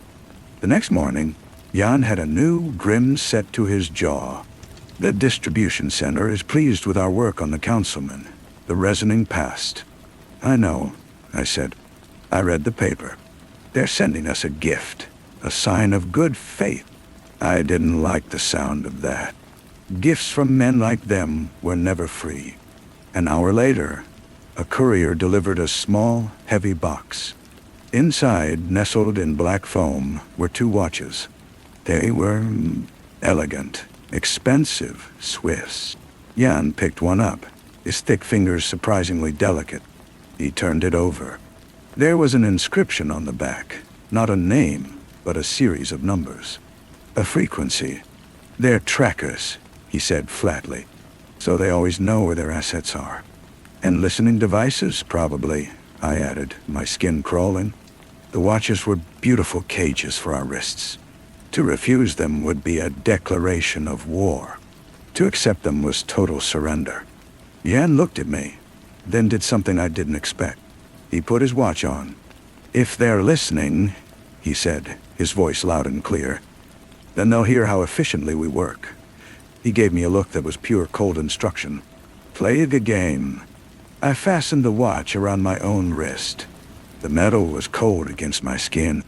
We were now on a leash, but we had been given the length of it. Our next assignment came through the watch itself. A subtle vibration, then a text message displayed on its small face. A name, Elena Petrova. A location, a dockside bar in Baltimore. The message was simple. Retrieve the package. This was different. This was a physical retrieval, a test of a different kind. I drove to Baltimore that evening. The watch, a constant, heavy presence. The bar was a dim, noisy place smelling of stale beer and brine. I found Elena Petrova in a back booth, a woman with sharp eyes and a nervous energy that seemed out of place. She looked up as I approached, and her face paled. She knew why I was there. "I don't have it," she whispered before I could speak. "It's gone. Tell them it's gone." "What's gone?" I asked, sliding into the booth opposite her. "The list. The ship manifests. I was supposed to hand it over, but I lost my nerve. I destroyed it." She was lying. I could see the lie in the way her eyes darted toward the old-fashioned jukebox in the corner. I didn't work for the people who wanted the list. I worked for the people who wanted it suppressed. Her fear was my confirmation that the list was real, and it was here. "I need the package, Elena," I said, my voice low and even. "You don't want me to leave without it." Tears welled in her eyes. "They'll kill me." "Maybe," I said. It was the truth, and sometimes the truth is the most persuasive tool. But I'm the one who's here right now. She stared at me for a long moment, then let out a shuddering breath. She stood up, walked to the jukebox, and fed $1 into it. She selected a song, an old blues number. As the record dropped, and the music began, she reached into the coin return slot and pulled out a small, sealed USB drive. She handed it to me, her hand trembling. I took it. "Go home, Elena. Forget this happened." I walked out of the bar, the drive in my pocket, the weight of the watch on my wrist. I had the package. I had completed the mission. But as I drove away, I made a detour. I stopped at a public library, used a computer to make a single, encrypted copy of the drive's contents before returning to my car and heading back to the office. I had retrieved the package for them, but I had also retrieved it for us. Jan was waiting. I handed him the drive. He plugged it in, his eyes scanning the data. "Ship manifests. Cargo that doesn't match the bills of lading. This ties 3 more senators to the network." He looked at me. "You got it clean?" "Clean enough," I said, not mentioning the copy now stored on a server we controlled. A server whose location was not on any watch's frequency. He nodded, then gestured to my wrist. "They'll be happy. Their pet is house-trained." The word pet hung in the air between us. I looked at the watch, at its elegant face and hidden microphone. I thought of Elena Petrova's terrified eyes. We were building our ledger in the dark, but we were doing it on our knees. The cage we were building was for our enemies, but every day, the bars around us grew stronger. The silence in the room was no longer the silence of sentinels. It was the silence of the owned, waiting for the next command. The silence was broken by the watch. It vibrated twice. A specific pattern we had learned meant an incoming high-priority message. The text was brief. Good work on the retrieval. The package has been verified. A bonus has been deposited to your account. I didn't check the account. The money was meaningless. Just another form of tracking. Jan, however, was already pulling up the transaction on a secure terminal, his face a mask of concentration. It's clean, routed through 4 different holding companies before it hit our shell. They're not even trying to hide it anymore. They want us to know they can move money like water. They want us to feel paid for, I corrected him. Complicit. He didn't argue. He just turned his screen toward me. It showed a new file, sent alongside the payment confirmation. It was a personnel file from within the agency. A mid-level analyst named Carter. The attached note was a single sentence. This employee is considering a change of employer. Discourage him. I felt a cold knot tighten in my stomach. Carter was a kid, bright and idealistic. He'd asked me for career advice once, back when I was still a person he could look up to. He was a leak, but not to a foreign power. He was talking to a congressional aide about budget irregularities, about money being funneled into black projects. Our projects. They want us to silence one of our own, I said. He's not one of our own, John replied, but his voice lacked its usual conviction. Not anymore. He's a risk to the operation. He's a boy, trying to do the right thing. I shot back, my voice low and harsh. Just like we were. Jan leaned back in his chair, the old leather groaning under his weight. He looked old, suddenly. The relentless pressure was sanding him down. There is no right thing anymore, Dom. There's only the next thing. The thing that keeps the roof over our heads and the target off our backs. I thought of Carter's eager, earnest face. I thought of the USB drive in my pocket, the copy I had made. A ledger entry, a piece of the map. Every move was a trade. A piece of our souls for a piece of the puzzle. I'll handle Carter, I said, the words tasting like ash. I didn't go to his apartment. I didn't threaten him. I went to the quiet, book-lined coffee shop where he did his weekend reading. I sat down at his table without an invitation. He looked up, startled, then smiled. Dumb. Hey, I was just reading about signal intelligence in the South China Sea. It's fascinating stuff. It is, I agreed. I didn't smile back. I let my eyes, the deadened eyes of a man who fixed leaks, do the talking. I saw the smile fade from his face, replaced by confusion, then a dawning fear. He knew what I had become. I heard you've been talking to people on the hill, I said, my voice barely a whisper. About things that don't concern you. He swallowed, his Adam's apple bobbing. I was just asking questions. The budget allocations, they don't add up. There's a pattern. Stop looking for the pattern, Ben, I said, using his first name to make it more personal, more of a betrayal. Forget the numbers. Take a vacation. Your aunt in Oregon is sick, isn't she? Go visit her. For a long time, the color drained from his face. I had just mentioned his family. I had just drawn a line from his principles to their safety. It was the same playbook every time. He was a smart kid. He understood the language. He nodded, his eyes wide and glassy. Yeah, my aunt. She's not well. I should go. I stood up and left without another word. I had done it. I had discouraged him. I had extinguished that bright, idealistic light. I walked back to the car, the watch on my wrist feeling like a manacle. I traded a piece of Carter's future for another line in our ledger. I told myself it was to protect my own. But sitting in the driver's seat, the silence of the car felt heavier than ever before, filled with the ghost of a young man's broken convictions.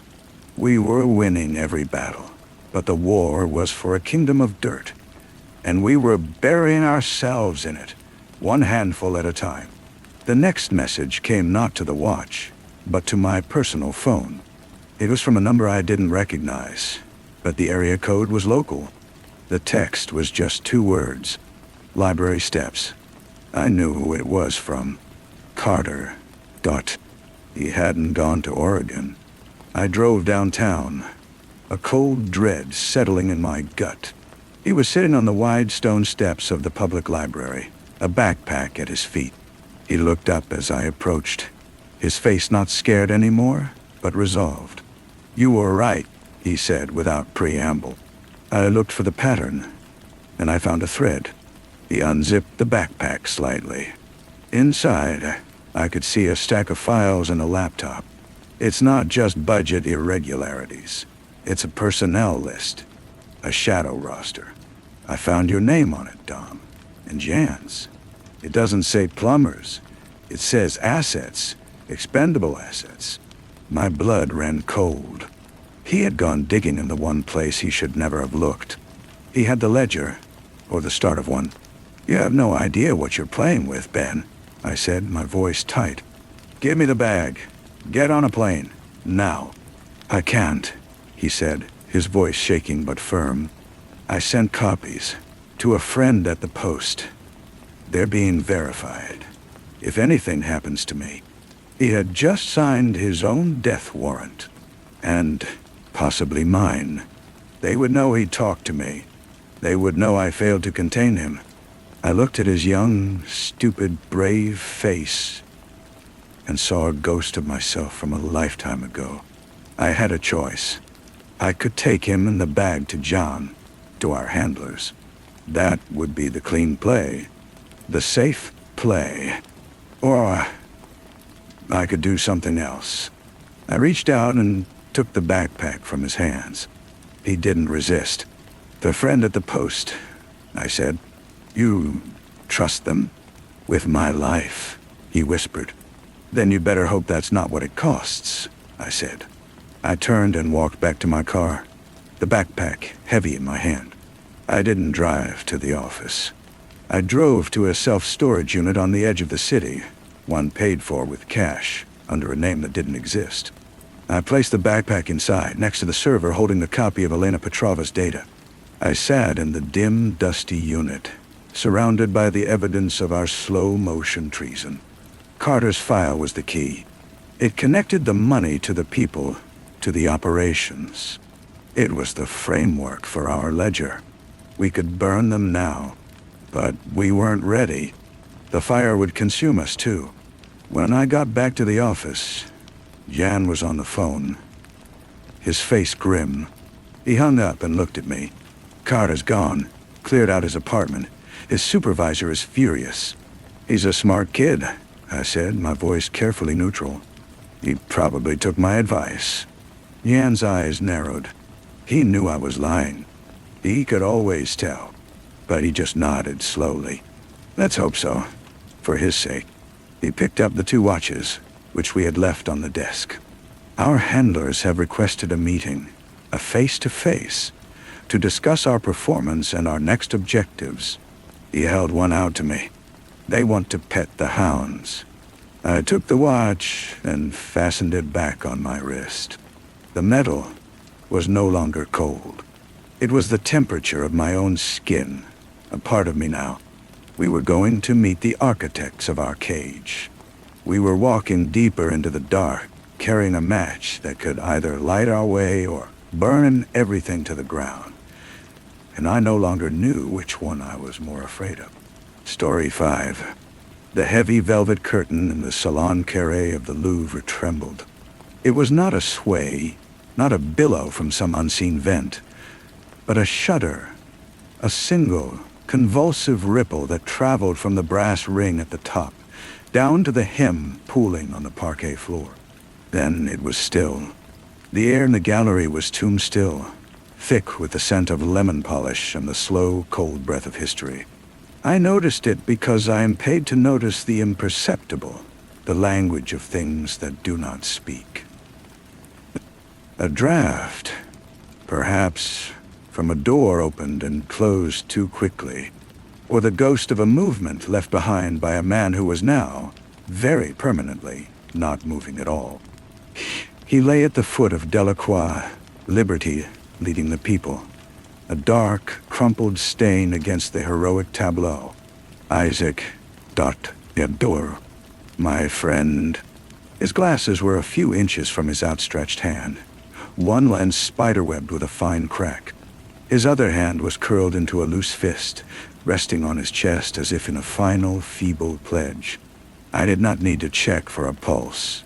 The stillness was absolute, a different quality from the quiet of the museum at midnight. This was the silence of a switched-off thing.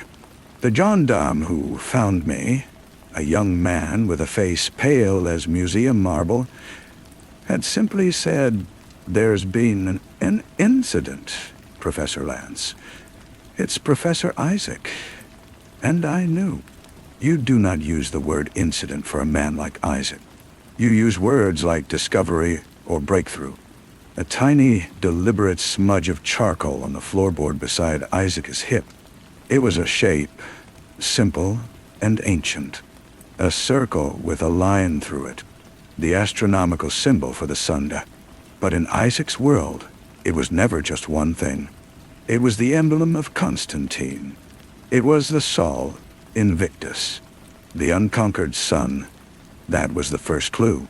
It felt less like a discovery and more like a key turning on a lock deep inside my mind, a lock I hadn't known was there. The investigation that followed was a dream painted in shades of gray and dread. The police reports were vague. The witness statements from other scholars in the museum that night were blurred with academic distraction and fear. The line between what had happened and what we were beginning to suspect grew hazy, a fog of half-truths and terrifying possibilities. We moved through it like sleepwalkers, guided by a map only Isaac could have drawn. His apartment was a landscape of paper. Books lay open on every surface, their margins filled with his tight, angular script. Piles of photocopies from obscure Gnostic texts competed for space with architectural schematics of Romanesque churches. It was in the false bottom of a desk drawer, a trick I remembered him showing me with a magician's flourish years ago, that we found the core of it. A single sheet of vellum, impossibly old. And with it, a modern keycard for the Bibliothèque Nationale's restricted archives. The vellum was not a text, it was a labyrinth, a complex interwoven pattern of lines and curves that looked, to the uninitiated, like an abstract sketch. But I saw the structure. The central motif was a squared circle, a symbol of the reconciliation of opposites, of heaven and earth. And woven through it, almost hidden, was the Vesica Piscis, the almond shape formed by two overlapping circles, the primal symbol of intersection, of the sacred feminine. He was mapping a heresy, I whispered to Ada in the hushed light of my study later. We had spread the vellum on a large table, weighting its corners with books. This isn't just a puzzle, it's a genealogy, a hidden history. Ada ran a finger over the lines, not touching them, but feeling their meaning in the air. The clues are in the overlaps, the points of contact. He told me once that the truth isn't hidden in a single text, but in the space between them, in what was deliberately edited out, harmonized away. We became ghosts ourselves, haunting the silent halls of the Bibliothèque Nationale. The keycard granted us access to a sub-basement, a room that smelled of dust and slow decay. The documents Isaac had flagged were not the famous Gospels, but the fragments, the Apocrypha, the texts deemed too dangerous, too strange for the canonical Bible. The Gospel of Thomas, with its secret sayings of Jesus. The Gospel of Mary Magdalene, where she is not a penitent whore, but the favored disciple, the one who understood his true teachings. The clues were there, in the gaps between the words. a reference to a beloved disciple who was not named John, a description of a vision Mary had that the male disciples dismissed out of envy. Isaac had connected these fragments to older traditions, to the Egyptian cult of Isis, to the Gnostic belief that salvation came not from faith in a crucified God, but from secret knowledge, gnosis, of the divine within. It was a truth that would not just embarrass the church. It would unravel it. It would shift the foundation of Western civilization from a father god and a celibate son to something more ancient, more balanced, and for that, far more threatening. We were being watched. I felt it in the prickle on my neck when I walked home late at night, in the static that sometimes hissed on my phone line, in the figure I would see reflected in a shop window, always there, always still, before melting into the crowd. He was a tall man, gaunt, dressed in a dark, simple coat that could not quite conceal the habit of a monk beneath it. Diego Doradilla. We did not know his name then, only his presence. A cold spot in the periphery of our vision. He confronted us finally in the Père Lachaise cemetery. We were following one of Isaac's clues, a reference to a specific symbol on a specific tomb. The air was damp, the gray tombs leaning like silent teeth. He emerged from behind a marble angel, his face all sharp angles and shadows, his eyes burning with a frightening, fervent light. "You are digging in a grave that should remain sealed," he said. His voice was quiet, but it carried in the stillness, each word precise and hard. "You are touching things that are not for your hands." "This is knowledge," Ada said, her chin raised, though I could see the tremor in her hands. "It belongs to everyone. It belongs to God," he corrected, his gaze unwavering. "And his church is its guardian. You think you are scholars on a treasure hunt. You are children playing with fire. The man you follow, Isaac, he understood the weight of it at the end. He begged for mercy. He received a cleaner death than his heresy deserved. He moved then, not towards us, but to a small, weathered tombstone. With a hand that seemed more bone than flesh, he traced a symbol carved there. It was the same squared circle from Isaac's vellum. This path is lined with the bones of those who thought they could bear the light. Turn back. He was gone before we could speak, vanishing into the labyrinth of the dead. His words hung in the mist. He begged for mercy. The image of Isaac, proud, brilliant Isaac, brought to that, was a physical blow. This was no longer an academic exercise. It was a war, fought in shadows, for the soul of history itself. The trail led us deeper, to a private library in Rome, owned by a man known only as Carter. He was no religious fanatic. He was a collector, a man of immense, quiet power, whose family had, for generations, been the true custodians of secrets that could topple empires and faiths. He received us in a room lined with leather-bound books, the air smelling of old money and older secrets. "The church is a blunt instrument," Carter said, sipping a glass of amber liquid. He was a man in his 60s, with the calm, placid face of a diplomat and the eyes of a predator. "They see heresy, sin, a threat to their authority. My organization, we see information. A different kind of currency. We do not seek to destroy the church. It is, in its way, a useful stabilizing force. We simply ensure that certain truths remain pure." He gestured to a glass case on his desk. Inside, on a bed of black velvet, lay a small, crumbling piece of papyrus. The writing on it was faint, but I could make out the Greek. And the companion of the Savior was Mary Magdalene. He loved her more than us.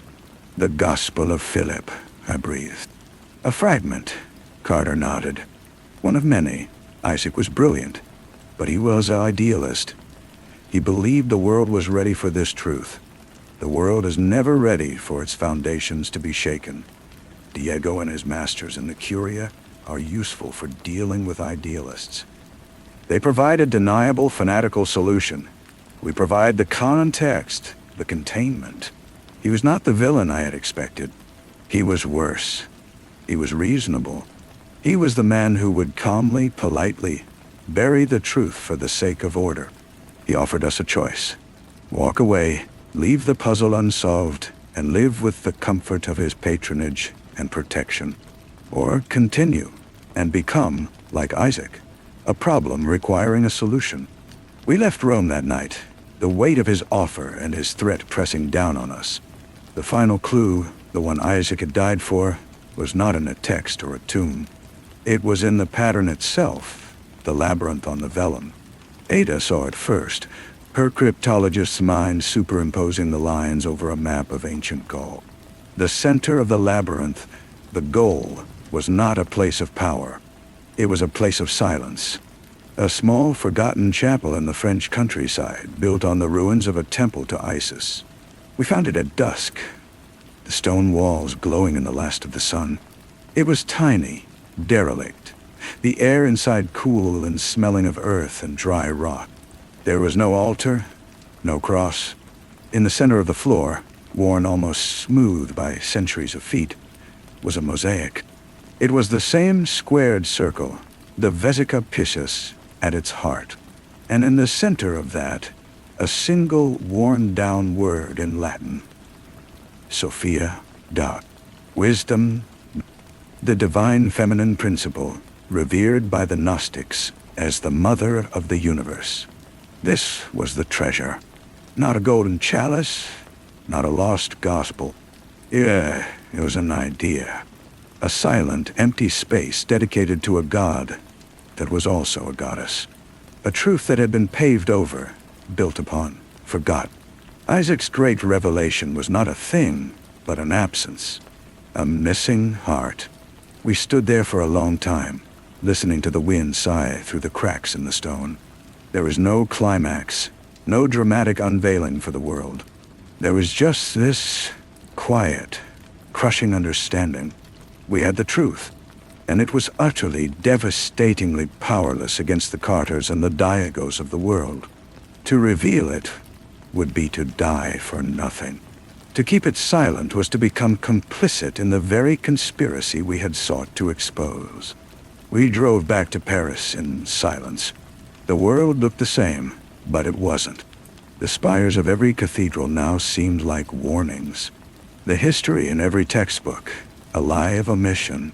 We had looked into the abyss, and the abyss had shown us a reflection of our own futility. I returned to my apartment.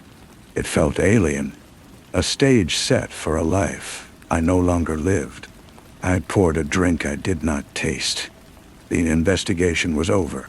Isaac was avenged only with knowledge, not with justice. The secret was safe, buried deeper than ever, now guarded not just by fanatics and cynics, but by the two people who had come closest to finding it. We were its new tomb. I sat in the darkening room, the sounds of the city a distant hum, and in the profound silence that settled around me, a silence that now had a different texture, the texture of a secret kept, I heard it, a soft, insistent, metallic click from the hallway, just outside my door. Then another, and another. The sound of a lock being patiently, expertly tested. The sound was a violation of the quiet, a precise and deliberate probing of the only barrier between me and the world outside. It was not the fumbling of a neighbor with their keys. It was the work of a professional, Diego, or one of Carter's more practical associates. The choice had been made for us.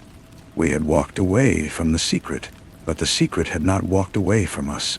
It had sent its keeper. My body went cold, then hot. The glass of whiskey was heavy in my hand. I set it down silently on the table. The click of crystal on wood masked by another, louder click from the door. They were almost through. There were no heroics left in me. No hidden passage, no conveniently placed weapon. There was only the crushing weight of the truth and the certain flat conclusion that it would die with me in this room. My eyes scanned the dim space, not for an escape, but for something, anything, to use. A letter opener, a heavy book. The pathetic arsenal of a scholar. Gosh. Then my gaze fell on the small, discarded keycard for the Bibliothèque Nationale, lying on the edge of my desk where I had tossed it days ago. A useless artifact now, but it sparked a memory, not of the library, but of Isaac's apartment. The police had taken his keycard, of course, but Isaac was a man of duplicates, of contingencies. He had shown me his hiding place once, a magnetic box stuck to the back of a particular filing cabinet. A place for a spare. The lock clicked one final time, a sound of definitive, metallic surrender. The doorknob began to turn.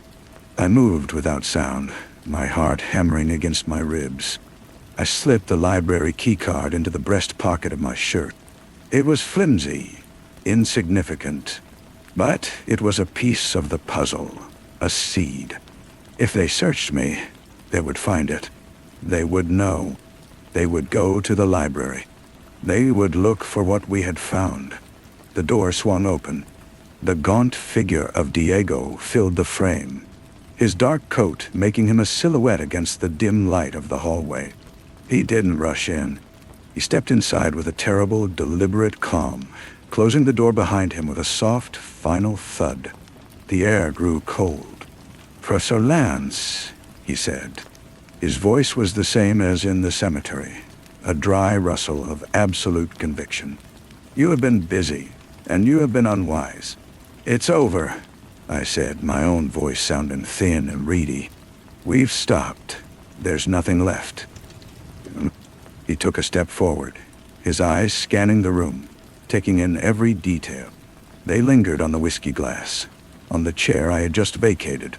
"It is never over. A truth, once uncovered, is a stain. It must be cleansed. The vessel that carries it must be scoured." He was closer now.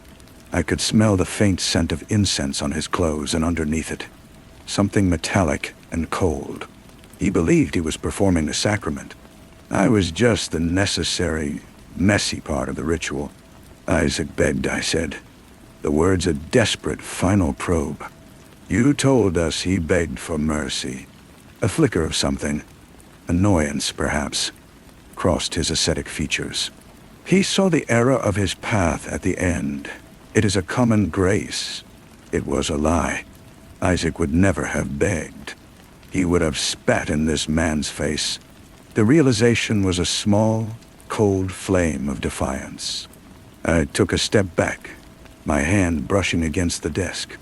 My fingers closed around the only thing within reach, the heavy glass paperweight Isaac had given me for my 40th birthday, a sphere of crystal with a single frozen bubble at its core. Diego saw the movement. His hand went inside his coat. "Do not," he said. The words, flat and absolute. The world narrowed to the space between us. The hum of the city vanished. There was only his eyes, my breath, and the weight of the crystal in my hand. He was going to kill me. The only question was whether I would die cowering, or if I would give him a reason to remember that even scholars are animals when cornered. I tightened my grip on the paperweight. It was not a weapon. It was a paperweight.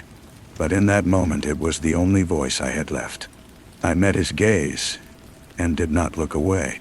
"Then don't expect me to beg," I said. His lips tightened into a thin, bloodless line. He took another step, and the distance between us was gone. He moved with the speed of a serpent strike. His hand emerging from his coat held not a gun, but a long, thin stiletto, its needle-like point catching the faint light. There was no time to think, only to react. I threw my weight backward, twisting away from the thrust, and brought the paperweight around in a wild, clumsy arc d'arc. It was not a killing blow. It was a desperate one. The heavy crystal connected with the side of his head with a sickening, wet thud. He grunted, a short, sharp exhalation of surprise and pain, and staggered sideways. The stiletto clattered to the floorboards. For a second, he was off balance, his hand going to his temple, where a dark trickle of blood was already welling. I did not wait. I shoved past him, my shoulder hitting his chest, and scrambled for the door. My hand fumbled for the knob, yanking it open. I did not look back. I ran. The hallway was a blur of patterned carpet and dim sconces. I took the stairs, leaping down them 2 and 3 at a time. The sound of my own frantic breathing loud in the stairwell. I burst out onto the street, the cool night air a shock. I expected a shout, the sound of pursuit, a bullet in the back. There was nothing. Just the normal, indifferent sounds of a Parisian evening. I walked, then ran, then walked again, my body trembling with adrenaline. I crossed streets at random, doubled back through alleys, my mind a frantic animal seeking a hole to hide in. He was still in my apartment, wounded but alive. He would come for me. He would never stop. I found myself on a bridge over the Seine, gripping the cold stone railing, looking down at the dark, swirling water. The key card in my breast pocket felt like a brand. It was the only thing I had taken. It was a message, a final, futile act of defiance. They would find it, and they would know that I had tried to pass the secret on. But to whom? There was no one. Carter owned the silence. Diego enforced it. Ada was in hiding if she was smart, if she was even alive. The thought was a cold knife in my gut. I was alone, a man with a truth that was a death sentence, and no one to tell. I could not go to the police. What would I say? A monk tried to kill me because I discovered a secret about the divine feminine? They would lock me in a different kind of room. I had no evidence, only a story written in blood and ancient symbols. My feet carried me without conscious direction, away from the river, through quieter streets, past shuttered shops and sleeping apartments. I was a ghost again, but this time I was haunting my own life, a fugitive from the reality I had helped to bury. I ended up in a small, grimy square, sitting on a bench under a sickly yellow street lamp. The night was deep and still. I had nowhere to go. My wallet was in my apartment, along with my phone, my passport, my entire identity. All I had were the clothes on my back, a head full of heresy, and a library keycard. The keycard. I took it out, holding it in my palm. It was just a piece of plastic, a magnetic strip encoding access to a room of forgotten words. But it was also the last piece of Isaac, the final, unread page. He had not died for nothing. He had died for this, for the choice to know and the choice to act. I had chosen silence in the chapel, a choice made from fear and a sense of futility.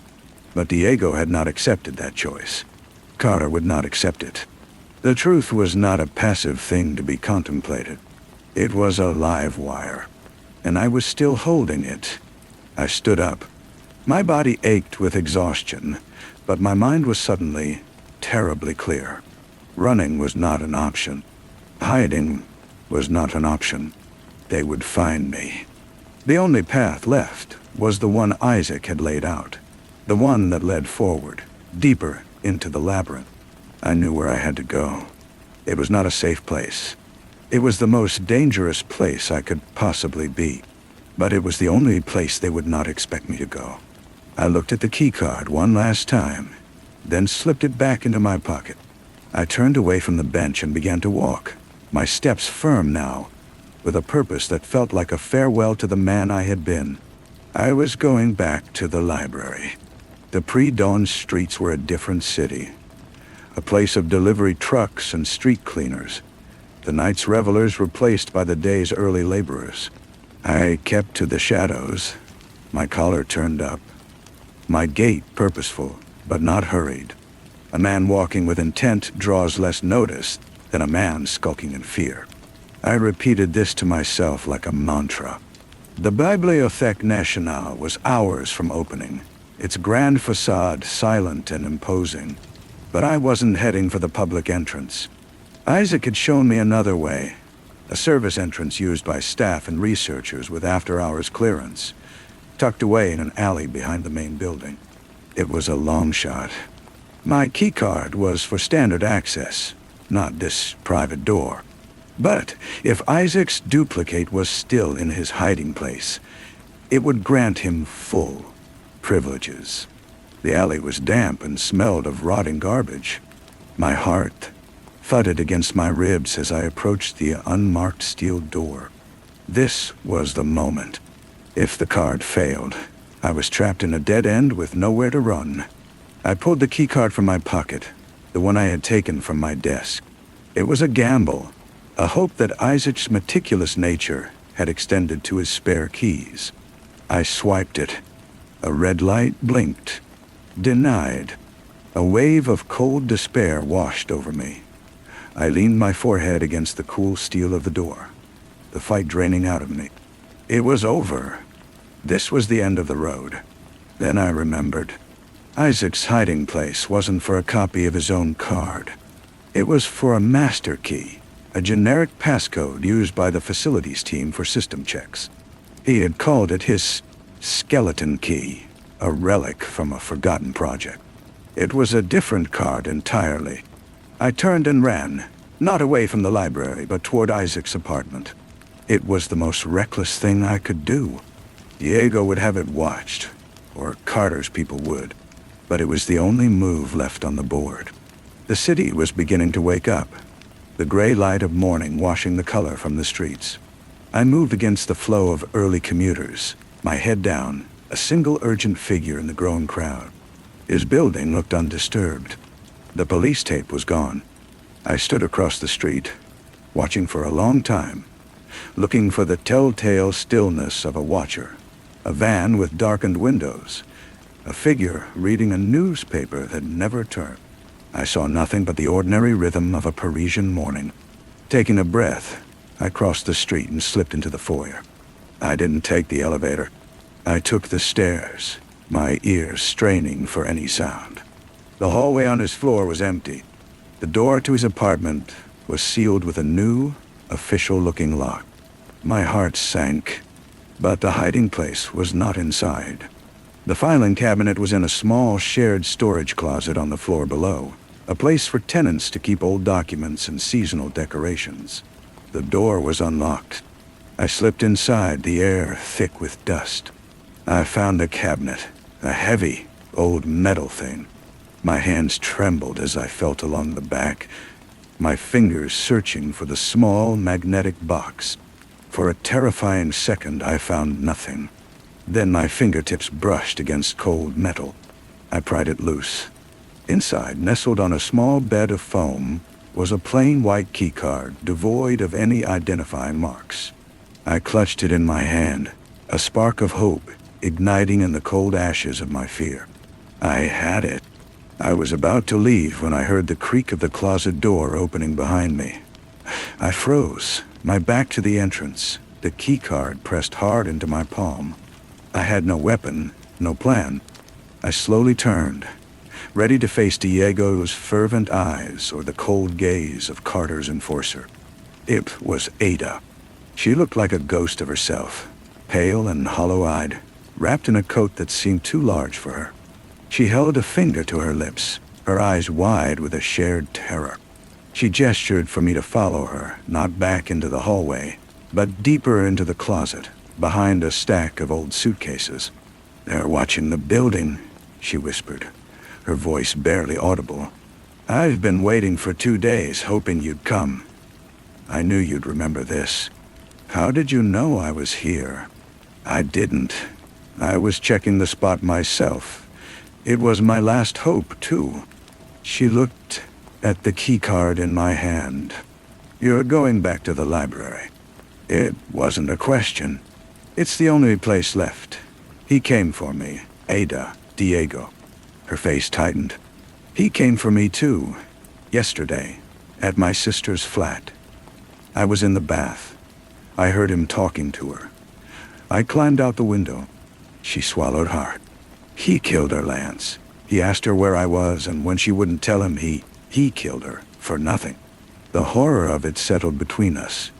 A new, unbreachable depth to the nightmare. This was no longer about ancient truths. It was about blood. "We can't run," I said, the words final. "They'll never stop." "Yeah." She nodded, a single, sharp movement. "Then we finish it." Isaac didn't die for an empty chapel. He died for what it means. We have to make it mean something. Together, we left the closet and slipped out of the building through the basement laundry room, emerging into a different alley. The city was fully awake now, bathed in the pale morning sun. We walked quickly, not as fugitives, but as scholars late for an appointment, the stolen keycard burning a hole in my pocket.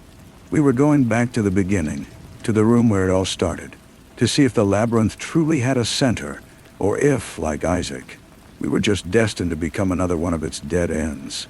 The service door accepted the skeleton key, with a soft green glow and a click that sounded like a pardon. We slipped inside, into the utilitarian bowels of the library, a world of concrete floors and humming electrical panels. The air was cool and still. We didn't speak. Every footstep, every rustle of clothing, echoed in the sterile silence. Ada knew the way. She led me through a maze of corridors, past rooms filled with the whirring servers of the digital archive, past carts laden with books awaiting their return to the stacks. We reached a staff elevator. She swiped the keycard and pressed the button for the restricted level. The descent was slow, the machinery groaning with age. The doors opened onto the familiar, hushed corridor. The air still carried the faint, sacred scent of old paper and dust. The door to the manuscript room was ahead, a dark, wooden slab. For a moment, we both just stared at it. It felt like standing at the edge of a cliff we had already fallen from once. "What's the plan, Lance?" Ada whispered. Her voice was steady, but her eyes were wide, reflecting the dim emergency lighting. "We can't just look at it again. He'll be here soon. He'll know to look here." "We don't look," I said, the idea forming as I spoke, born of desperation and a final grim logic. "We expose it. We take it apart. We make it so public, so messy, that no amount of silencing can contain it." And how? We can't walk out of here with a 900-year-old manuscript under our coat. "No, but we can walk out with its heart." I pointed to the small, discreet camera mounted in the corner of the ceiling. The library's security system has a local backup server, for redundancy. Isaac showed me. "It's in a maintenance closet on this floor. It stores high-resolution images of the reading room for a week before overwriting them." Her eyes lit with a fierce understanding. "We don't need the book. We need the footage of us with the book. We take the server drive." It was a crude, digital version of theft, but it was our only shot. The footage would be time-stamped, undeniable. It would show the manuscript, our discovery, our reactions. It would be a ghost, a piece of evidence that could be copied, uploaded, sent out into the world with a few keystrokes. It was the antithesis of Carter's silent, physical control. We moved quickly. The maintenance closet was unlocked, a small room filled with cleaning supplies and tools. In the back, bolted to a rack, was a plain black box with a series of blinking lights. The server. I found the main drive bay, a simple tray. I pulled it. It slid out with a smooth, mechanical sigh. I held the heavy, metal-cased drive in my hands. It was cold and inert, but it felt more powerful than any ancient text. This was the new reliquary. We left the closet and turned back toward the elevator, the drive a heavy weight in my hands. We had taken only a few steps when the elevator at the far end of the corridor chimed. The doors began to open. There was no time to run, no place to hide. We froze, pressed against the wall, as the figure emerged. It wasn't Diego. It was Carter. He wore an immaculate suit, his face a mask of weary disappointment. He held a small, elegant pistol, pointed not with menace, but with a sense of finality. "Professor Lance," he said, his voice echoing softly in the hall. "Ems Valois. I had hoped we understood one another. The pursuit of knowledge requires discipline, discretion. His eyes fell to the server drive in my hands. "You are stealing from the library now. This is beneath you." "It's over, Carter," I said, my voice stronger than I felt. "The truth isn't in the book. It's in here. I hefted the drive. And it's about to become everyone's truth." He gave a sad, almost paternal smile. "There is no everyone. There is only the order of things, and you are a disruption." He raised the pistol slightly. "Give me the drive. Your ends will be quick, clean. A tragedy in a dangerous city. It is more than you offered my organization." I looked at Ada. Her hand found mine, her grip tight. This was it. The dead end. We had the evidence, but we had no way to use it. The labyrinth had no center, only walls. Then, from the darkness of a recessed doorway behind Carter, a shape detached itself. It moved with a silent, fluid grace. Diego Dain. His head was bandaged, a dark stain seeping through the white gauze above his temple. His eyes burned with a feverish light. He did not look at us. He looked at Carter. "You promised me their silence," Diego said, his voice a low, venomous rasp. "You promised a cleansing, not a negotiation." Carter half-turned, his composure cracking for the first time. "This is not your concern, brother. This is a practical matter." "It is the only concern," Diego hissed. "You deal in secrets and compromises. I deal in purity. You have failed. The vessel is not scoured. The stain spreads." His gaze shifted to the server drive in my hands, and he understood its significance instantly. "You would bargain with this corruption? You are part of the disease." In that moment, the fragile alliance between the cynic and the fanatic shattered. Carter's pistol wavered, caught between two threats. It was the only chance we would get. "Now," I whispered to Ada. We broke, not for the elevator, but back down the corridor, toward the manuscript room. A shot rang out, deafening in the confined space. A chunk of plaster exploded from the wall beside my head. I didn't know who had fired. I didn't look back. Another shot. Then a guttural cry. I risked a glance over my shoulder. Carter was on the floor, clutching his arm, his pistol skittering away. Diego stood over him, his stiletto now red. The fanatic had turned on his master. Diego's burning eyes found us again. He left Carter writhing on the floor and started down the hall after us, a specter of absolute, murderous conviction. We slammed the heavy door to the manuscript room shut. There was no lock. It wouldn't hold him for more than a few seconds. "The window!" Ada gasped, pointing to the large, lead-lined pane overlooking an interior light well. It was never meant to open. I didn't hesitate. I picked up a heavy cast-iron bookstand and swung it with all my strength. The glass exploded outward in a cascade of glittering shards. Cold morning air rushed in. The drop was 3 stories into a narrow concrete shaft. Below was a dumpster, piled high with discarded boxes and packing material. Diego hit the door from the other side, the wood splintering around the latch. "Jump!" I yelled. Aya went first. A brief, terrified look back before she vanished over the sill.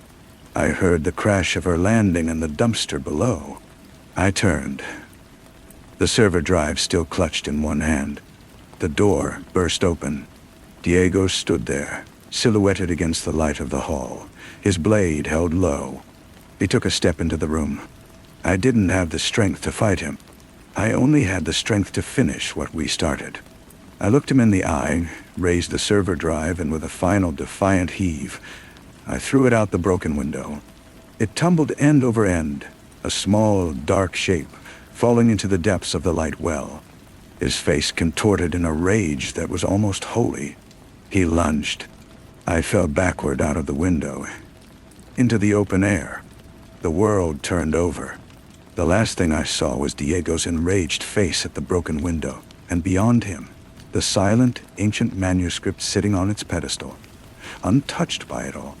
Then the impact drove the breath from my lungs, and the darkness swallowed me whole. The landing was a chaos of splitting cardboard and a sharp, stabbing pain in my ankle. I lay stunned for a second, gasping in the smell of old paper and dust from the dumpster's contents. Above, Diego's face disappeared from the broken window. Ada was already scrambling out, her hands bleeding from the broken glass on the sill. She reached for me.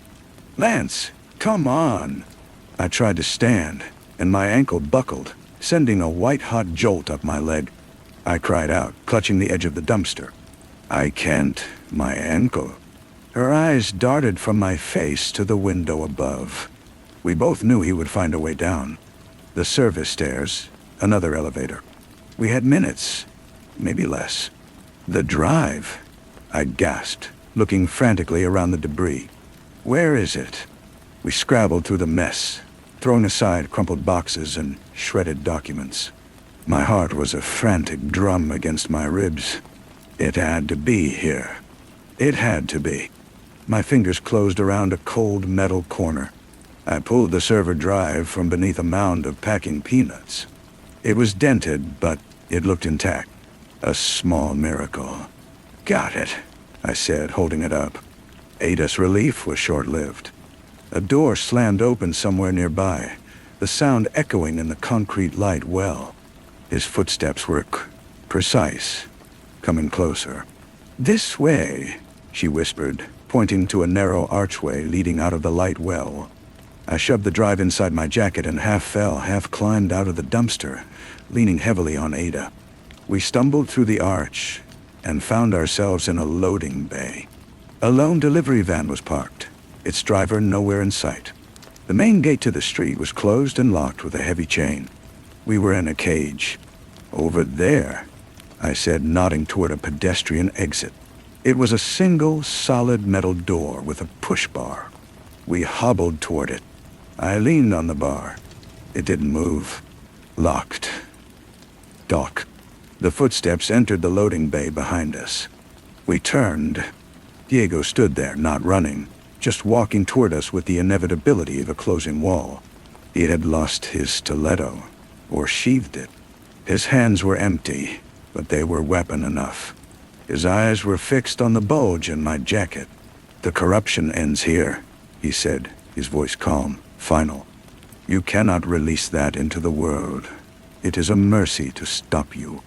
He was 10 feet away. Five. Then, a new sound.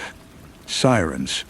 Distant at first, then growing rapidly closer, their wails piercing the morning air. They were coming here. Diego hesitated, his head tilting slightly. The spell of his singular purpose was broken by the intrusion of the mundane world. The pedestrian door suddenly buzzed loudly, the lock disengaging with a heavy clunk. From the other side, a uniformed security guard pushed it open, his face alarmed. "What is going on here?" he demanded, his eyes taking in the broken window high above, the two disheveled people, the man advancing on them. In that moment of distraction, Ada acted. She shoved me hard through the open door, past the confused guard, and into the public alley beyond. "Run!" she screamed. I stumbled into the alley, the sirens now deafening. 2 police cars skidded to a halt at the alley's mouth, officers spilling out. I looked back. The security guard had a hand on Diego's chest, holding him back. Diego didn't fight him. He just looked at me, his gaze a promise that transcended the immediate chaos. This was not over. Then Ada was at my side, pulling me away, around a corner, into the bustling morning crowd on the main street. We melted into the river of people, 2 more faces in the multitude. I clutched the server drive through my jacket, the metal warm from my body heat.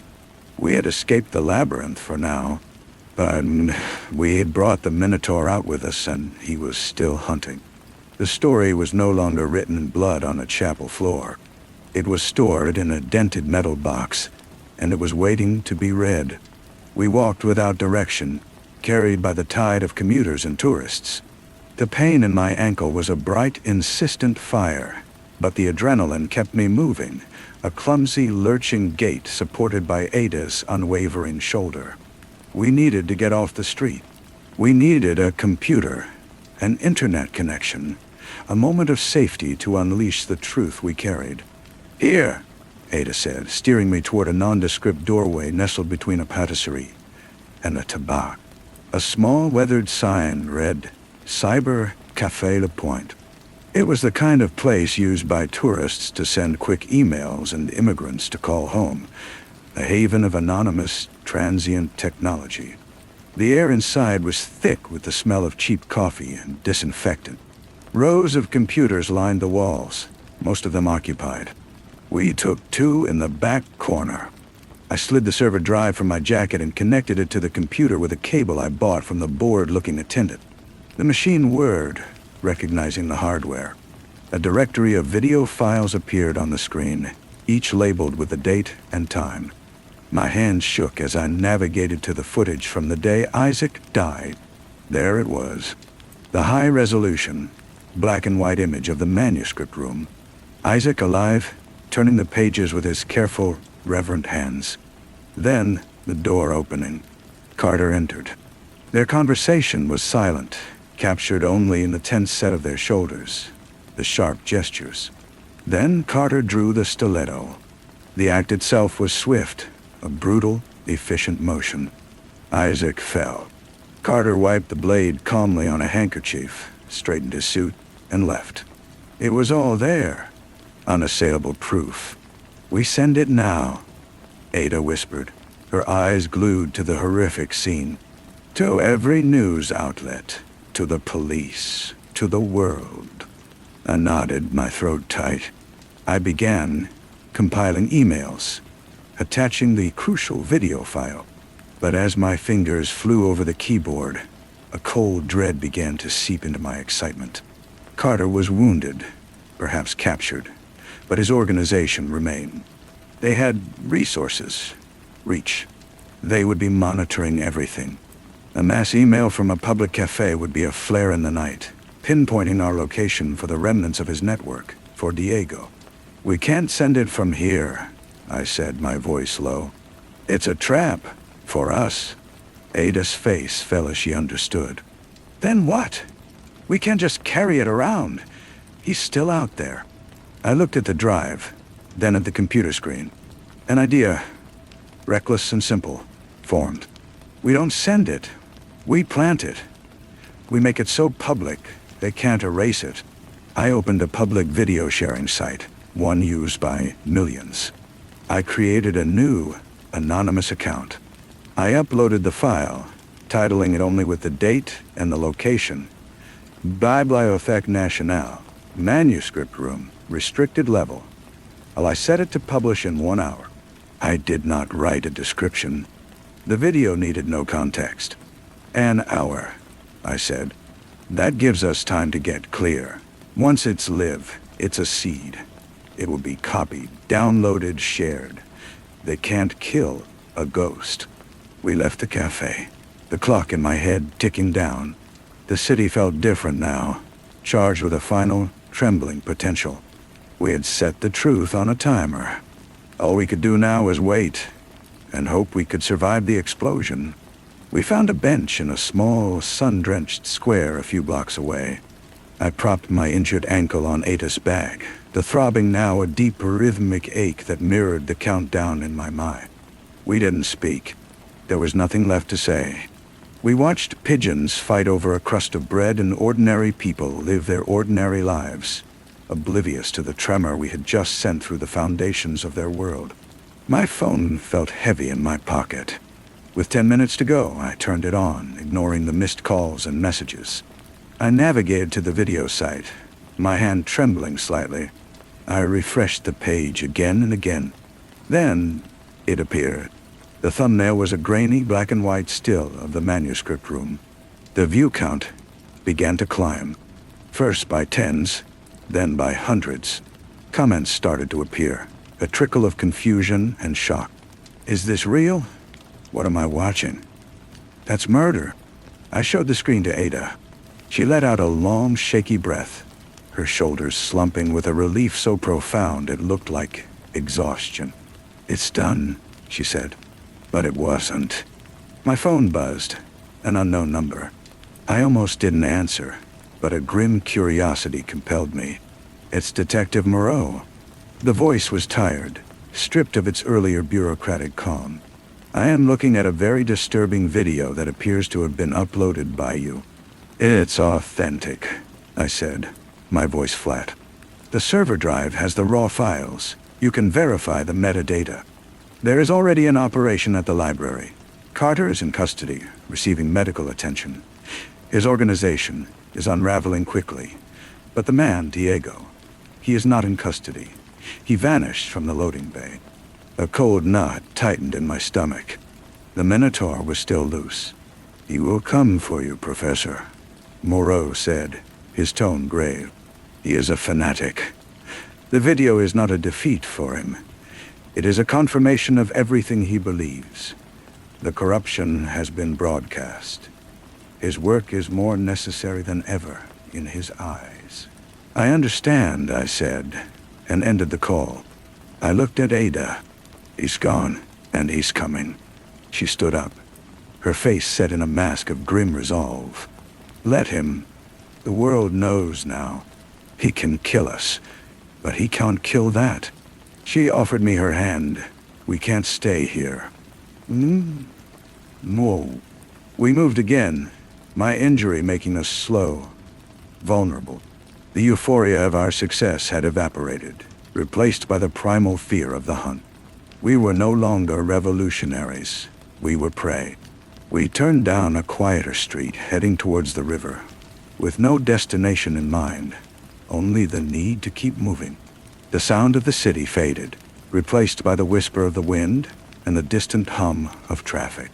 That's when we saw him. He was standing at the far end of the street, under the arch of a bridge, perfectly still. He wore a long, dark coat now, covering the blood-stained clothes. He made no move toward us.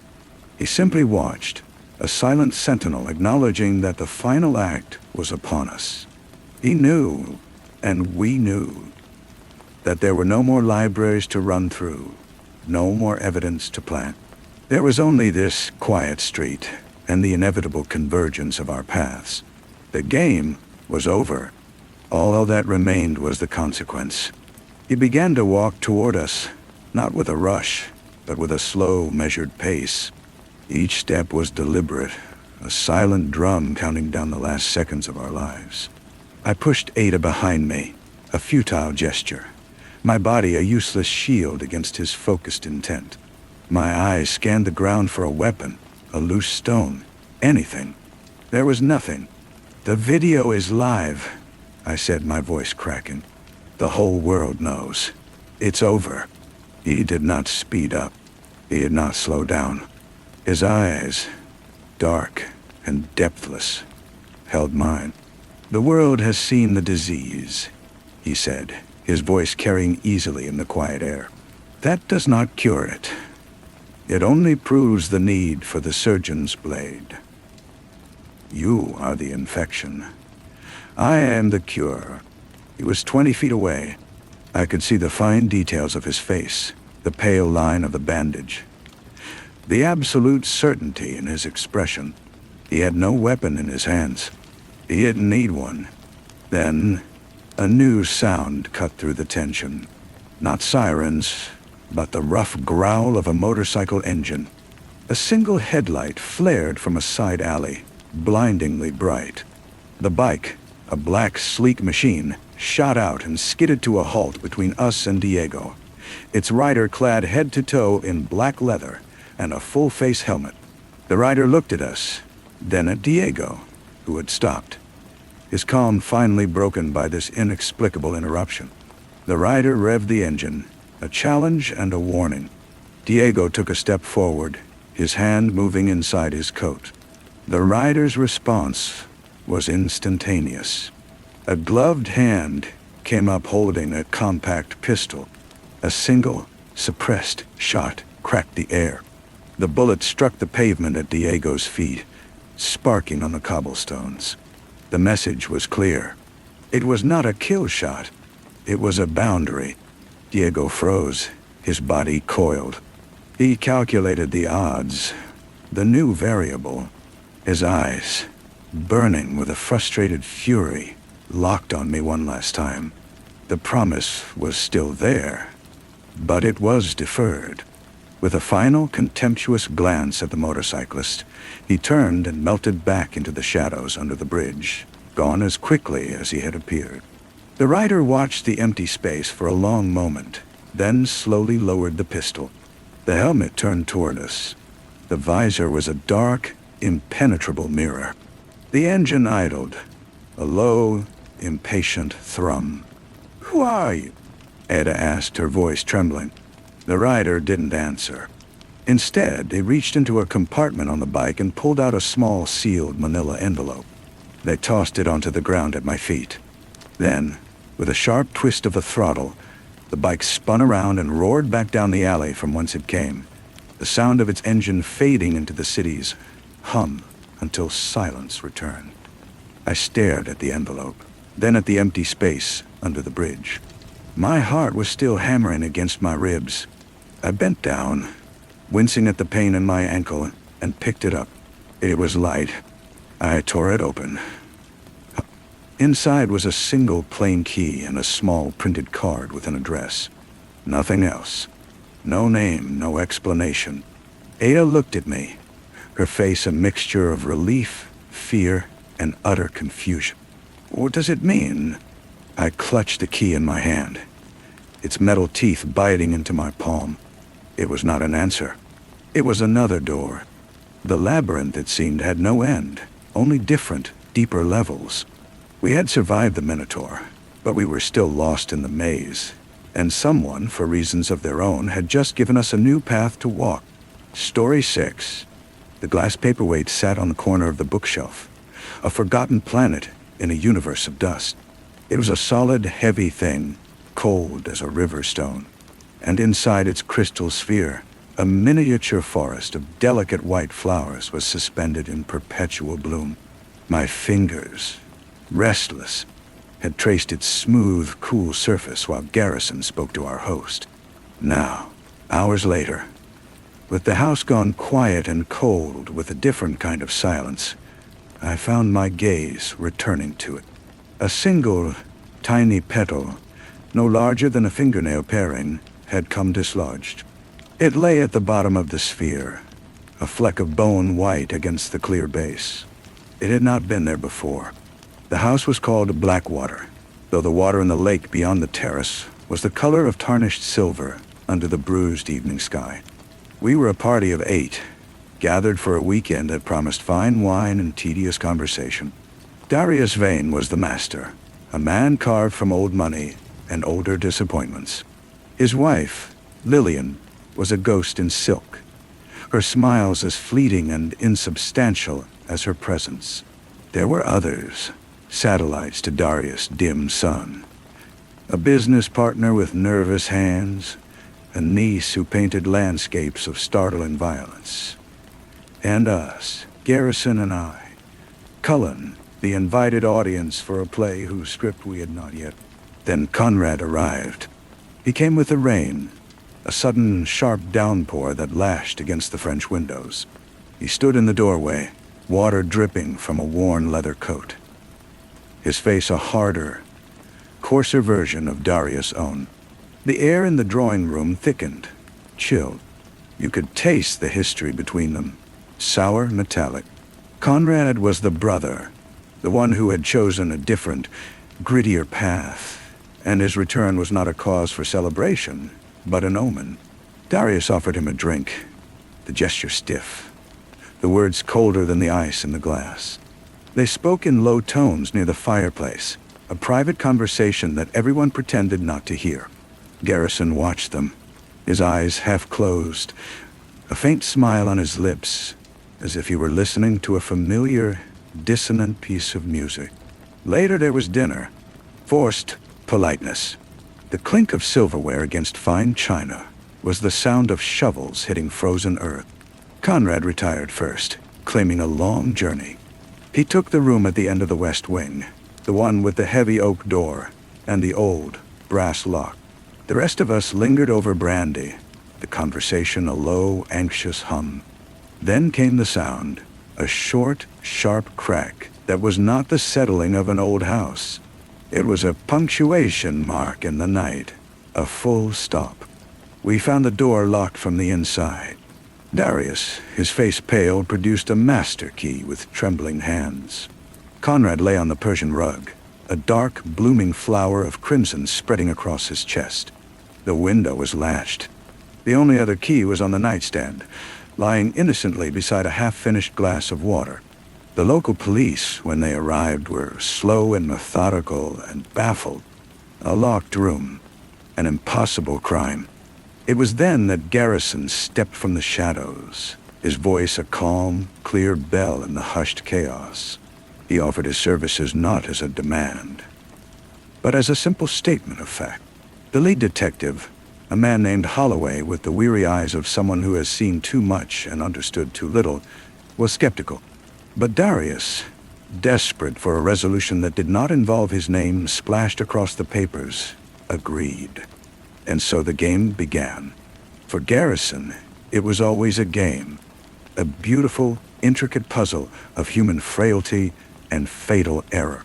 I was his chronicler, his sounding board, the one who saw the things he missed because he was too busy looking for patterns. We walked the grounds as he talked, his words weaving a lattice of possibility in the cold morning air. The key on the nightstand, he murmured, his breath a pale ghost. It is too obvious, too neat. A magician's misdirection. We are not meant to look at the key, Cullen. We are meant to look at the lock. The servants were nervous, their stories a chorus of slight variations. One had heard raised voices from Darius' study long after Conrad had gone to bed. The niece, Elara, claimed to have been in the garden, sketching the moon through the storm clouds, but her boots were clean. The business partner, a Mr. Sterling, could not account for his time at all, his alibi a vague recollection of paperwork. We returned to the library, the heart of the house, where the paperweight still held its silent vigil. Garrison picked it up, hefting its weight. "A paperweight," he said, his voice low and confidential. "A secret for me alone. In a house with no loose papers, in a room where no one writes." He moved through the guests like a surgeon, his questions precise, his observations surgical. He noted the faint, almost imperceptible smear of green paint on Lilia's wrist, the same shade as the garden bench. He saw the way Sterling's eyes darted to a particular volume on the shelf, a thick ledger of local flora. He watched Elara's hands, how they trembled when she lit a cigarette, the flame dancing a frantic jig before she steadied it. The tension was a slow, creeping vine, tightening around the throat of the house. The police grew impatient, their presence a dull, official weight. Holloway wanted a simple answer, a jealous brother, a business dispute gone wrong. But Garrison was hunting bigger, darker game. He took me to the study, Darius' private sanctuary. It smelled of leather and port and something else, something faintly chemical. Garrison went straight to the desk, not to the papers, but to the blotter. He held it up to the light from the window. The impressions were there, the ghost of a message pressed into the thick, absorbent paper. "He wrote a note," Garrison whispered. "After the argument we all heard, he wrote a note, and someone took it." The pieces began to click into place, a slow, deliberate melody of cause and effect. The raised voices, the locked door, the key, the paperweight, the green paint, the ledger, the blotter. They were notes in a score, and Garrison was the only one who could read the music. He gathered them all in the drawing room as the afternoon light bled away. The family, the guests, the servants. The police stood by the door, their skepticism now tempered with a wary curiosity. Garrison stood before the fireplace, not as the accuser, but as a storyteller. He began not with a murder, but with the paperweight. He described its cold weight, its trapped flowers, the single petal that had fallen. He spoke of how it had been moved from Daria's study, a paperweight for a note that was no longer there. A note from Conrad, threatening to expose a secret that was not about money, but about blood. The door was never locked from the inside, Garrison said, his voice hypnotic in its calm certainty. It was a trick of light and expectation. The key on the nightstand was a duplicate, placed there after the fact. The real key was used to lock the door from the outside, then removed. But how to remove it from a locked room? He turned his gaze to Lillian, who sat perfectly still, a statue of perfect composure. There's a transom above the door, a small hinged window for ventilation. It was open just a crack, wide enough for a thread, a line of fine, strong fishing line. The key was tied, lowered carefully to the nightstand. A gentle tug would pull the thread free, retrieve the evidence. It was over. Later, as the cars pulled away on the gravel drive, taking Darius into the long night, Garrison and I stood once more in the library. The paperweight was gone, bagged as evidence. The dust on the shelf was disturbed, the shape of it a perfect empty circle. It was the petal, I said quietly. The one that had fallen. It told you the paperweight had been moved recently, that it wasn't just a forgotten ornament. Garrison nodded, his eyes on the empty space. The smallest things, Cullen. They are the loudest. They whisper the truth when everyone else is shouting lies. We left Blackwater behind, the lake a sheet of black glass under a starless sky. The case was solved, the puzzle complete. But as the train carried us back toward the city, the rhythm of the wheels on the track seemed to form a question, not an answer. I thought of Lillian's ghostly silence, of Alara's trembling hands. I thought of the ledger of local flora, and the chemical smell in Darius' study that was not port, but something sharper, like solvent or turpentine. Garrison was staring out the window, his reflection a pale phantom on the glass. His voice, when he finally spoke, was so low I almost missed it, a whisper that trailed off into the dark, leaving the final truth unspoken. He never asked how I knew about the paint on the bench, he said. He just accepted it, as if he knew it was there. But the police never found the can. And that smell in his study, it was... His words faded, lost in the clatter and the night. The case was closed, but the silence it left behind was not the silence of an ending. It was the silence of a held breath, of a secret passed from one keeper to another. A truth too delicate to speak aloud, hanging in the air between us, forever unfinished. He never finished the sentence. He simply turned from the window and met my gaze, and in his eyes I saw not the usual glitter of triumph, but a deep, unsettling stillness. The train compartment felt suddenly smaller, the air thin. We did not speak of it again, not when we reached the city, nor in the days that followed. The official record was tidy. Darius Vane, consumed by envy and financial ruin, had murdered his brother to protect his crumbling legacy. The evidence was compelling, the confession implicit. It was a clean, logical end, but logic had begun to feel like a thin veneer over something far more chaotic. A week later, a small plain package arrived at our lodgings. There was no return address. Inside, nestled in unbleached cotton, was the glass paperweight. The evidence tag was still tied to it with a piece of string. Someone had gone to a great deal of trouble to retrieve it. I lifted it, the familiar cold weight a shock in my palm. The tiny white petal still lay at the bottom, a solitary sentinel. Garrison took it from me without a word. He placed it on the mantelpiece, where it caught the weak afternoon light. It was no longer a clue. It was a monument. I found myself haunted by the loose threads, the missing paint can, the chemical smell, the ledger of local flora that Sterling had glanced toward. Most of all, I was haunted by Lillian Vane's face in that final moment, not as her husband was led away, but a second before, when Garrison had revealed the method of the locked room. Her eyes had not gone to her husband. They had flickered, for the briefest instant, toward her niece, Ilara. And in that look was not surprise, but a silent, frantic communication. A warning. I tried to voice this to Garrison one evening as he stared into the fire, the paperweight glinting beside him. He listened, his profile impassive. "You think she was involved?" I pressed. "You think she knew about the bench, that she helped him?" Garrison took a slow sip of his brandy. "I think," he said quietly, "that Darius Vane believed he was protecting his wife. His fortune was gone. Conrad's return threatened to strip her of the last vestiges of her life. A crime of passion, of a sort. A desperate man's last bid for dignity. But the paint," I insisted. "The ledger. You connected them to Ilara." "I connected the paint to a bench," he corrected me, his voice soft. "I connected the ledger to a man who studies plants. I presented a sequence of events that fit the evidence the police would understand. A story they could record in their files and close." The fire crackled.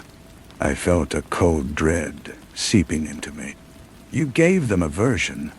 "Every solution is a version, Cullen," he said, turning to look at me fully. "The truth is a messy, complicated thing. It has roots that stretch into dark places. Sometimes to pull one weed, you risk tearing up the entire garden. So you let it go. You let Ilara go. You let Lillian go." He didn't deny it. He simply looked back at the fire.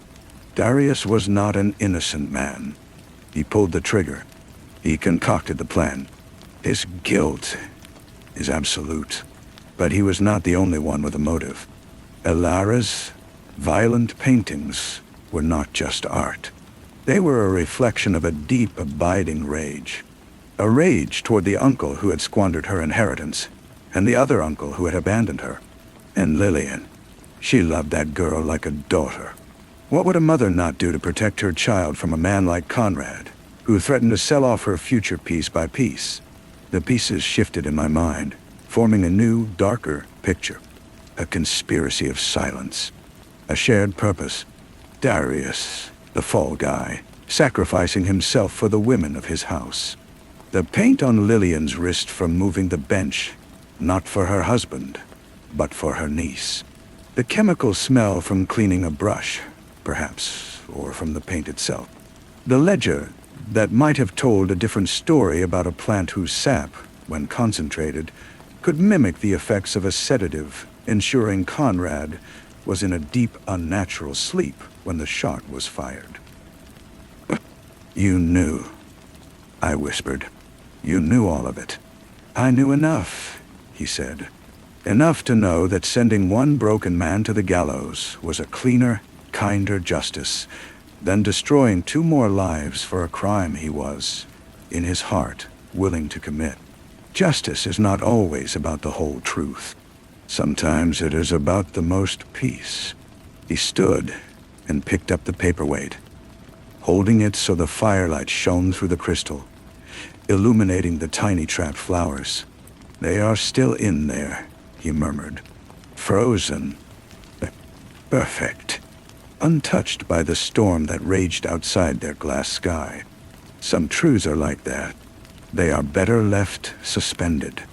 Known, but unspoken." He placed it back on the mantel. The case was closed. But in that moment, I understood that my role had changed. I was no longer just a chronicler of solutions. I was a keeper of secrets. And the weight of the things we left unsaid felt heavier than any truth we had ever spoken aloud. The following morning, a different package arrived. This one was larger, wrapped in brown paper and tied with a simple twine. Inside was a painting. It was one of Ilara's, a chaotic swirl of dark greens and violent reds, a landscape of the Blackwater estate that seemed to bleed from the canvas. There was no note. It was a gift, or a warning, or a confession, in pigment and oil. Garrison took one look at it and instructed me to store it in the attic. We never hung it on the wall, but I would go up there sometimes when Garrison was out and look at it. The painting was not a representation of the place we had left behind. It was the place as it truly was, a place of secrets and rot and tangled loyalties. The lake was not black glass, but a churning, hungry mouth. The house was not a stately home, but a cage of thorns. I began to see that pattern in all our subsequent cases. The neat solution Garrison presented to the world was never the whole picture. There was always a shadow solution, a darker truth that he would quietly bury, or a fragile life he would choose not to shatter in the name of a brutal, absolute justice. He was not just a detective. He was an arbiter, a weaver of narratives, deciding which truth would serve the greater, more complex good. I learned to hold my tongue, to watch for the subtle flick of his eyes that meant a line of inquiry was closed, to recognize the slight change in his tone when he was building a public case. That was, in its own way, a carefully constructed lie. The paperweight on the mantel was a constant reminder. It was not a trophy. It was a paperweight, after all, holding down the heavy, unread pages of the stories we chose not to tell. Our reputation grew. The brilliant Mr. Garrison and his steadfast assistant, Cullen. We solved the impossible. We brought closure to the grieving. And only I knew the cost of that closure, the weight of the unsaid words that piled up in the silence between us, a library of ghosts that only we could see. The train ride never truly ended. We were still on it, moving forward. The rhythm of the wheels, a constant, low murmur of the secrets we carried, hurtling through the dark. The painting in the attic began to change. Or perhaps it was my perception of it. The violent reds seemed to deepen over time, like a wound that would not close. The thorns around the house grew more pronounced. I stopped going up there. Some truths, once acknowledged, do not need repeated visitation. Garrison never mentioned it again. He moved on to the next puzzle, the next fractured family, the next set of lies told in polished drawing rooms. But his methods had shifted. He became more deliberate, more surgical in what he chose to reveal. In the case of the missing heiress, he proved the butler's culpability but concealed the woman's new life in Paris with her lover. In the affair of the poisoned diplomat, he exposed the attaché but buried the reason. A blackmail scheme over a stolen treaty that would have toppled two governments. He was no longer just solving crimes. He was managing realities. I became his accomplice in this new, deeper game. I learned to draft his reports with a specific, deliberate vagueness. I knew which witnesses to approach a second time alone, to impart a quiet warning or extract a silent promise. I was the keeper of the ledger now, the one who tracked the shadow solutions. The public celebrated him, but they did not know him. They saw the brilliant deductions, not the moral calculations that happened in the quiet of our study, with the fire dying down and the glass paperweight glowing in the ember light. One evening, after a particularly grueling case involving a forged will and a strangled patriarch, we sat in our usual silence. The official story was one of a greedy nephew. The truth involved the patriarch's own long-buried infidelities and a second, unrecognized family. Garrison had let the nephew take the fall. The alternative would have shattered two innocent women. He was staring at the paperweight, his face drawn. "Do you ever wonder, Cullen," he said, his voice rough with a fatigue no sleep could cure, "if we are building a prison for ourselves with all these buried truths? I wonder if we are the only thing standing between order and chaos," I replied. He gave a short, bitter laugh. A lofty idea, but it feels more like gardening sometimes. Endless weeding. You tear one out by the root, and two more sprout in the dark. The next day, a letter arrived on heavy cream-colored stock. It was from Lillian Vane. She was in Italy, she wrote. The air was clear. She spoke of the light on the hills, the quality of the stone in the old villages. It was a pleasant, empty letter, the kind a distant acquaintance might send, except for the postscript. It was a single, carefully inked sentence. The garden here is very different. The soil does not hold secrets as ours did. I handed it to Garrison. He read it, his expression unchanging, then held the corner of the paper to the flame of the gas lamp on his desk. We watched it curl and blacken, the words turning to smoke. "There," he said softly, dropping the last fragment into a brass ashtray. "Now it is truly over." But it wasn't. It would never be over. The secrets were part of the fabric of our lives now, woven into the very walls of our lodgings. The paperweight was not a reminder of a case solved, but a paperweight for the immense, unseen manuscript of our work, holding down the pages of all the stories we had chosen to leave untold. We were guardians of a fragile peace, he and I, and our greatest secret was the cost of that guardianship, a debt that compounded in silence with every case we closed. The debt came due sooner than I expected. It arrived not with a dramatic knock, but with a quiet, persistent tapping at our door, one rain-swept Tuesday. The man who stood there was unassuming, dressed in a well-cut but sober suit, his hair thinning, his eyes the color of a winter sky. He introduced himself as Mr. Albright, a solicitor. He did not come with a new case. He came concerning an old one, the estate of the late Conrad Vane. We sat him in the study.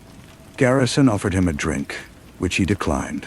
His briefcase, worn at the edges, sat on his knees like a sleeping animal.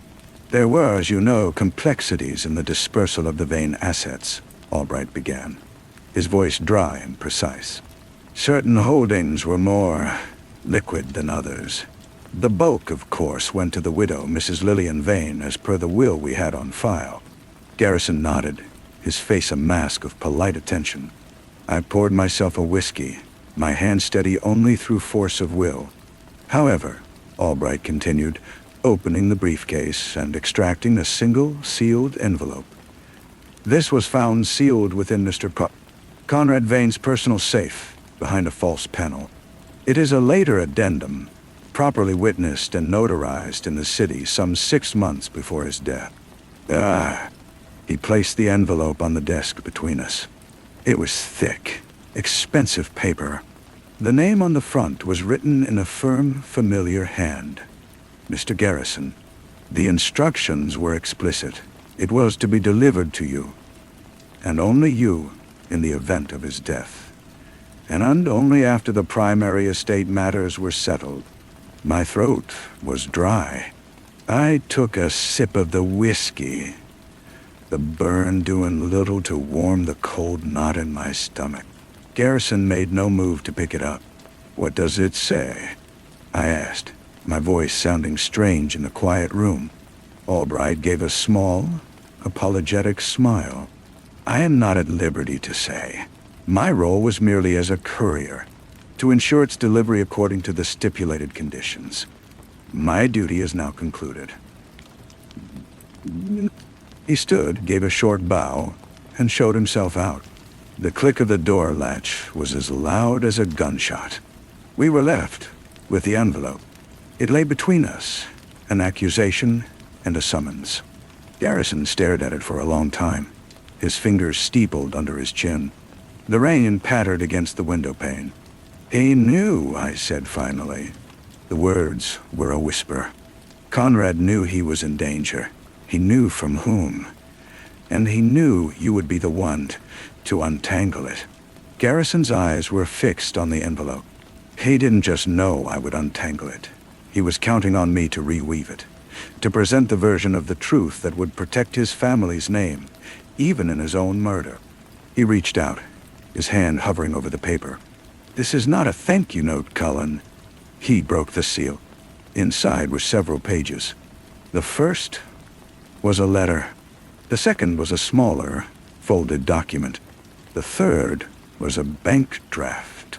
Garrison read the letter first, his face impassive. He then passed it to me. The handwriting was bold and direct. "Garrison, if you are reading this, then my brother has finally found the courage of his desperation. Or my sister-in-law has found the limit of her patience. Or my niece has decided her future is worth more than my past. I suspect you will have discerned the truth, or a version of it palatable to the authorities. You have a reputation for tidy endings. I am not a good man, but I am not the villain Darius no doubt made me out to be. I was coming home to save what was left of our legacy from his incompetence. This included ensuring Alara received her due, which Darius had pledged to a consortium of fools. Lillian knew this. She approved. The enclosed document grants you full discretion over a trust I have established for Alara. The draft is your fee for services already rendered. You have protected the Vane name from a scandal it could not survive. For that, you have my posthumous gratitude. Do not think this a reward for complicity. It is a transaction. You have buried one truth. Now I charge you with protecting another. Ensure Alara is free of them. Ensure she has a choice. Yours in death, Conrad Vane." I looked at the bank draft. The sum was staggering. I unfolded the other document. It was a legal trust, naming Garrison as the sole trustee. He had not just been used by the family. He had been hired from beyond the grave by the victim. Garrison let out a long, slow breath. He picked up the bank draft, looked at it with an expression of profound distaste, and then, deliberately, held it over the flame of the desk lamp. The fire caught the edge, curling the paper, turning the immense number to black ash. "The fee," he said, "was never paid." He then picked up the trust document. He did not burn it.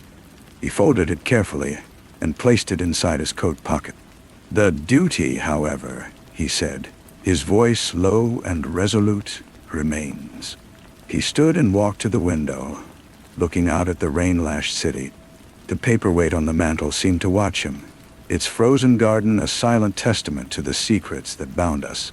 We had not closed the case at Blackwater. We had merely become a part of it, another thread in the endless, tangled web. And the work I knew was only just beginning. The rain continued its steady rhythm against the glass. Garrison remained at the window, a silhouette against the gray afternoon. The trust document in his pocket felt less like a piece of paper and more like a chain. "What will you do?" I asked, the weight of Conrad's letter pressing down on the room. "The only thing I can," he replied without turning. "My job, the one he hired me for." He finally looked at me, his eyes bleak. "Ian was right, you know. I did protect the Vane name. I presented a tidy ending.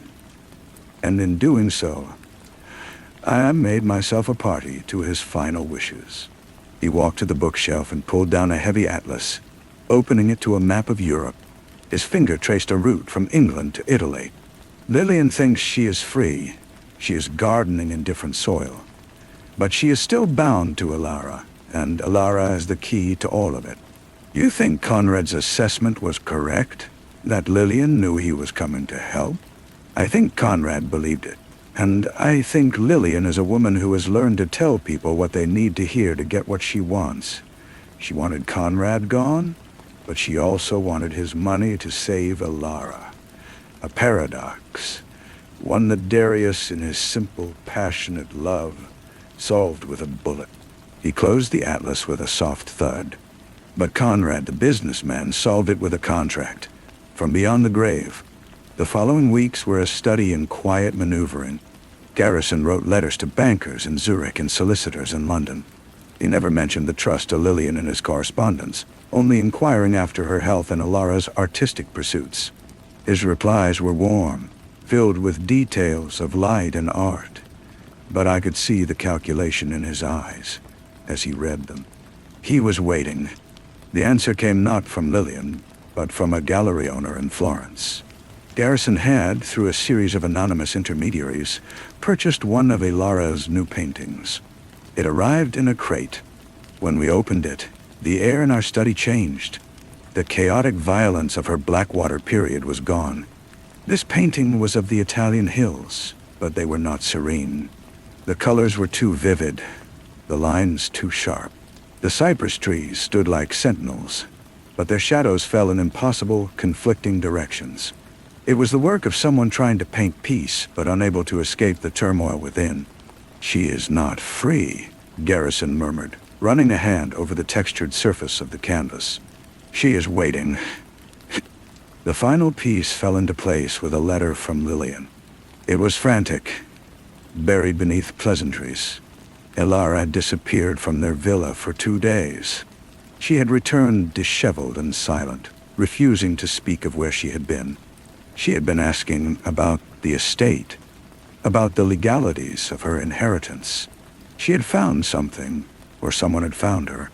Garrison folded the letter, his face grim. "Conrad's last gamble," he said. He knew the truth I buried would not stay buried forever.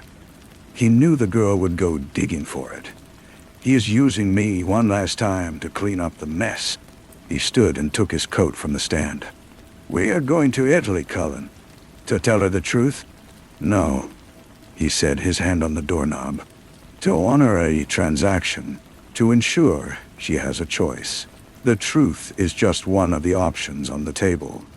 It is often the most destructive one. It is often the most destructive one." As I packed our bags, I glanced at the paperweight on the mantel. The frozen flowers seemed less like a preserved beauty and more like specimens trapped in amber. A moment of life halted forever. We were not just keepers of secrets anymore. We were now the executors of a dead man's will, traveling to confront the living consequences of the truth we had helped to hide. The garden was indeed different, but the roots of the past had followed us across the sea. The journey to Italy was a silent one. Garrison spent most of it staring out at the passing landscapes, his mind clearly racing through the permutations of the situation we were about to enter. I watched him, this man who had become my life, and wondered how much more of this weight he could carry. His shoulders seemed to have acquired a permanent stoop, as if physically bearing the library of ghosts we had accumulated. We arrived in Florence under a blistering sun. The light was everything Lillian had described, but it felt harsh and exposing, not beautiful. We took rooms in a modest pension, not the grand hotel where Lillian and Alara were staying. Garrison wanted to observe before he engaged. The observation did not take long. The following morning, from a cafe across the piazza, we saw them. Lillian was elegantly dressed, a picture of composed widowhood, but her eyes darted nervously, her smile a tight, practiced line. And then there was Alara. She walked a few steps behind her mother, her posture slumped. She wore a simple, dark dress, a stark contrast to the vibrant colors of the Italian women around her. Her eyes, when they lifted, held a hollowed-out look I recognized. It was the same look she'd had when she stared at the lake at Blackwater. She was not painting the light. She was trapped in the dark. Garrison made his move that evening, sending a note to Lillian requesting a private meeting. She agreed, with a reluctance that was palpable even in her written reply. We met in a secluded corner of the pensioner's garden, the scent of jasmine heavy in the air. Lillian sat rigidly, her gloves clutched in her hand. She did not look at Garrison directly. "Thank you for coming," she began, her voice strained. "Alara is unwell. She speaks of things she cannot know. She asks about Conrad's papers, about a trust. She says a man approached her in the city, an Englishman, asking about her father's business. Garrison listened, his expression neutral. What did this man look like? She would not say. She will say nothing more to me. Lillian's composure finally cracked. I thought we were free of it all. I thought we had left it behind. Some things have long roots, Lillian, Garrison said, his voice quiet but firm. Conrad made provisions for Elara. He established a trust for her, independent of the main estate. He named me as the trustee. Lillian's face went ashen. He had no right. He had every right. He was her uncle, and he was concerned for her future. Garrison leaned forward slightly. The man who spoke to her was likely a representative of the consortium Darius was involved with. They believe they have a claim. Conrad was trying to shield Elara from that. He was coming home to protect her. It was a masterful stroke. He was giving her a new truth, a palatable one, woven from the threads of the old lie. Conrad, the protector. Not the villain, not the victim, but the pragmatic uncle. Lillian stared at him, her mind working behind her frightened eyes. She was deciding whether this new narrative was one she could live with, one that would serve her. "What must I do?" she whispered. "You must let me do my job," Garrison said. "You must allow me to act as Elara's trustee. I will deal with the consortium. I will secure her future. But you must give me your word that you will not interfere, and that you will not question the decisions I make on her behalf." It was a demand for total surrender. Lillian looked from Garrison's implacable face to mine, and then her gaze dropped to her hands. She was a woman who had run out of options, out of lies, out of energy. She gave a single sharp nod. "Good," Garrison said. He stood. "I will speak with Elara tomorrow." When he was gone, Lillian remained seated, a solitary figure in the twilight. I hesitated, then approached her. "It will be all right, Mrs. Vane," I said, the lie feeling familiar and heavy on my tongue. She looked up at me, and for a moment, the polished widow was gone, replaced by a tired, frightened woman.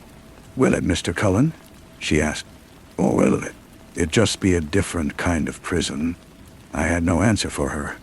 I left her there in the scented dark, another ghost for our collection, and went upstairs to find Garrison already writing letters, the trust document lying open on the desk before him. The work, as always, was continuing. He did not look up as I entered. The scratch of his pen was the only sound. I poured a glass of water from the pitcher on the dresser, the tepid liquid doing little to quench a thirst that felt deeper than physical. "Will you tell her everything?" I asked, finally breaking the silence. He finished a line with a deliberate period before setting the pen down. "No, not everything. She is an artist. She deals in abstracts and emotions. The concrete facts of her father's crime and her uncle's manipulation would only shatter her. She needs a framework, not a wrecking ball. She needs a framework." "And what framework will you give her?"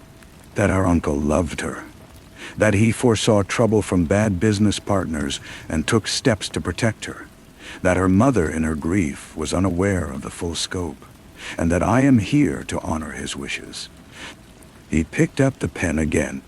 "It is a story she can build upon. The other one only offers ruins." The meeting with Elara took place in the Uffizi Gallery the next morning. Garrison had chosen the location with care. Surrounded by centuries of masterpieces, our own small, sordid drama felt both insignificant and part of a larger, timeless human tapestry. Elara stood before a Botticelli, but her gaze was turned inward. She looked older than her years, a quiet gravity having settled upon her. "Miss Vane," Garrison said softly. She turned. Her eyes, the same shade as her mother's, held a flicker of recognition, and then of fear. "You were at Blackwater after." "I was," Garrison acknowledged. "I was a friend of your uncle's." The lie, so smoothly delivered, hung in the air between them. "He spoke of you often," Garrison continued. "He was immensely proud of your talent. He was also a pragmatic man. He knew the world of commerce could be brutal, and he wanted to ensure it never touched you. That is why he created the trust. He explained the arrangement in simple, clean terms. Financial security, independence, the freedom to paint without the burden of family finances or the threats of unknown creditors. Elara listened, her arms wrapped around herself. The man who spoke to me, he said my father owed them. He said my uncle had stolen from them. The man was a liar, Garrison said, his voice absolute. Your uncle was protecting your inheritance from precisely those kinds of claims. He gave me the authority to make them go away. And I will. She searched his face, looking for a crack in the facade, for some hint of deception. Finding none, her shoulders relaxed a fraction. It was not relief, precisely. It was the cessation of an immediate, terrifying pressure. A reprieve. What must I do? She asked, echoing her mother's question from the night before. You must paint, Garrison said. That is your only duty. Leave the rest to me. We left her there, a solitary figure slowly turning back to the Botticelli, as if seeking solace in its serene beauty. Outside, the Florentine sun was relentless. It's done, I asked. The first stitch is in, he corrected. The wound is not yet closed. The following days were a whirlwind of meetings in stuffy offices, with men who had hard eyes and soft hands. Garrison was in his element, the consummate professional, wielding the legal document like a scalpel. He was not there to fight, he explained. He was there to execute the wishes of a deceased client. He presented the trust. He cited international law. And he made it abundantly clear that any further contact with Miss Elara Vane would result in legal consequences they would find most disagreeable. He spoke with a quiet authority that brooked no argument. The consortium, it seemed, preferred to cut its losses rather than engage in a protracted public battle over a single problematic asset. When the last paper was signed, Garrison returned to the pensionnat, his face gray with fatigue. He poured a whiskey, his hand trembling slightly. It is finished, I said, a statement this time. This thread is, he replied, sinking into a chair. But the tapestry remains. Lillian will grow restless without a crisis to manage. Elara will eventually ask questions a trusted guardian cannot easily avoid. And he looked at me, his eyes haunted. We have added another layer to the foundation of our prison.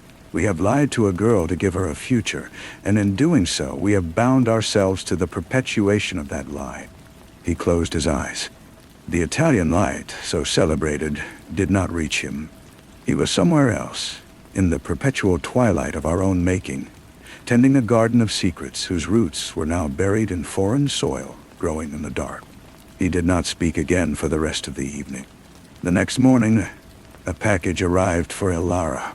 Garrison intercepted it. It was from a London solicitor, a man not involved in our recent dealings. Inside were a few of Conrad's personal effects, sent on as a matter of routine. Among them was a small, leather-bound journal. Garrison did not give it to her. He brought it to our room and placed it on the table between us. It sat there, like an accusation.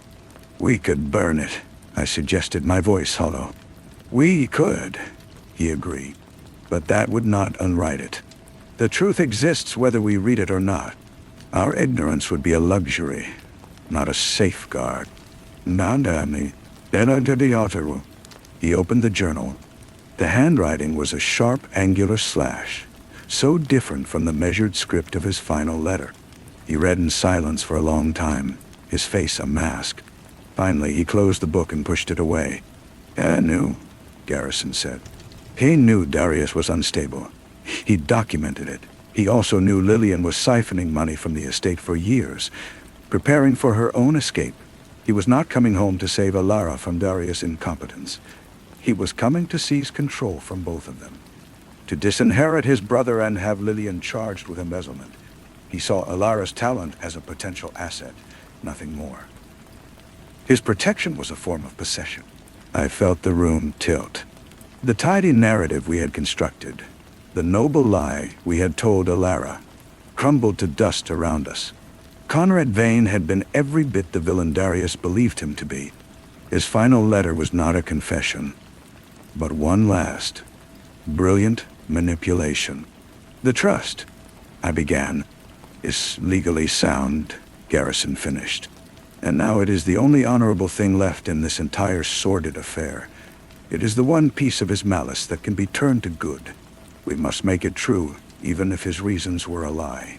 He stood and picked up the journal. He did not burn it.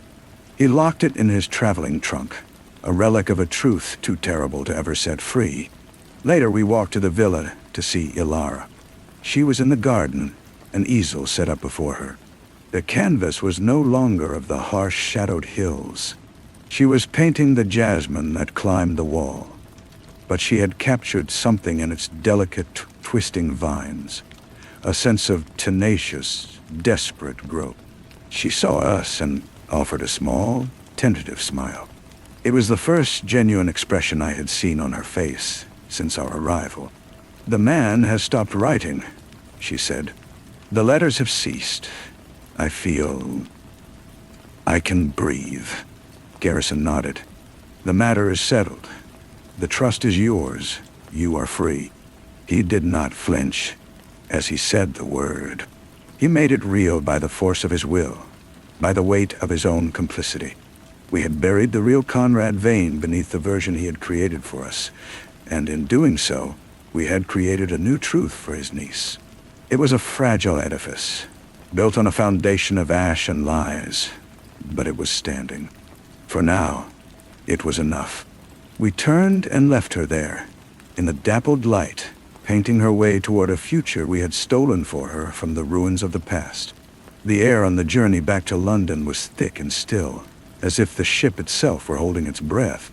Garrison spent the passage in his cabin, ostensibly reviewing other case files, but I often found him simply staring at the porthole, the documents untouched on his desk. The victory, such as it was, had left a residue, a film of disillusionment that no sea spray could wash away. We had not solved a puzzle. We had merely swept the most damning pieces under the rug. Our return to the office was a quiet affair. Mrs. Hempstead had kept everything in perfect order, but the dust motes dancing in the late afternoon light seemed to hold a new, accusatory shimmer. Garrison went directly to the large atlas, but he did not open it. He rested his hand on its worn leather cover as if taking an oath. "We will not take another case like that one," he stated, his voice flat and final. "No more family entanglements. No more secrets that are not purely of a financial nature. We are facilitators of business, Cullen, not confessors." It was a vow I knew he would struggle to keep.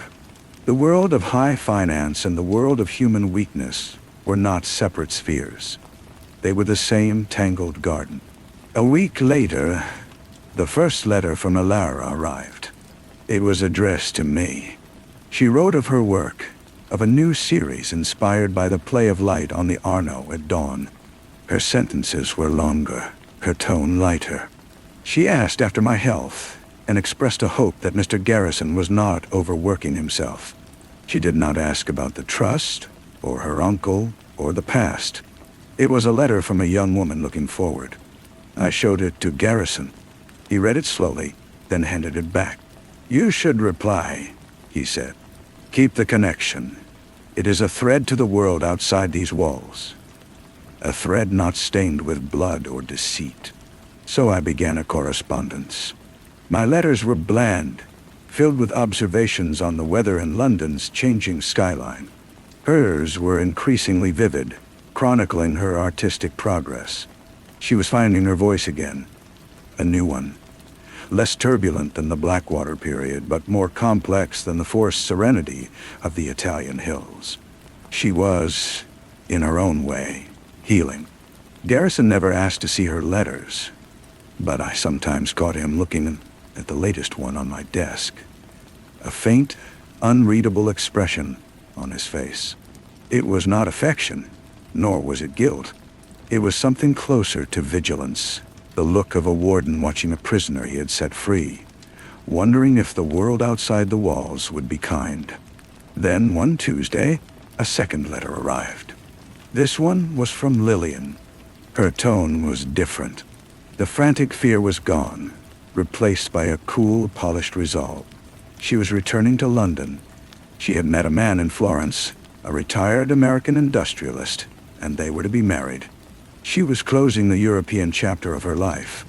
She expressed her profound gratitude for Mr. Garrison's services and requested a final meeting to settle what she called the remaining administrative details of Ilara's trust. Garrison read this letter at his desk, his face impassive. He laid it down precisely in the center of the blotter. "She has found a new keeper," he said quietly, "and she wants to be certain the old one has no further claim. Will you see her?" I asked. "Of course," he said. "One must always close a file." The meeting was scheduled for the following afternoon. I knew Lillian would arrive precisely on time. A vision of renewed prosperity and purpose. She would smile her polished smile and offer her gloved hand, and Garrison would meet her with his own impeccable professionalism. They would speak of legalities and boundaries, two architects of a shared fiction, ensuring the walls they had built were high enough and strong enough to last a lifetime. They would perform the final act of the play Conrad Vane had written from beyond the grave, and when she left, another ghost would be laid to rest, not in peace, but in the quiet, orderly silence of a transaction completed. The garden was different, but the work of tending it went on. The afternoon was, as I predicted. Lillian arrived in a new dress, the cut and fabric speaking of her impending change in fortune.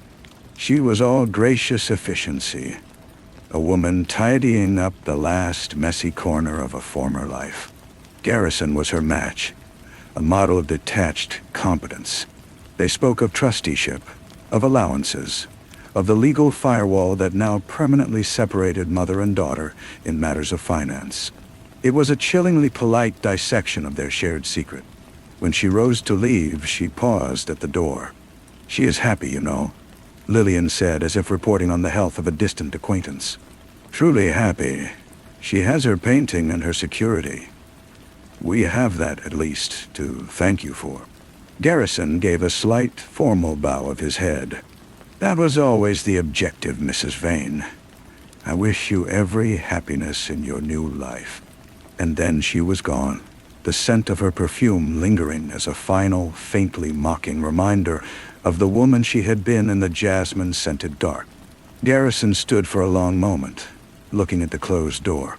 Then he turned and walked to the window, looking down at the street where her carriage was pulling away.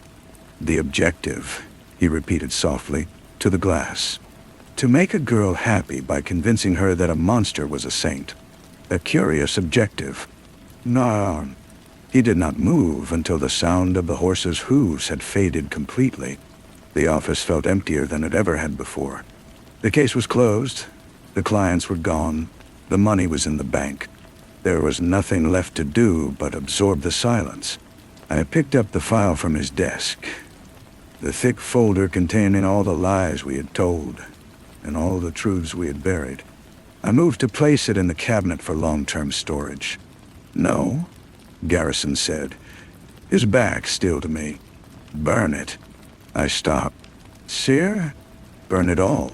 The letters, the copies of the trust, the reports. All of it. There is no need for a record. We are the only record that matters now." So I did. In the small fireplace, I built a pyre of paper. The flames took the pages eagerly, curling the words duty and protection and trust into black ash. Garrison watched, his face illuminated by the flickering light, his expression that of a man performing a necessary exorcism. When it was done, a fine gray dust was all that remained of the Vane affair. He finally turned from the window. "There is a world of facts, Cullen," he said. "Ledger entries, shipping manifests, deeds of ownership. That it is the world we shall inhabit from now on. Clean, dry facts. Nothing more. I nodded, knowing it was a hope, not a plan. The world of facts was built upon the swamp of human desire, and we had just spent weeks wallowing in its deepest parts. A few days later, another letter from Ilara arrived. This one contained a small, careful sketch on the corner of the page, a single, perfect feather rendered in ink. She wrote that she had found it on her windowsill, and it had made her think of freedom and of friends who had helped her find it. I left the letter on my desk, the feather facing upward. Garrison passed by, and his eyes fell upon it. He did not pick it up. He did not comment, but he did not look away for a long time.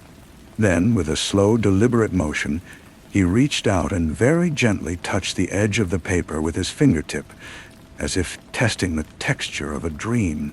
He turned and walked back to his desk, to his maps and his ledgers, leaving the sketch lying there, a small, silent testament to the one good thing we had salvaged from the wreckage.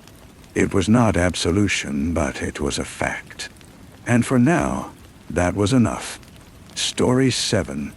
The chill came first, a localized pocket of cold air in the corner of the study that felt like a recent vacancy, the space where a warm body had stood moments before. Cassius felt it on the back of his neck as he closed the heavy oak door, a subtle wrongness in the room's atmosphere. He did not shiver. He simply stood, letting the silence of the house and the peculiar cold settle into him. A familiar old weight. The air still held the faint, sweet, and sour ghost of pipe tobacco that was not his own.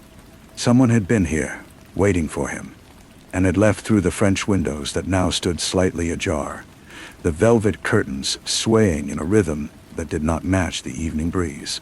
On his desk, centered with an almost aggressive precision on the worn green leather, lay a single cream-colored envelope.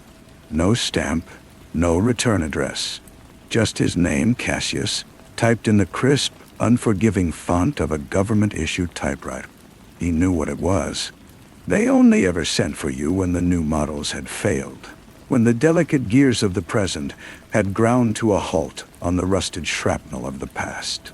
His wife, Jeannie, was upstairs. He could hear the faint, watery sounds of a radio through the ceiling, a symphony for a lonely audience of one. Their distance was a third presence in the house, a settled dust that no amount of cleaning could displace. He picked up the envelope. The paper was thick, expensive. It felt like a summons from a forgotten king. The man who met him the next day was named Austin. He occupied a corner office high above the city, a space of muted grays and deep carpets that swallowed sound. The windows were vast, offering a panoramic view of a capital, pretending it was not terrified. Austin's power was not in his voice, which was soft, but in the stillness that surrounded him. He was a man who had made decisions that had carved grooves in the map of the world, and the scars of those decisions were hidden beneath a perfectly tailored suit. "We have a sickness," Austin said, his hands resting flat on the bare desk. "A cancer, right at the heart. Someone we trusted with everything has been feeding us to the other side for years, perhaps a decade. The damage is incalculable." He pushed a thin file towards Cassius. It was not the case file. It was Cassius's own life, condensed into operational summaries and efficiency reports. A history of a mind that could see patterns in the chaos. "Your country needs you to come back one last time, Cassius. To find the ghost in our machine." Cassius said nothing. He looked past Austin at the cityscape. He thought of Jeannie's face that morning, a careful mask of indifference. He thought of the cold spot in his study. The investigation was a descent into a hall of cracked mirrors. There were no field operations, no whispered meetings in rain-slicked alleys. His world became a windowless room in the basement of the old headquarters, a place that smelled of damp concrete and old electricity. The evidence was all paper, a mountain of it. Dossiers, transcripts, after-action reports, financial records, all sanitized and yet screaming with hidden truths. He was an archaeologist of betrayal, sifting through the stratified layers of lies that constituted a life. He started with the likely candidates, the senior officials whose ambitions were as well documented as their service records. There was Miller, a bulldog of a man whose hatred for the opposition was a personal, fiery religion, almost too fervent to be real. There was Vance, the elegant strategist who spoke of geopolitical realities as if they were chess problems, his morality a detached, theoretical concept. And there was Eric. Eric was the brightest of them all. Charming, fluent in 3 languages. A man who could talk a defector across a bridge or a senator into a black budget appropriation with equal, effortless grace. His file was a thing of beauty, a seamless narrative of loyalty and brilliance. He was Austin's protege, the golden boy. To even suspect Eric felt like a kind of sacrilege, a failure of faith. Cassius worked without a clock. The world outside the basement ceased to exist. He lived on coffee and the faint, metallic taste of suspicion. He would read a report of a blown network in Prague, the words dry and bureaucratic, and he would force himself to see the faces, to smell the cordite and the fear, to feel the cold cell that awaited the assets who were left behind. He was looking for the ghost, the faint shimmer of a pattern that should not be there, a mission that succeeded too easily. An agent who died too conveniently. A piece of information that arrived a little too late, or a little too early. He ventured out sometimes to see the informants and contacts, the peripheral figures who lived in the penumbra of the intelligence world. They were old men now, running dusty bookshops or drinking themselves to death in quiet pubs. Their memories were distorted, softened at the edges by time and alcohol and regret. They spoke in mabes, and it seemed to me's. A meeting in Berlin where the opposition surveillance was curiously lax. A whispered warning from a source that felt staged, a little too perfect. They were handing him fragments of a broken vase, and he had to guess not only its original shape, but whether the breaks were accidental or deliberate. One night, he found a discrepancy. It was a small thing, a footnote in a financial audit of a long-closed safe house in Vienna. A payment for utilities, a sum so minor it was almost beneath notice. But the date was wrong. The safe house had been officially shuttered 2 weeks before the bill was paid. Someone had kept it open, off the books. The payment was authorized by a code that had belonged to Eric. When he presented this to Austin, the man in the powerful office did not flinch. He steepled his fingers and looked out at the darkening city. Eric was running a sensitive asset there, he said, his voice calm. A last-minute operation. I authorized it verbally. The paper trail was a mistake. A clerical error. These things happen, Cassius. You of all people should know that.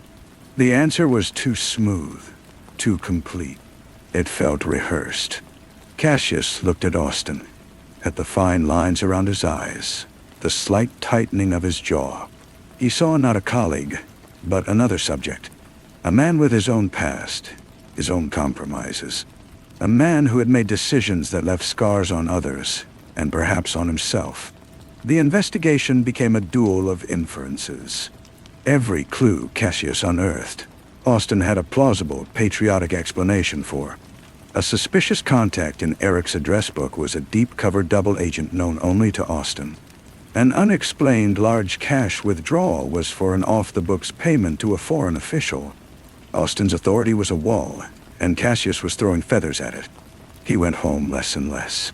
The house felt alien, the silence with Jeannie a heavier burden than the silence of the basement.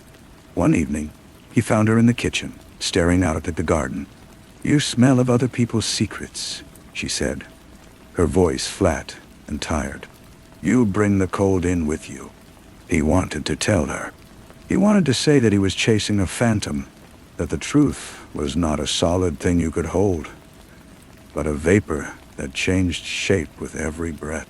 That the moral compromises he was uncovering were not just in the files, but in the very act of looking, in the suspicion he was turning on everyone, including himself. That patriotism was the flimsiest of masks for the venal, desperate, complicated faces beneath. Perhaps the mole was Eric, the golden boy, so perfect he had to be alive. Perhaps it was Miller, whose hatred was a performance to hide a deeper allegiance. Perhaps it was Vance, who saw people as pawns and saw no difference between one flag and another. Or perhaps it was Austin himself, the master of the game, protecting his creation or protecting himself. The thought was a slow, cold poison. If Austin was the mole, then the entire investigation was a farce, a designed failure. Cassius was not the hunter, but the sheepdog, being led to a cliff. The final piece came from the most unlikely of places. An old, broken-down informant named Silas, who lived in a room that stank of cat urine and boiled cabbage. Silas had been a courier, a man who carried messages between the shadows. His mind was mostly gone, eaten by disease and regret. But he had one clear, bright memory. A night in 1961, the night the wall went up. Panic. Chaos. In a meeting he was ordered to facilitate between a high-level Western official and a known KGB handler. He never saw the official's face. It was dark, and the man wore a hat, pulled low, but he heard his voice. Calm, authoritative, utterly in control. And he saw the man's hands, well-manicured, elegant hands.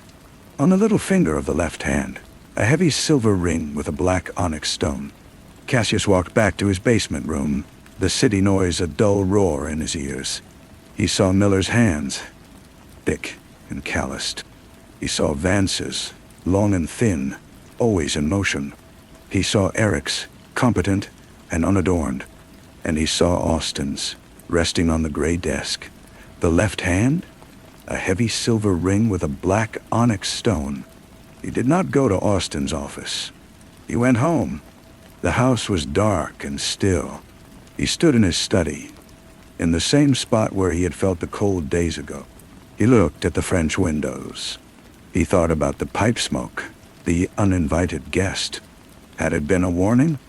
A threat? Or a recruitment attempt? He went to the small lacquered box on the mantelpiece, where he kept his old service pistol. It was gone.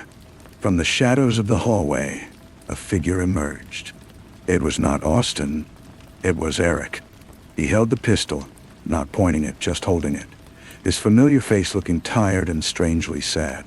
He didn't say anything for a long time. The only sound was the ticking of the grandfather clock in the hall. Austin sent me, Eric said finally. He said you were losing your way, that the past was clouding your judgment. Is that what he said? Cassius replied, his voice quiet in the dark room. He says the investigation is over. The mole has been identified. A low-level analyst with a grudge. The case is closed. And you believe that? Eric's smile was a faint, painful thing.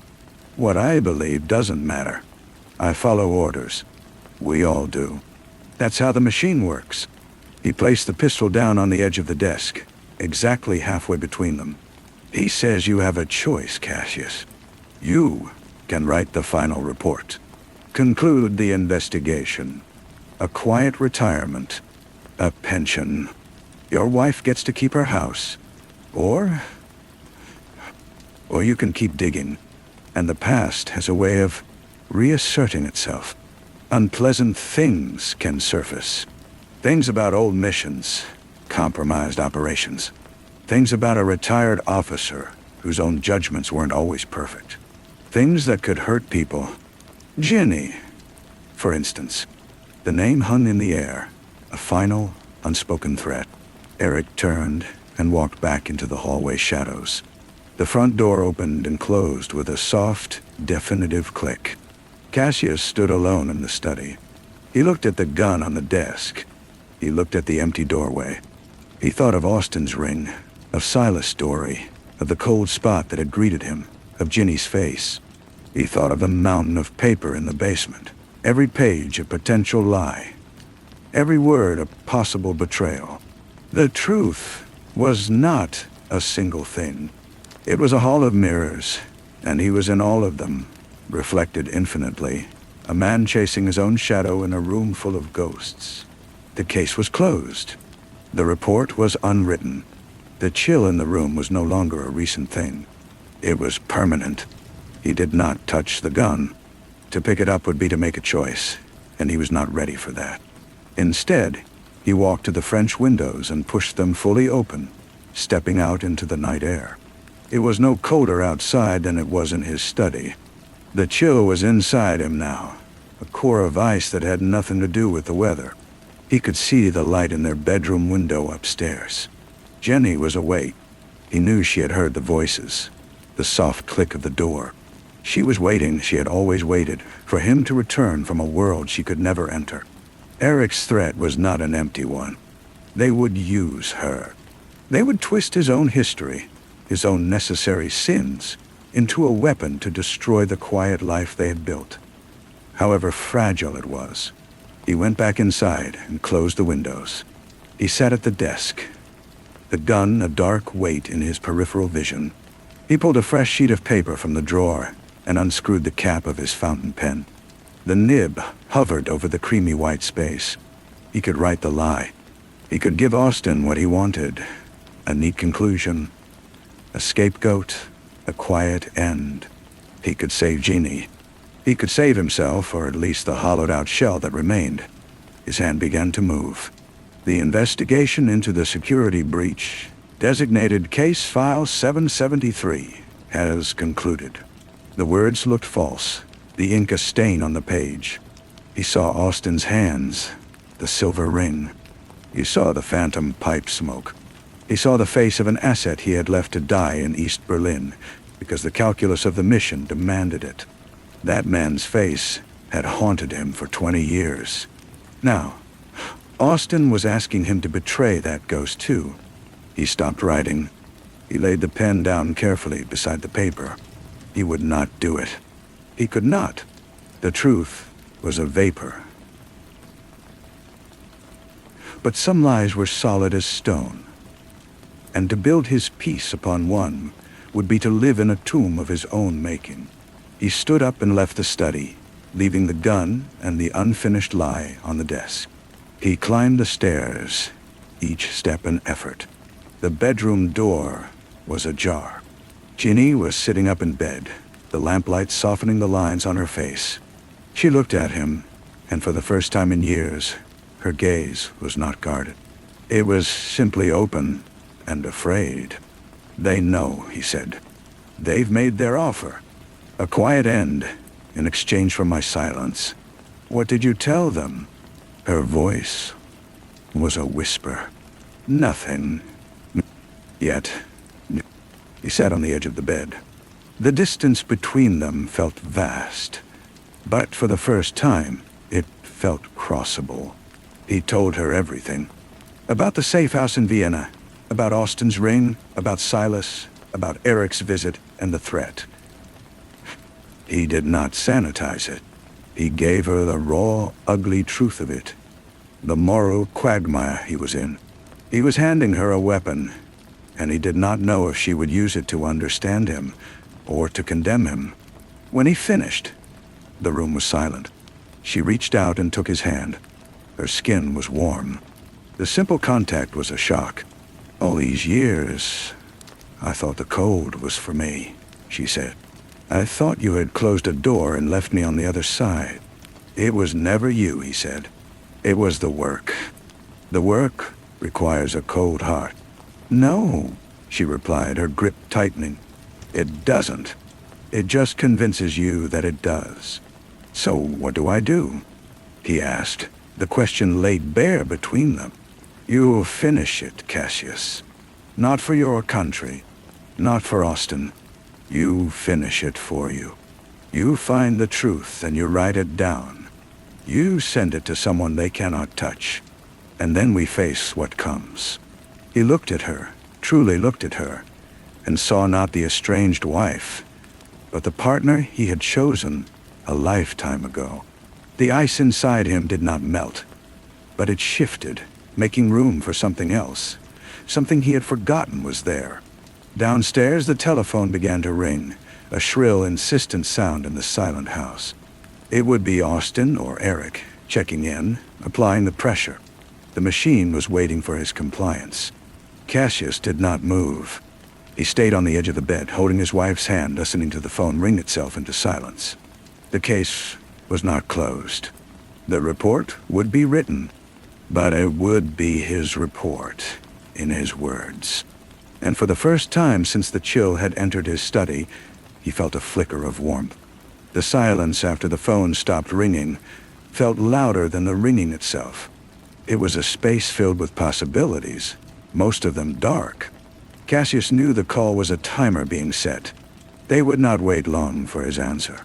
He stood, his joints protesting, and went to the small writing desk in the corner of their bedroom.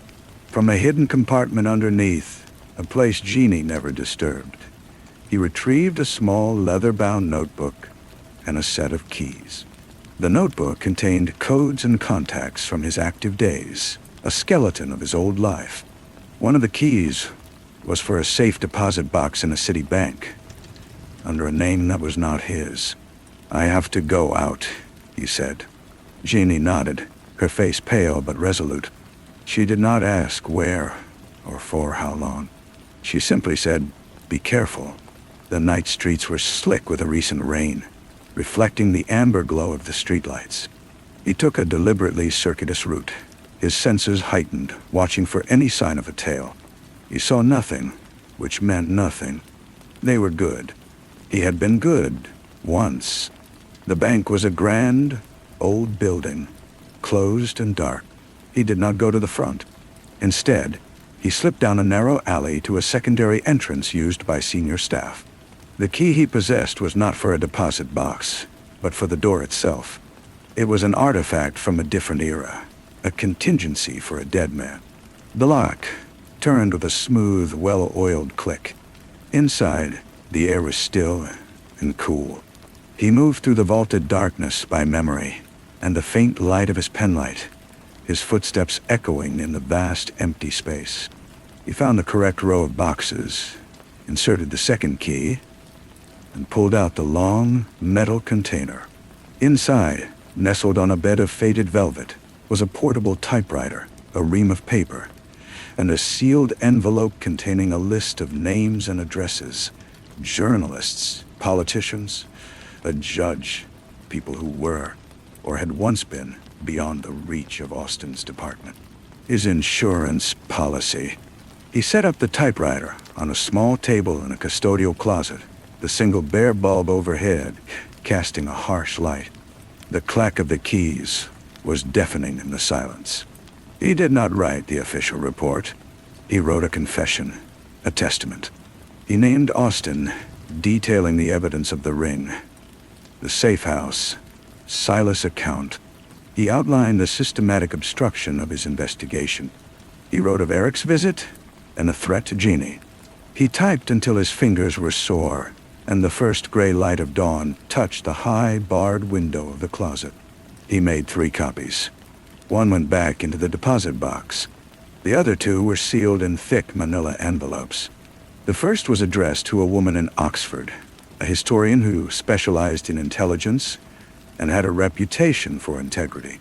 The second was for a retired general, a man who had once been his mentor and who now sat on a parliamentary oversight committee. He paid a street sweeper, a man he had known long ago, a king of the early morning city, to post them from a distant borough. When he returned home, the sun was fully up.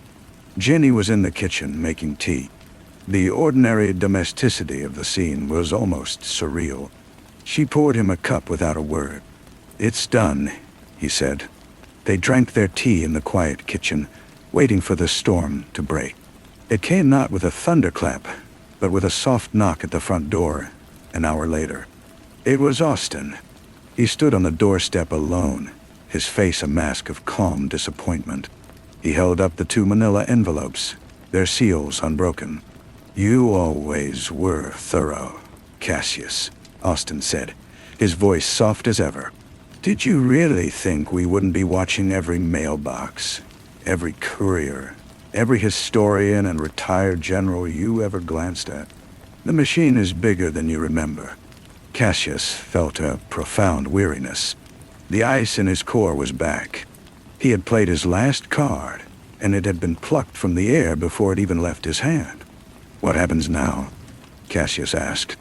"Now," Austin said, stepping inside without an invitation, "we have a different conversation, one about mutual survival.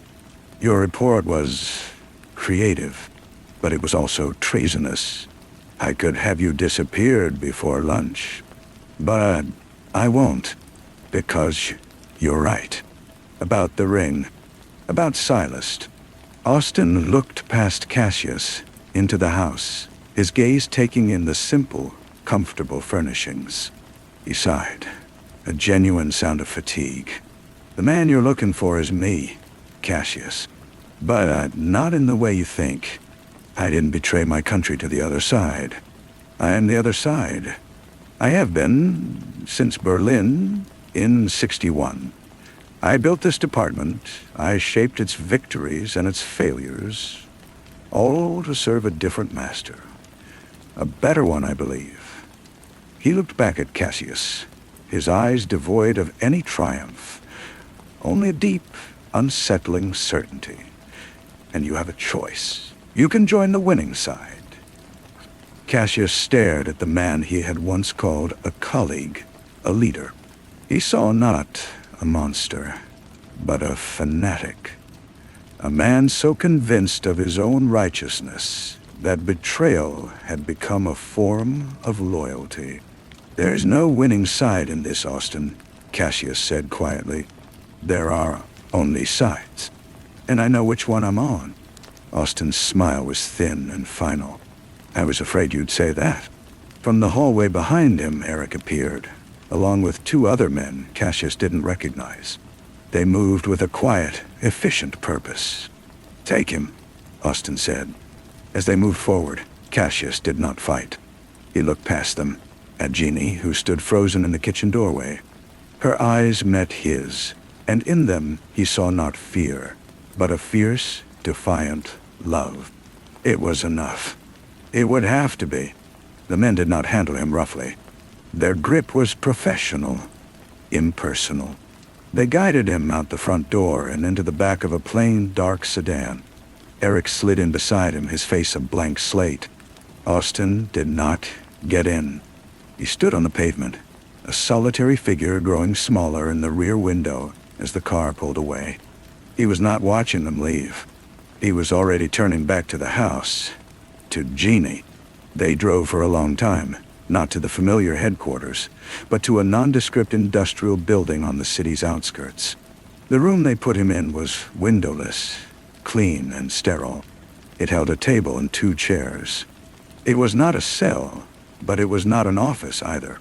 It was a place outside of places. Eric sat across from him. He didn't speak for a long while. He just looked at Cassius, and for a moment, the blankness slipped, revealing a profound exhaustion. "He offered you a way out," Eric said. "A real one. Not many get that. Is that what you took?" Cassius asked.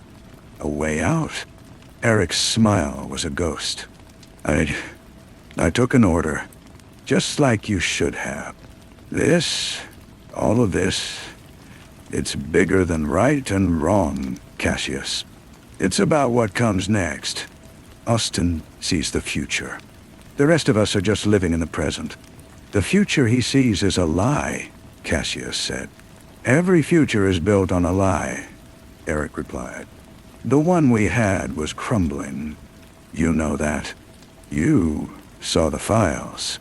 Their hypocrisy. The pointless, grinding cruelty. Austin is building something new. He's a traitor," Cassius said, the word feeling inadequate. Eric leaned forward, his voice dropping. "He's a pragmatist. And so am I, which is why I'm going to give you one more chance." Renounce your statement. Write a new one, confessing to your own instability, your paranoia. You'll be retired, quietly. Disgraced, but alive. Jenny will be safe. And if I don't, then you will be tried for treason. The evidence is overwhelming. And Jenny will be an accomplice. She'll spend the rest of her life in prison if she's lucky. Cassius looked at the young man's face, the face he had once trusted, and saw the true face of the new world Austin was building. It was not one of ideological purity, but of ruthless, transactional loyalty. Eric was not a believer. He was a functionary, and he would carry out his function. I have nothing more to say, Cassius said. Eric stood up, the chair scraping harshly in the quiet room. He looked down at Cassius, and for a fleeting second, there was something like pity in his eyes. Then it was gone. Then the process begins, he said, and left, locking the door behind him. Cassius was alone. He thought of Jeannie, of the defiance in her eyes. He had brought this to her doorstep. His quest for a truth, which now seemed like a childish indulgence, had cost them everything. He had no weapons, no allies, no escape. The story was written, and he was the villain. He waited. He did not know for what. For the interrogators, for the transfer to a proper prison, for the end. Hours passed, marked only by the slow, rhythmic ticking of a clock somewhere in the corridor. The door opened again. It was not Eric or the other men. It was Miller. The older man stood there, his face like granite. He held a set of keys. He didn't speak. He simply gestured for Cassius to follow. They walked down a series of empty, echoing corridors, their footsteps the only sound. Miller led him to a fire exit, which he propped open with a brick. Outside, in a dimly lit loading bay, a car was waiting, its engine running. "Get in," Miller grunted. Cassius hesitated for only a second before sliding into the passenger seat. Miller got behind the wheel and pulled away, merging into the sparse, late-night traffic. "Why?" Cassius asked finally. Miller drove in silence for a full minute before answering. "I read your file," he said, his voice a low rumble. "The one you tried to send. I have my own sources. You were right. About Austin. I hate this country sometimes, but it's my country. I'm not handing it over to some visionary. Where are we going?" "To get your wife," Miller said. "Then you're both disappearing. There's a flight out of Heathrow in 3 hours. Papers. Money. It's all arranged. You're taking a big risk." Miller glanced at him, his eyes hard in the dashboard lights. "This isn't for you. It's for the principal. And because Stin needs to lose. Just once." They pulled up a block from the house. It was dark, seemingly undisturbed. "Go," Miller said. 5 minutes. Cassius moved quickly, his heart hammering against his ribs. He used his key, slipping inside. The house was silent. "Jeannie," he called out, his voice a hushed whisper. She emerged from the living room, a small suitcase at her feet. She was dressed in a dark coat, her face composed. "I packed," she said. "I knew you'd come back." "How?" She looked toward the study. Miller called. He said to be ready. They moved to the door, but as Cassius reached for the handle, it turned from the outside. The door swung open to reveal Vance. He stood there, his long, thin frame blocking the exit. A faint, amused smile on his lips. "Going somewhere?" Vance asked. How terribly dramatic, and how utterly predictable of Miller. He always was a sentimentalist. Behind Vance, Cassius could see 2 more figures approaching from the street. The net, it seemed, had more than one layer. "It's over, Cassius," Vance said, stepping inside. "The car, the plane. It's all been taken care of.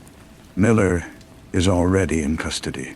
You see, Austin anticipated your every move. He's been 10 steps ahead this whole time. You were never uncovering a conspiracy. You were a part of its final test. Vance's smile widened as he looked at Jeannie's suitcase. And now, we have everything we need. Vance gestured for the two men to enter. They moved past him, their movements efficient and silent. One took Jeannie's suitcase. The other produced a pair of thin, plastic restraints. "Please, don't make a scene," Vance said, his voice a silken threat. "It's so much easier for everyone." Cassius felt the last of his hope drain away. He had been outmaneuvered at every turn. He looked at Jeannie, an apology forming on his lips, but she shook her head slightly. Her chin was raised, her eyes clear. There would be no apologies. They were led out to a different car, a dark van this time. As they were guided into the back, Cassius saw a flicker of movement in the upstairs window of the house across the street. A curtain fell back into place. Someone had been watching. The realization was a cold stone in his gut. The entire street was compromised. There was no underground, no resistance. There was only the machine. The van ride was short. They were taken not to the industrial building, but to a private airfield on the city's edge. A small jet, its engines whining softly, waited on the tarmac. Austin stood at the bottom of the air stairs, silhouetted against the cabin lights. He looked like a man seeing off old friends. As they were brought before him, Austin ignored Cassius and looked directly at Jeannie. I'm sorry it came to this," he said, and he sounded like he meant it. "Truly, you were never part of the calculation." Jeannie said nothing. She simply stared through him. Austin turned his gaze to Cassius. "You forced my hand. The test was simple. Would you follow orders or would you follow your conscience? You followed your conscience. A noble, if obsolete, choice. It confirmed what I suspected. Men like you with your rigid codes are a liability in the new world. You cannot be turned. You can only be removed. So remove us," Cassius said. "Oh, I am," Austin replied. "But not in the way you think. You're not going to a prison cell. You're going to a new life. A comfortable one. A dacha by a lake, far from here. You will have each other. You will have everything you need, except a voice." "You're exiling us," Ginny said, her first words to him. "I'm preserving you," Austin corrected. "The alternative is a very public, very messy trial that serves no one. This is cleaner. This is a retirement. Think of it that way." One of the men from the van handed Austin a file. He opened it and presented it to Cassius. It was a complete life story. New names, birth certificates, passports, medical records. A fictional history, meticulously crafted. They were to become ghosts, their old selves erased. "Get on the plane," Austin said. "The pilot has his instructions." Cassius looked at the documents, then at the jet. It was a gilded cage, a beautiful remote tomb. He felt Jeannie's hand find his. Her grip was firm. "We have no choice," she whispered. He knew she was right. To refuse was to die, and to take her with him. This, at least, offered a version of life. They walked up the air stairs, the steps hollow beneath their feet. At the top, Cassius turned for one last look. Austin was already walking away, a phone to his ear. The matter closed. Vance was lighting a cigarette, the flame a tiny fleeting star in the darkness. The cabin door sealed shut with a hiss. The interior was luxurious, all soft leather and polished wood. It was empty, except for them and a single, silent steward who pointed them to their seats before retreating to the galley. As the jet began to taxi, Cassius looked out the window. The world he knew was receding, not in a blaze of glory, but in a quiet, orderly surrender. He had sought the truth and found only a more perfect lie. He had wanted to finish his story, but someone else had written the ending. Ginny leaned her head against his shoulder. "We're together," she said. "That's the only truth that matters now." The plane lifted into the night sky, climbing above the clouds, heading east toward an unknown lake and a silence they would never be allowed to break. Below them, the lights of the city dwindled into a distant, indifferent constellation. Cassius closed his eyes. The case was closed. The dacha was exactly as Austin had promised. It stood on the edge of a vast, still lake, surrounded by birch forests that stretched to the horizon. It was comfortable, well-stocked, and utterly isolated. Their keepers, a taciturn couple who lived in a smaller house a kilometer down the shore, brought supplies once a week.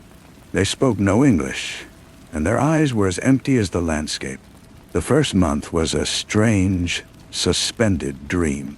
They walked the woods, read from the limited library, and sat for hours watching the light change on the water. They did not speak of the past. It was a forbidden subject, a minefield they instinctively avoided. Their new names, Martin and Clara, felt like ill-fitting clothes. It was Jeannie who first broke the unspoken rule. They were mending a fishing net on the porch, a skill they were slowly, clumsily learning. The silence between them was comfortable, but she shattered it with a quiet, determined voice. "We can't live like this, Cassius. Not really live." He didn't look up from the tangled cord. "What choice do we have?" "We have the same choice we always had," she said. "To fight. He thinks he's won. He thinks he's put us out to pasture. That makes him careless." Cassius finally met her gaze. Her face, which had been pale and drawn during the journey, was now tanned and resolute. The defiance he had seen in the kitchen doorway was back, banked like a fire. "There is no fight," he said, his voice flat. "The war is over. We lost. This is the peace." "This is a prison," she countered. "And every prison has a weakness. Ours is that Austin believes his own story. He believes he's given us a gift. He'll be monitoring us, of course, but not like a prisoner, like a patient, to see if we're settling in, to see if we're grateful." She leaned forward, her eyes intense. "He wants to be proven right. That's his weakness." Cold dread settled in Cassius' stomach. He knew this version of Jeannie. It was the woman who had decoded ciphers that baffled seasoned cryptographers, the woman who saw patterns where others saw noise. "What are you suggesting?" he asked, though he already knew. "We observe," she said. "We learn. We find the crack in the wall. The caretakers, the supply route, the radio in their house. There is always a thread you can pull. It's suicide," he whispered. "Staying here is a slower form of it," she said. "I won't let him win. Not completely." That night, lying in bed listening to the loons call across the lake, Cassius felt the old instincts stirring. The assessment of assets, the identification of vulnerabilities. He had spent a lifetime thinking this way. To stop was like ceasing to breathe. Ginny was right. Surrender was a death of its own. He began to watch the caretakers. The man, Gregor, had a bad knee that bothered him in the damp mornings. The woman, Anya, tended a small vegetable patch with a fierce, possessive care. Their weekly trip for supplies was precise. Always on a Thursday, always returning before dark. Their small house had a radio antenna, and sometimes in the evenings, Cassius could see the faint glow of a television screen through the curtains. It was Jeannie who made the first tangible contact. She began walking past their house on her daily walks, always nodding politely. One day she saw Anya struggling to lift a sack of soil. Jenny, without a word, walked over and helped her carry it. Anya's stony face showed a flicker of surprise, then nothing. But the next week when Jeannie passed by, Anya gave a small, almost imperceptible nod. It was a tiny thing, a nothing, but in the void of their existence, it felt like a seismic event. Weeks turned into months. The brief, Fierce summer faded into a golden autumn. The isolation was a grinding weight, but it was also a forge. Their bond, tested by years of a cold marriage, was now tempered in the fire of shared captivity. They talked, really talked, for the first time in years. They spoke of regrets, of fears, of the small, quiet dreams they had abandoned. The dacha became a confessional. One evening, Cassius was gathering firewood near the tree line when he saw it. Partially buried in the leaf litter was a small, waterproof case. His heart hammered. It was too deliberate to be trash. He scooped it up and hurried back to the house. Inside, with the door locked, they opened it. There was no note, just a single sleek satellite phone, fully charged, and a slip of paper with a long sequence of numbers. A frequency. Ginny looked at Cassius, her eyes wide. "Miller?" she breathed. "Or a trap," Cassius said. "Austin, testing our resolve. We have to know," she said. They waited until deep into the night. They rowed a small boat out to the middle of the lake, where the water was black and the silence absolute. Cassius's hands were trembling as he powered on the device and keyed in the frequency. The static crackled, then cleared. A voice, thin and distorted by distance, came through. It was a voice he had never expected to hear again. "Cassius, it's Miller." "Don't speak. Just listen. I'm not where you think I am. Vance's little play was a charade. I'm in the wind. So are others. Austin's house of cards is bigger than he thinks. We have a friend, a powerful one, the historian. She got your package." The signal wavered, swallowed by a burst of static. Cassius gripped the phone tighter, his knuckles white. The signal stabilized. The voice was urgent now. "Your dacha. It's not just a prison. It's a ledger. Austin uses the land. There's a mine, a half-kilometer north of the house, behind the ridge. Abandoned. Go there. Find the entrance behind the fallen spruce. The proof is inside. Everything. Names, accounts, routes. His entire network. Get it. Then get to the coordinates I will transmit. We are waiting." The line went dead. A moment later, a string of numbers scrolled across the small screen. Coordinates. Cassius sat in the boat, the phone cold in his hand. The loons called again, their cries now sounding like warnings. The silence around them was no longer empty. It was watchful. The gaming was not over. It had just moved to a new, more deadly board. He looked at Ginny. In the faint light of the stars, he saw the same fierce determination reflected in her eyes. They were not retired. They were back in. The water lapped softly against the boat. The satellite phone felt like a live thing in Cassius's hand, a conduit to a world he had been forced to abandon. Miller's voice, even distorted and brief, had been a jolt of electricity to a dormant system. The historian. He had sent the files to her as a last, desperate act, a renowned academic he had met once at a conference. A woman known for her incorruptible integrity. She had gotten it, and she had acted. "We have to go," Ginny said, her voice low and steady. "Now." Cassius nodded, stowing the phone in his jacket. They rowed back to shore in silence, their movements synchronized and efficient. The quiet dacha was no longer a sanctuary. It was the epicenter of a new and dangerous operation. They moved through the dark house like ghosts, gathering what they would need. Warm clothes, a knife from the kitchen, a flashlight. They left behind the false identities, the carefully constructed fiction of Martin and Clara. They were Cassius and Ginny again. Slipping out the back, they melted into the tree line. The forest was a wall of blackness, the air sharp with the scent of pine and decaying leaves. Using the stars and the vague shape of the ridge against the night sky, they headed north. Every snap of a twig sounded like a gunshot. Every rustle in the undergrowth made them freeze. It took an hour of difficult, blind navigation to find the fallen spruce, a massive trunk slick with moss, its roots clawing at the sky. Behind it, half hidden by ferns, was a dark, vertical slit in the rock face. The air that wafted out was cold and carried the smell of damp stone and old metal. Cassius switched on the flashlight, illuminating a narrow tunnel that descended steeply into the earth. They edged inside, the world closing in around them. The tunnel opened into a wider chamber, a cavern carved by machinery and then abandoned. Rusted tracks for mine carts ran through the center, and old support beams groaned in the stillness.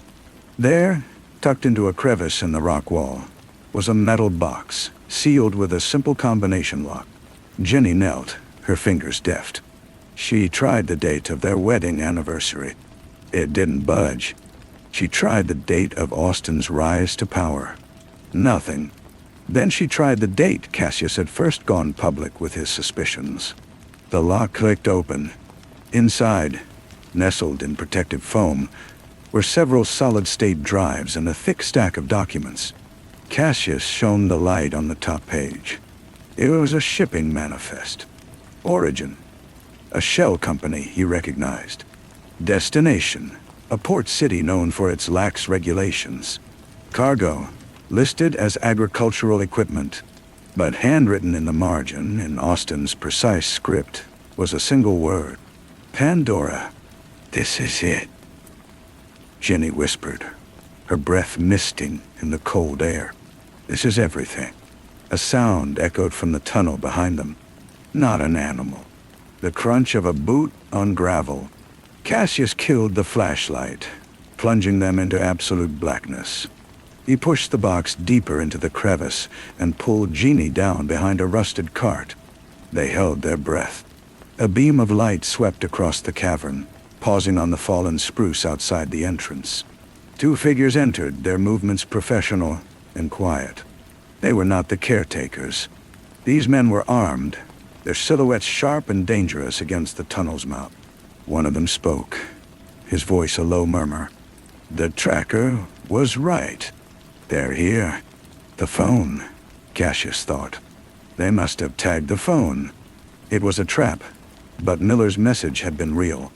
Austin had simply been waiting for them to lead him to the prize. The beam of light began to methodically search the chamber, creeping closer to their hiding spot. Cassius felt for the knife at his belt. It was a pathetic weapon against firearms, but it was all they had. He met Jeannie's eyes in the near darkness, trying to convey an entire lifetime of love and regret in a single look. The light hit the rusted cart, illuminating their feet. The man called out, "We know you're here. Come out. Austin just wants the box." Cassius tightened his grip on the knife, preparing for a futile, final stand. But then, from outside the mine entrance came a new sound. The roar of an engine, the screech of tires on dirt. The two men inside spun around, their attention diverted. Shouts erupted from outside, followed by the sharp, unmistakable crack of a gunshot. "Go, go, go!" A new voice yelled from the tunnel. A figure appeared at the entrance, silhouetted by vehicle headlights. It was Miller. He was holding a rifle. "The extraction is now! Move!" Cassius didn't hesitate. He grabbed the metal box, took Jeannie's hand, and they ran, ducking low as they passed the two startled operatives. They burst out of the mine into a chaotic scene. A rugged off-road vehicle was parked, its engine running. A second man Cassius didn't recognize was covering Miller, his weapon trained on the woods. "Get in!" Miller barked, firing a suppressing shot back into the mine entrance. They scrambled into the back of the vehicle. Miller and his companion jumped into the front, and the truck lurched forward, crashing through the undergrowth. Behind them, more figures emerged from the trees, their muzzle flashes lighting up the night. The truck swerved onto a rough track, picking up speed. Cassius held onto Jeannie and the box, the precious weight of their future and their revenge. He looked back once. The mine, the dacha, the lake. were all swallowed by the darkness. They were not escaping to a new silence. They were racing toward a war they had been chosen to finish. The story was not over. A new chapter written in blood and defiance had just begun. The truck bounced violently along the forest track, branches scraping against its sides like skeletal fingers trying to claw them back. Miller wrestled with the wheel, his face a mask of grim concentration in the green glow of the dashboard lights. They hit a paved road, and the ride smoothed out, the speedometer climbing. No one spoke for a long time. The only sounds were the roar of the engine and Cassius's own pounding heart. He kept his arms wrapped around the metal box, its sharp corners digging into his ribs. After 20 minutes, Miller finally broke the silence, his eyes flicking to them in the rearview mirror. The historian. She is a force of nature. She triangulated your general location using the metadata from the files you sent her, then called in every favor she's ever owed. I've been in the area for a week, waiting for a sign. When that phone activated, we had you. Austin tagged it, Cassius said, his voice rough. Oh, of course he did, Miller replied. But he's arrogant. He thought he was the only one listening. We were just faster to the signal. He gestured to the man in the passenger seat. This is Leo. He's with me. Leo gave a curt nod without turning around. Where are we going? Jenny asked. Her voice was calm, but her hand was still clamped tightly around Cassius. To a safe house, Miller said. A real one. Then we get that data to the right people, the media. Allies in the Intelligence Committee. Austin's built an empire, but it's a house of cards. This, he jerked his thumb toward the box, is the wind. Cassius looked out the window. They were driving through a sleeping village, past darkened houses, and a single, flickering street lamp. It was a different world from the isolated lake, a world of ordinary people with ordinary lives. He felt a pang of something like grief for the quiet they had lost, even as he welcomed the purpose they had regained. The safe house was a modest, two-story building in a nondescript suburb of a city he didn't recognize. The garage door opened as they approached and closed behind them instantly. Inside, it was sparse and functional. A woman with severe gray hair and sharp eyes was waiting for them.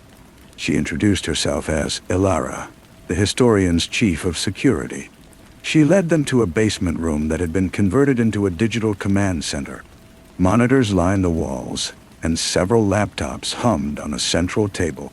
We need to verify the contents immediately, Ilara said, her tone leaving no room for argument.